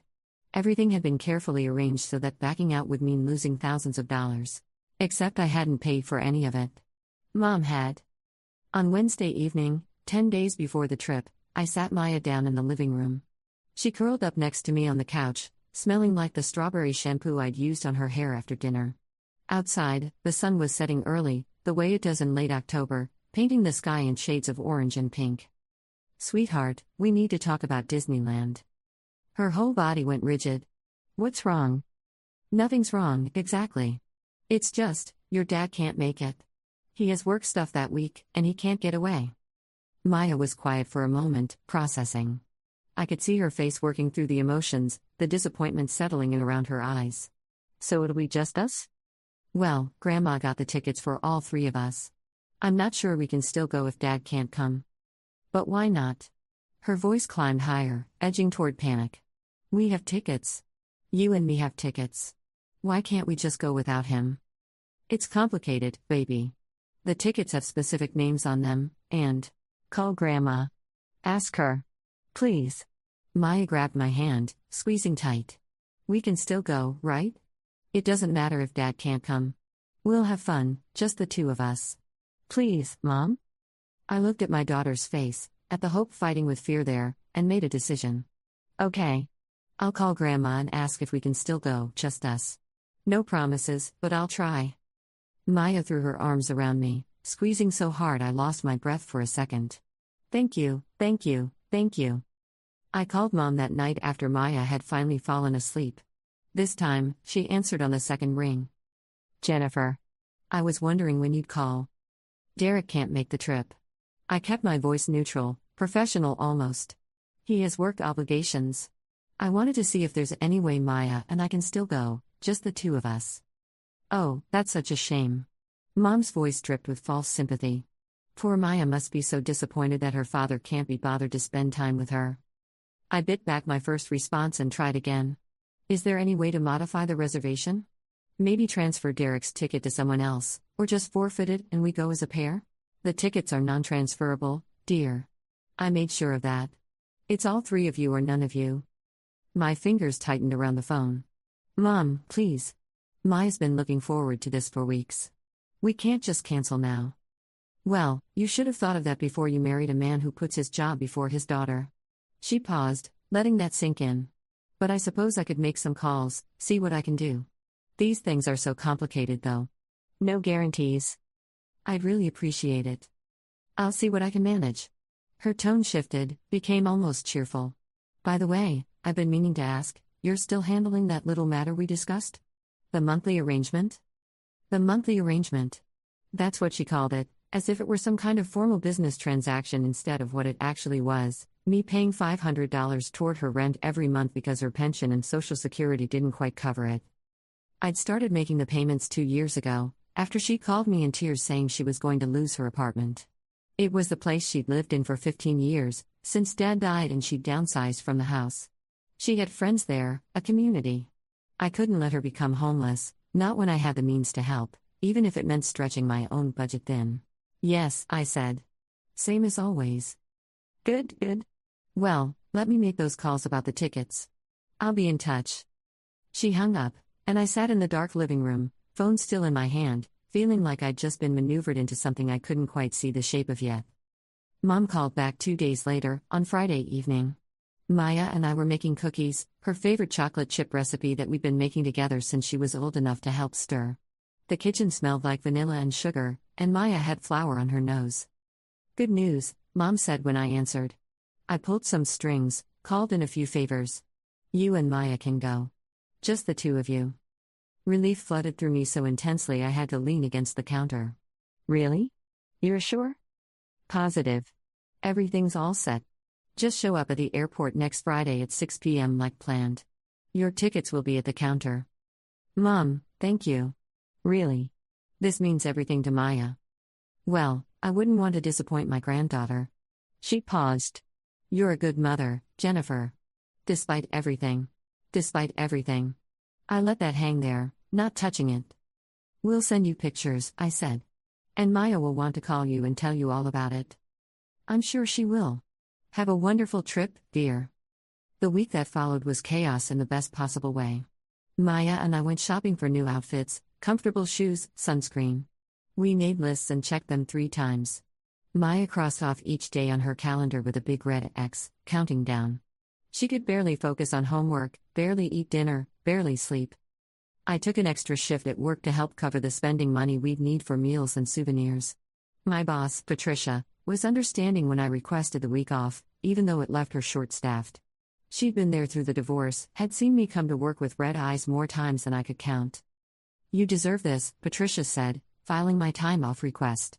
Both of you do. Have the time of your lives. Thursday night, the night before we were supposed to leave, I couldn't sleep. I lay in bed listening to the house settle around me, trying to ignore the nagging feeling that something was wrong. It was the same feeling I'd had when Mom first showed up with that gold wrap box, like I was standing on ice that was starting to crack. But Maya was so happy. She'd been glowing all week, talking about the trip to anyone who would listen, her teachers, her classmates, the checkout lady at the grocery store. How could I put a damper on that based on nothing more than a vague sense of unease? Friday morning, we were both up before dawn. Maya had packed and repacked her suitcase twice the night before, making sure she had her favorite stuffed rabbit, her camera, her autograph book for character signatures. I'd packed light for both of us, knowing we'd probably buy things there. We left for the airport at 4, allowing plenty of time for traffic and security. Maya chattered the entire drive, too excited to sit still. She dressed in her favorite outfit, a purple dress with stars on it, and wore her hair in the special braids I'd learned from a YouTube tutorial. The airport was crowded, families everywhere, the energy electric with vacation anticipation. We found our airline's counter and joined the line, our printed confirmation email clutched in my hand. Maya bounced on her toes, her backpack hitting my leg rhythmically. When we reached the counter, I handed over our IDs and the confirmation email to the attendant, a tired-looking woman in her 50s with reading glasses on a chain around her neck. She typed for a moment, frowned, typed some more. Names? Jennifer Morrison and Maya Morrison. More typing. The frown deepened. She picked up her phone, said something I couldn't hear, hung up. I'm sorry, but I'm not finding a reservation under those names. My heart started to pound. That's not possible. It was confirmed. Here, look, I showed her the email again, pointing to the confirmation number. She typed it in, shook her head. This confirmation number doesn't exist in our system. Are you sure you have the right airline? Yes, I'm sure. My mother made the reservation. She said everything was confirmed. The attendant's expression shifted to something more sympathetic. Ma'am, I've checked 3 times. There's no reservation, no tickets, nothing under these names or this confirmation number. I'm sorry. Maya tugged on my sleeve. Mom? What's wrong? Why can't we check in? I tried the other airlines, dragging our suitcases and my increasingly confused daughter from counter to counter. Each time, the answer was the same. No reservation. No tickets. No record of our names. Finally, standing in the middle of the airport with travelers rushing past us on all sides, I pulled out my phone and called my mother. She answered immediately, as if she'd been waiting. Hello? Mom, we're at the airport. They're saying we don't have a reservation. The confirmation number doesn't work. What's going on? There was a pause, and then I heard it, laughter. Quiet at first, then louder, genuine amusement rippling through the line. Mom? Oh, Jennifer. She was almost cackling now. You should hear yourself. So confused, so desperate, ice formed in my veins. What did you do? Get pranked, she said it cheerfully, like she was wishing me a good morning. You and that brat don't deserve a single penny from me. Did you really think I'd waste thousands of dollars on you? After you chose that deadbeat over your own family? I couldn't speak. Couldn't move. Around me, the airport continued its chaos, but I felt frozen in place, my phone pressed to my ear, my daughter looking up at me with growing confusion and fear. Have a nice day, dear. Mom hung up. Maya's voice seemed to come from very far away. Mom? Mommy, what's wrong? Why are you crying? I wasn't aware I was crying until she said it. I looked down at my daughter, at her purple dress and carefully done hair, at the backpack with her stuffed rabbit peeking out, at the hope and confusion warring in her face. I knelt down, right there in the middle of the airport, and pulled her into my arms. I'm so sorry, baby. There's been a mistake. We're not going to Disneyland. The sound she made was worse than any scream. It was a broken, wounded noise that came from somewhere deep inside her. She pushed away from me, tears already streaming down her face. No. No, we have to go. We have tickets. Grandma said. I know she did. But there was a mix-up, and fix it. Make them give us tickets. Her voice climbed higher, drawing stares from passing travelers. Please, Mom. Please. I couldn't tell her the truth. Couldn't explain that her grandmother had deliberately, methodically, cruelly set us up for this moment. That every day of excitement, every moment of planning, every X on the calendar had been building toward this exact heartbreak. So I did the only thing I could. I picked up our suitcases, took my sobbing daughter's hand, and led her back to the car. The drive home was silent except for Maya's crying, which eventually faded to hiccuping sniffles. I kept my eyes on the road, my hands steady on the wheel, my mind curiously blank. It was like some protective mechanism had kicked in, shutting down everything except basic functions. At home, I helped Maya out of her purple dress and into pajamas. I tucked her into bed even though it was barely 7 p.m., and I sat beside her until she cried herself to sleep, clutching her stuffed rabbit. Then I went downstairs, sat at the kitchen table, and opened my laptop. I pulled up my bank account and navigated to the automatic payment section. Found the monthly transfer I'd set up 2 years ago, $500 to my mother's account on the 1st of every month. I canceled it. 3 clicks, 1 confirmation, done. Then I sat in the growing darkness and waited. 3 weeks later, on a Tuesday afternoon, someone knocked on my door. I was folding laundry, sorting Maya's school clothes from play clothes, trying to focus on the mundane tasks that kept life moving forward. When I opened the door, my mother stood there. No fancy coat this time, no lipstick, no carefully set hair. She looked smaller somehow, diminished. 2 suitcases sat beside her on the porch, old things with scuffed corners and broken wheels. Jennifer. Her voice cracked. Can I come in? I didn't move from the doorway. Why are you here? I got evicted. The words came out small, ashamed. I don't have anywhere else to go. What happened to your apartment? I couldn't make rent. The landlord gave me 30 days, but, she looked down at her hands, which were twisting together nervously. I called your sister, but she said she doesn't have room. I called your Aunt Linda, but she's in that assisted living place now. You're the only family I have left who can help me. I thought about Maya's face at the airport. The purple dress she'd worn once and then refused to look at again. The calendar on her wall that she'd torn down and thrown away. The way she'd flinched when I'd suggested, weeks later, That we could save up and go to Disneyland next year, just the two of us. No, I said. Mom's head snapped up. What? I said no. You can't stay here. Jennifer, please. I'm your mother. Where am I supposed to go? I don't know. But you're not staying here. I started to close the door.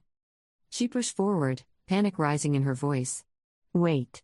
I know I shouldn't have done what I did. It was wrong, I see that now. But I was angry, and you always took Derek's side, even after the divorce, and I just wanted you to see what it felt like to be disappointed, to have your hopes crushed. You wanted me to see what it felt like? My voice came out flat, emotionless. I'm not the one whose hopes you crushed, Mom. Maya is 8 years old. Do you understand that? She's a child. And you deliberately broke her heart because you were angry at me. I didn't think. No, you didn't. You never do. I could feel something hardening in my chest, cold and immovable. You set up an elaborate scheme just to hurt your own granddaughter. You made her count down days. You let her pack and plan and dream. And then you laughed about it. I'm sorry. Tears were running down Mom's face now, cutting tracks through her makeup. I'm so sorry. It was cruel. I know that. But I'm homeless, Jennifer. I have nowhere to go. You can't just turn me away. Why not? You turned away from us when it mattered. I thought about all the times over the past 3 years when I'd needed her support, her understanding. All the times she'd chosen to criticize instead, to judge, to make everything harder. Do you know how many nights I cried after Derek left? How scared I was about making ends meet, about providing for Maya alone. And you never asked. Never offered to help. You just showed up every month to see Maya and told me everything I was doing wrong.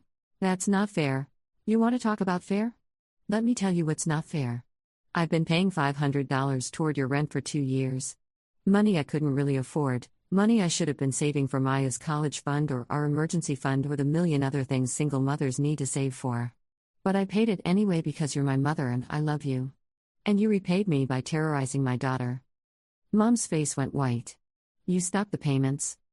The day after the airport. The day I found out what you'd done. But you didn't say anything. You didn't call or warn me. Why would I? You didn't warn Maya. You just let her walk into that nightmare blind. I gripped the edge of the door. How much did the fake tickets cost? The fake reservation? Because I'm guessing that wasn't cheap. She didn't answer, which was answer enough. You spent money you couldn't afford on an elaborate prank designed to hurt my daughter. And now you want me to rescue you from the consequences? Please. She was openly crying now, mascara running down her cheeks in black streaks. I made a mistake. A terrible mistake. But I'm begging you. I can't be on the street. I'm 72 years old. I felt Maya before I saw her, her presence at the top of the stairs. When I glanced back, she was standing there in her pajamas, hair messy from her after-school nap, watching us with those 2 old eyes she developed since the airport. Sweetheart, go back to your room, I said gently. Is that Grandma? Mom seized on this, calling past me. Maya. Maya, honey, please tell your mother to let me in. I need help. Why did you do it? Maya's voice was small but clear. Why did you lie about Disneyland? The question hung in the air between us. Mom opened her mouth, closed it, opened it again. I was wrong, sweetheart. Grandma made a terrible mistake. You laughed at my mom on the phone. I heard her tell Dad. Maya came down 3 steps, still keeping her distance. You said we were brats who didn't deserve anything. I didn't mean it. I was just angry. At me? What did I do? Mom had no answer for that. None that would make sense to an 8-year-old, anyway. Because the truth was, Maya had done nothing except exist as evidence of choices I'd made that my mother disagreed with. Maya looked at me. Can I go back to my room now? Of course, baby. She turned and went back upstairs, her footsteps slow and deliberate. I heard her door close with a soft click. I turned back to my mother. You heard her. There's your answer. Jennifer, I'm your mother. And Maya is my daughter. My first responsibility, my first loyalty, my first love. You taught me that, actually. You used to say that being a mother meant putting your child first, no matter what. I met her eyes. So that's what I'm doing. I'm putting my child first. And that means you can't stay here. Where am I supposed to go? It came out as a wail, desperate and lost. There are shelters. Social services. Programs for seniors. I kept my voice steady, though something in me wanted to cave, wanted to be the good daughter who fixed everything. You'll figure it out. You're resourceful when you need to be. Please. I'm begging you. You know what the saddest part is? I said quietly. If you had just apologized when I called you that day. If you had shown even a hint of remorse, tried to make it right, I probably would have forgiven you. I would have kept making those payments. Because that's what I do, I take care of people, even when they don't deserve it. I'm apologizing now. Now that you need something. Now that there are consequences. That's not the same thing. I stepped back, preparing to close the door. Goodbye, Mom. Don't do this. Please. I'm sorry about Maya, I'm sorry about the tickets, I'm sorry about everything. Just let me stay, and I'll make it up to both of you. I'll be a better grandmother, a better mother. No. The word came out firm, final. You won't. Because people don't change just because they're suddenly in a tough spot. They change when they decide to, and you haven't decided anything except that you need a place to live. I closed the door. She knocked, called my name, pleaded. I walked away, went upstairs, and knocked on Maya's door. Come in, she called. She was sitting on her bed, her homework spread around her, though she clearly wasn't working on it. When I sat down beside her, she leaned into me. Is she gone? Not yet. But she will be. Are you sad? I thought about that. I'm sad about a lot of things. But not about this decision. Maya was quiet for a moment. Grandma was mean to us. Yes, she was. Really mean. Yes. And you always say we shouldn't be mean to people, even if they're mean to us first. I pulled her closer. That's true. But I also say that we don't have to let mean people keep hurting us. There's a difference between being kind and being a doormat. What's a doormat? Something people walk all over because it's there. We can be kind without letting someone treat us badly over and over again. She nodded slowly, processing this. I don't think I want to see Grandma anymore. That's okay. You don't have to. Even for Christmas? Even for Christmas. She nestled deeper into my side. Can we still go to Disneyland someday? For real? Absolutely. I promise. It might take a while to save up, but we'll go.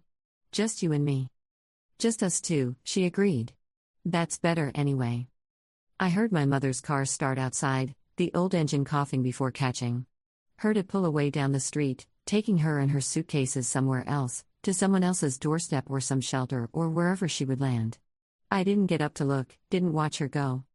That evening, after Maya had finished her homework and eaten dinner, after we'd watched her favorite show together, and I tucked her in for the night, I sat at the kitchen table with my laptop again. I transferred the $500 I'd normally send to my mother into a new savings account. I labeled it Disney Fund and set up an automatic monthly transfer. My phone rang. I didn't recognize the number, but I answered anyway. Jennifer? It's Linda. My aunt's voice, thin and quavery with age. Your mother called me, said you turned her away. I wanted to make sure I heard the story right before I said anything. I explained it all, the tickets, the airport, the cancellation, Mom showing up on my doorstep. Linda listened without interrupting. When I finished, she sighed. That sounds like Margaret. Always was one for dramatics and taking things too far. A pause. You know she and I haven't been close for years, right? Not since she pulled something similar with me back when your father was still alive. Different situation, same pattern. She gets an idea in her head about how someone's wronged her, and she retaliates in the worst possible way. I didn't know that. Your father used to run interference, smooth things over. After he died, there was no one to check her anymore. Linda's voice softened. You did the right thing, honey. I know it doesn't feel good, but you did right by your daughter. Thank you for saying that. She called me asking to stay at my place.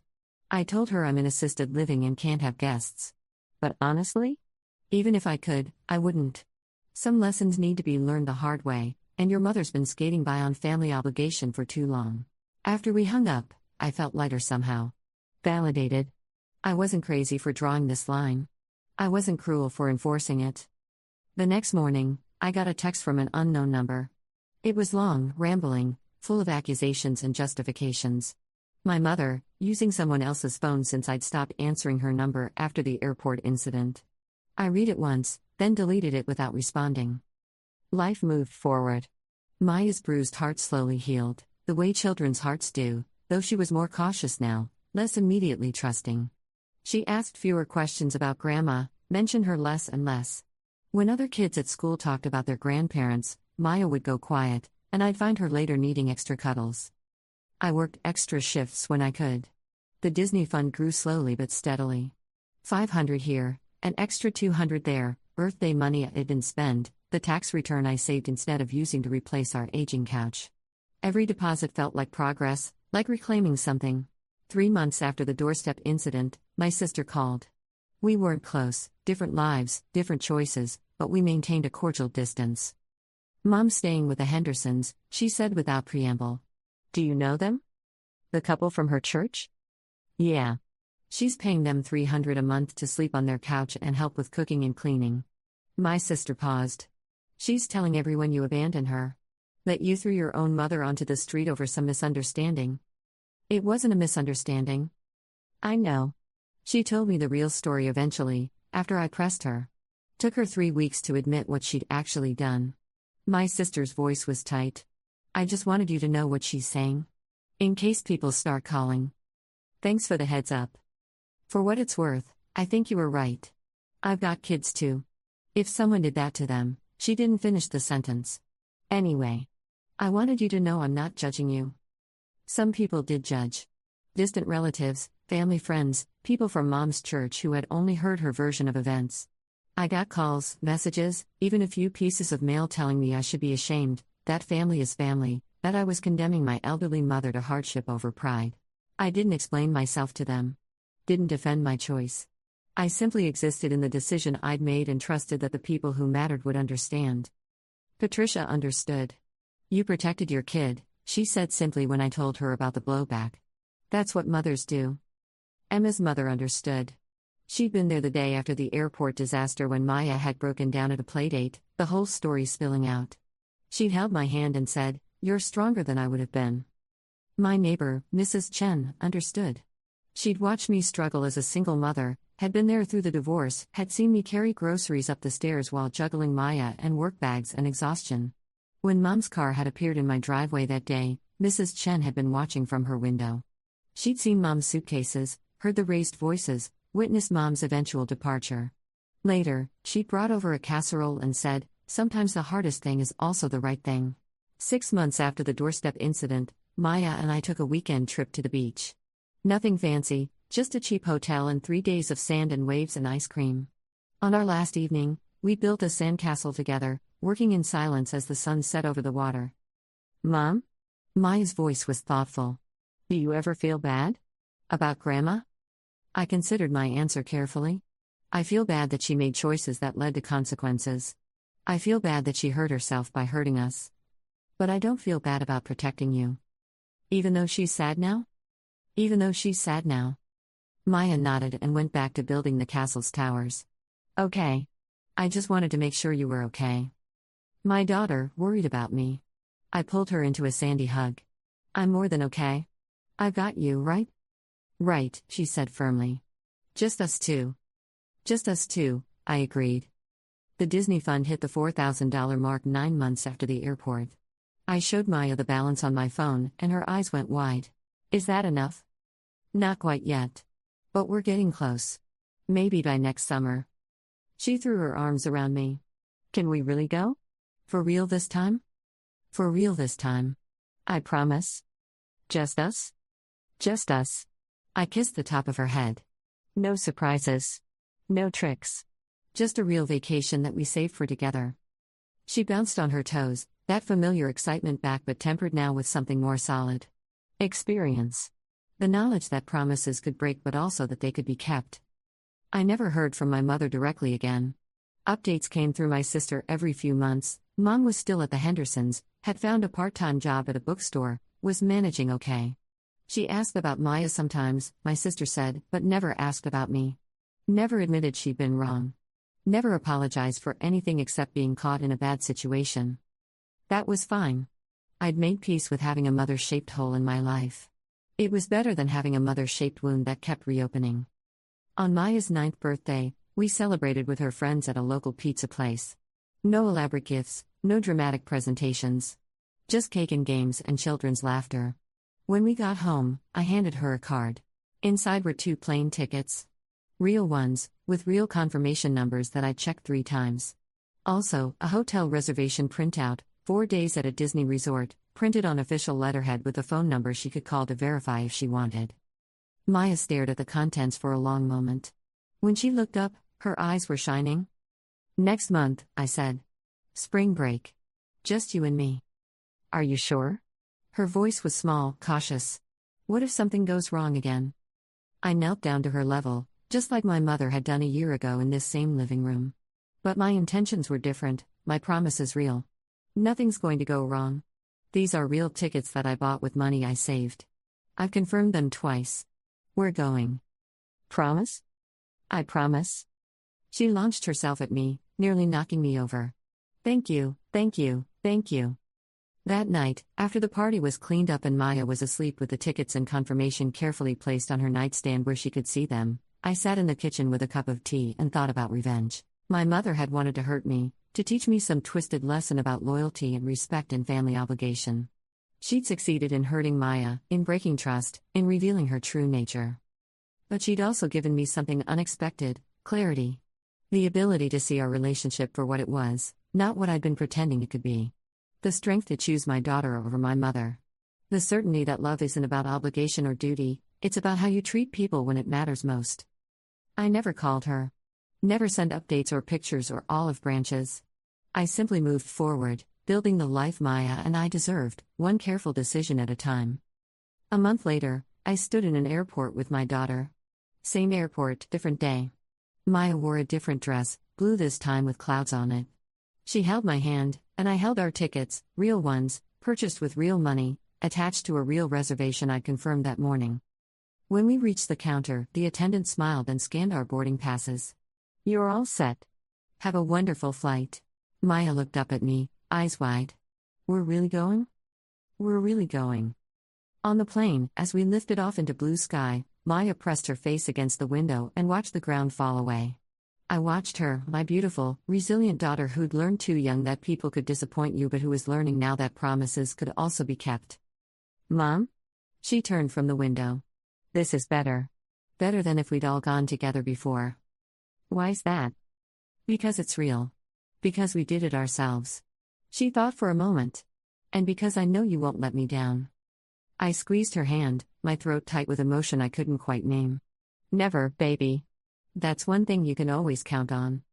As the plane carried us toward our destination, toward the vacation we'd earned through patience and perseverance, I thought about my mother one last time.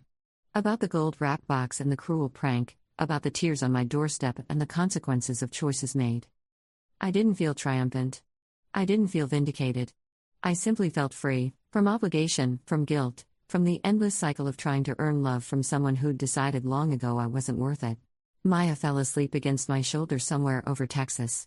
I closed my eyes and let myself feel it, the weight of my daughter, the hum of the plane, the certainty that we were exactly where we needed to be. Just us two. That's what Maya always said. And she was right, it was enough. More than enough. It was everything.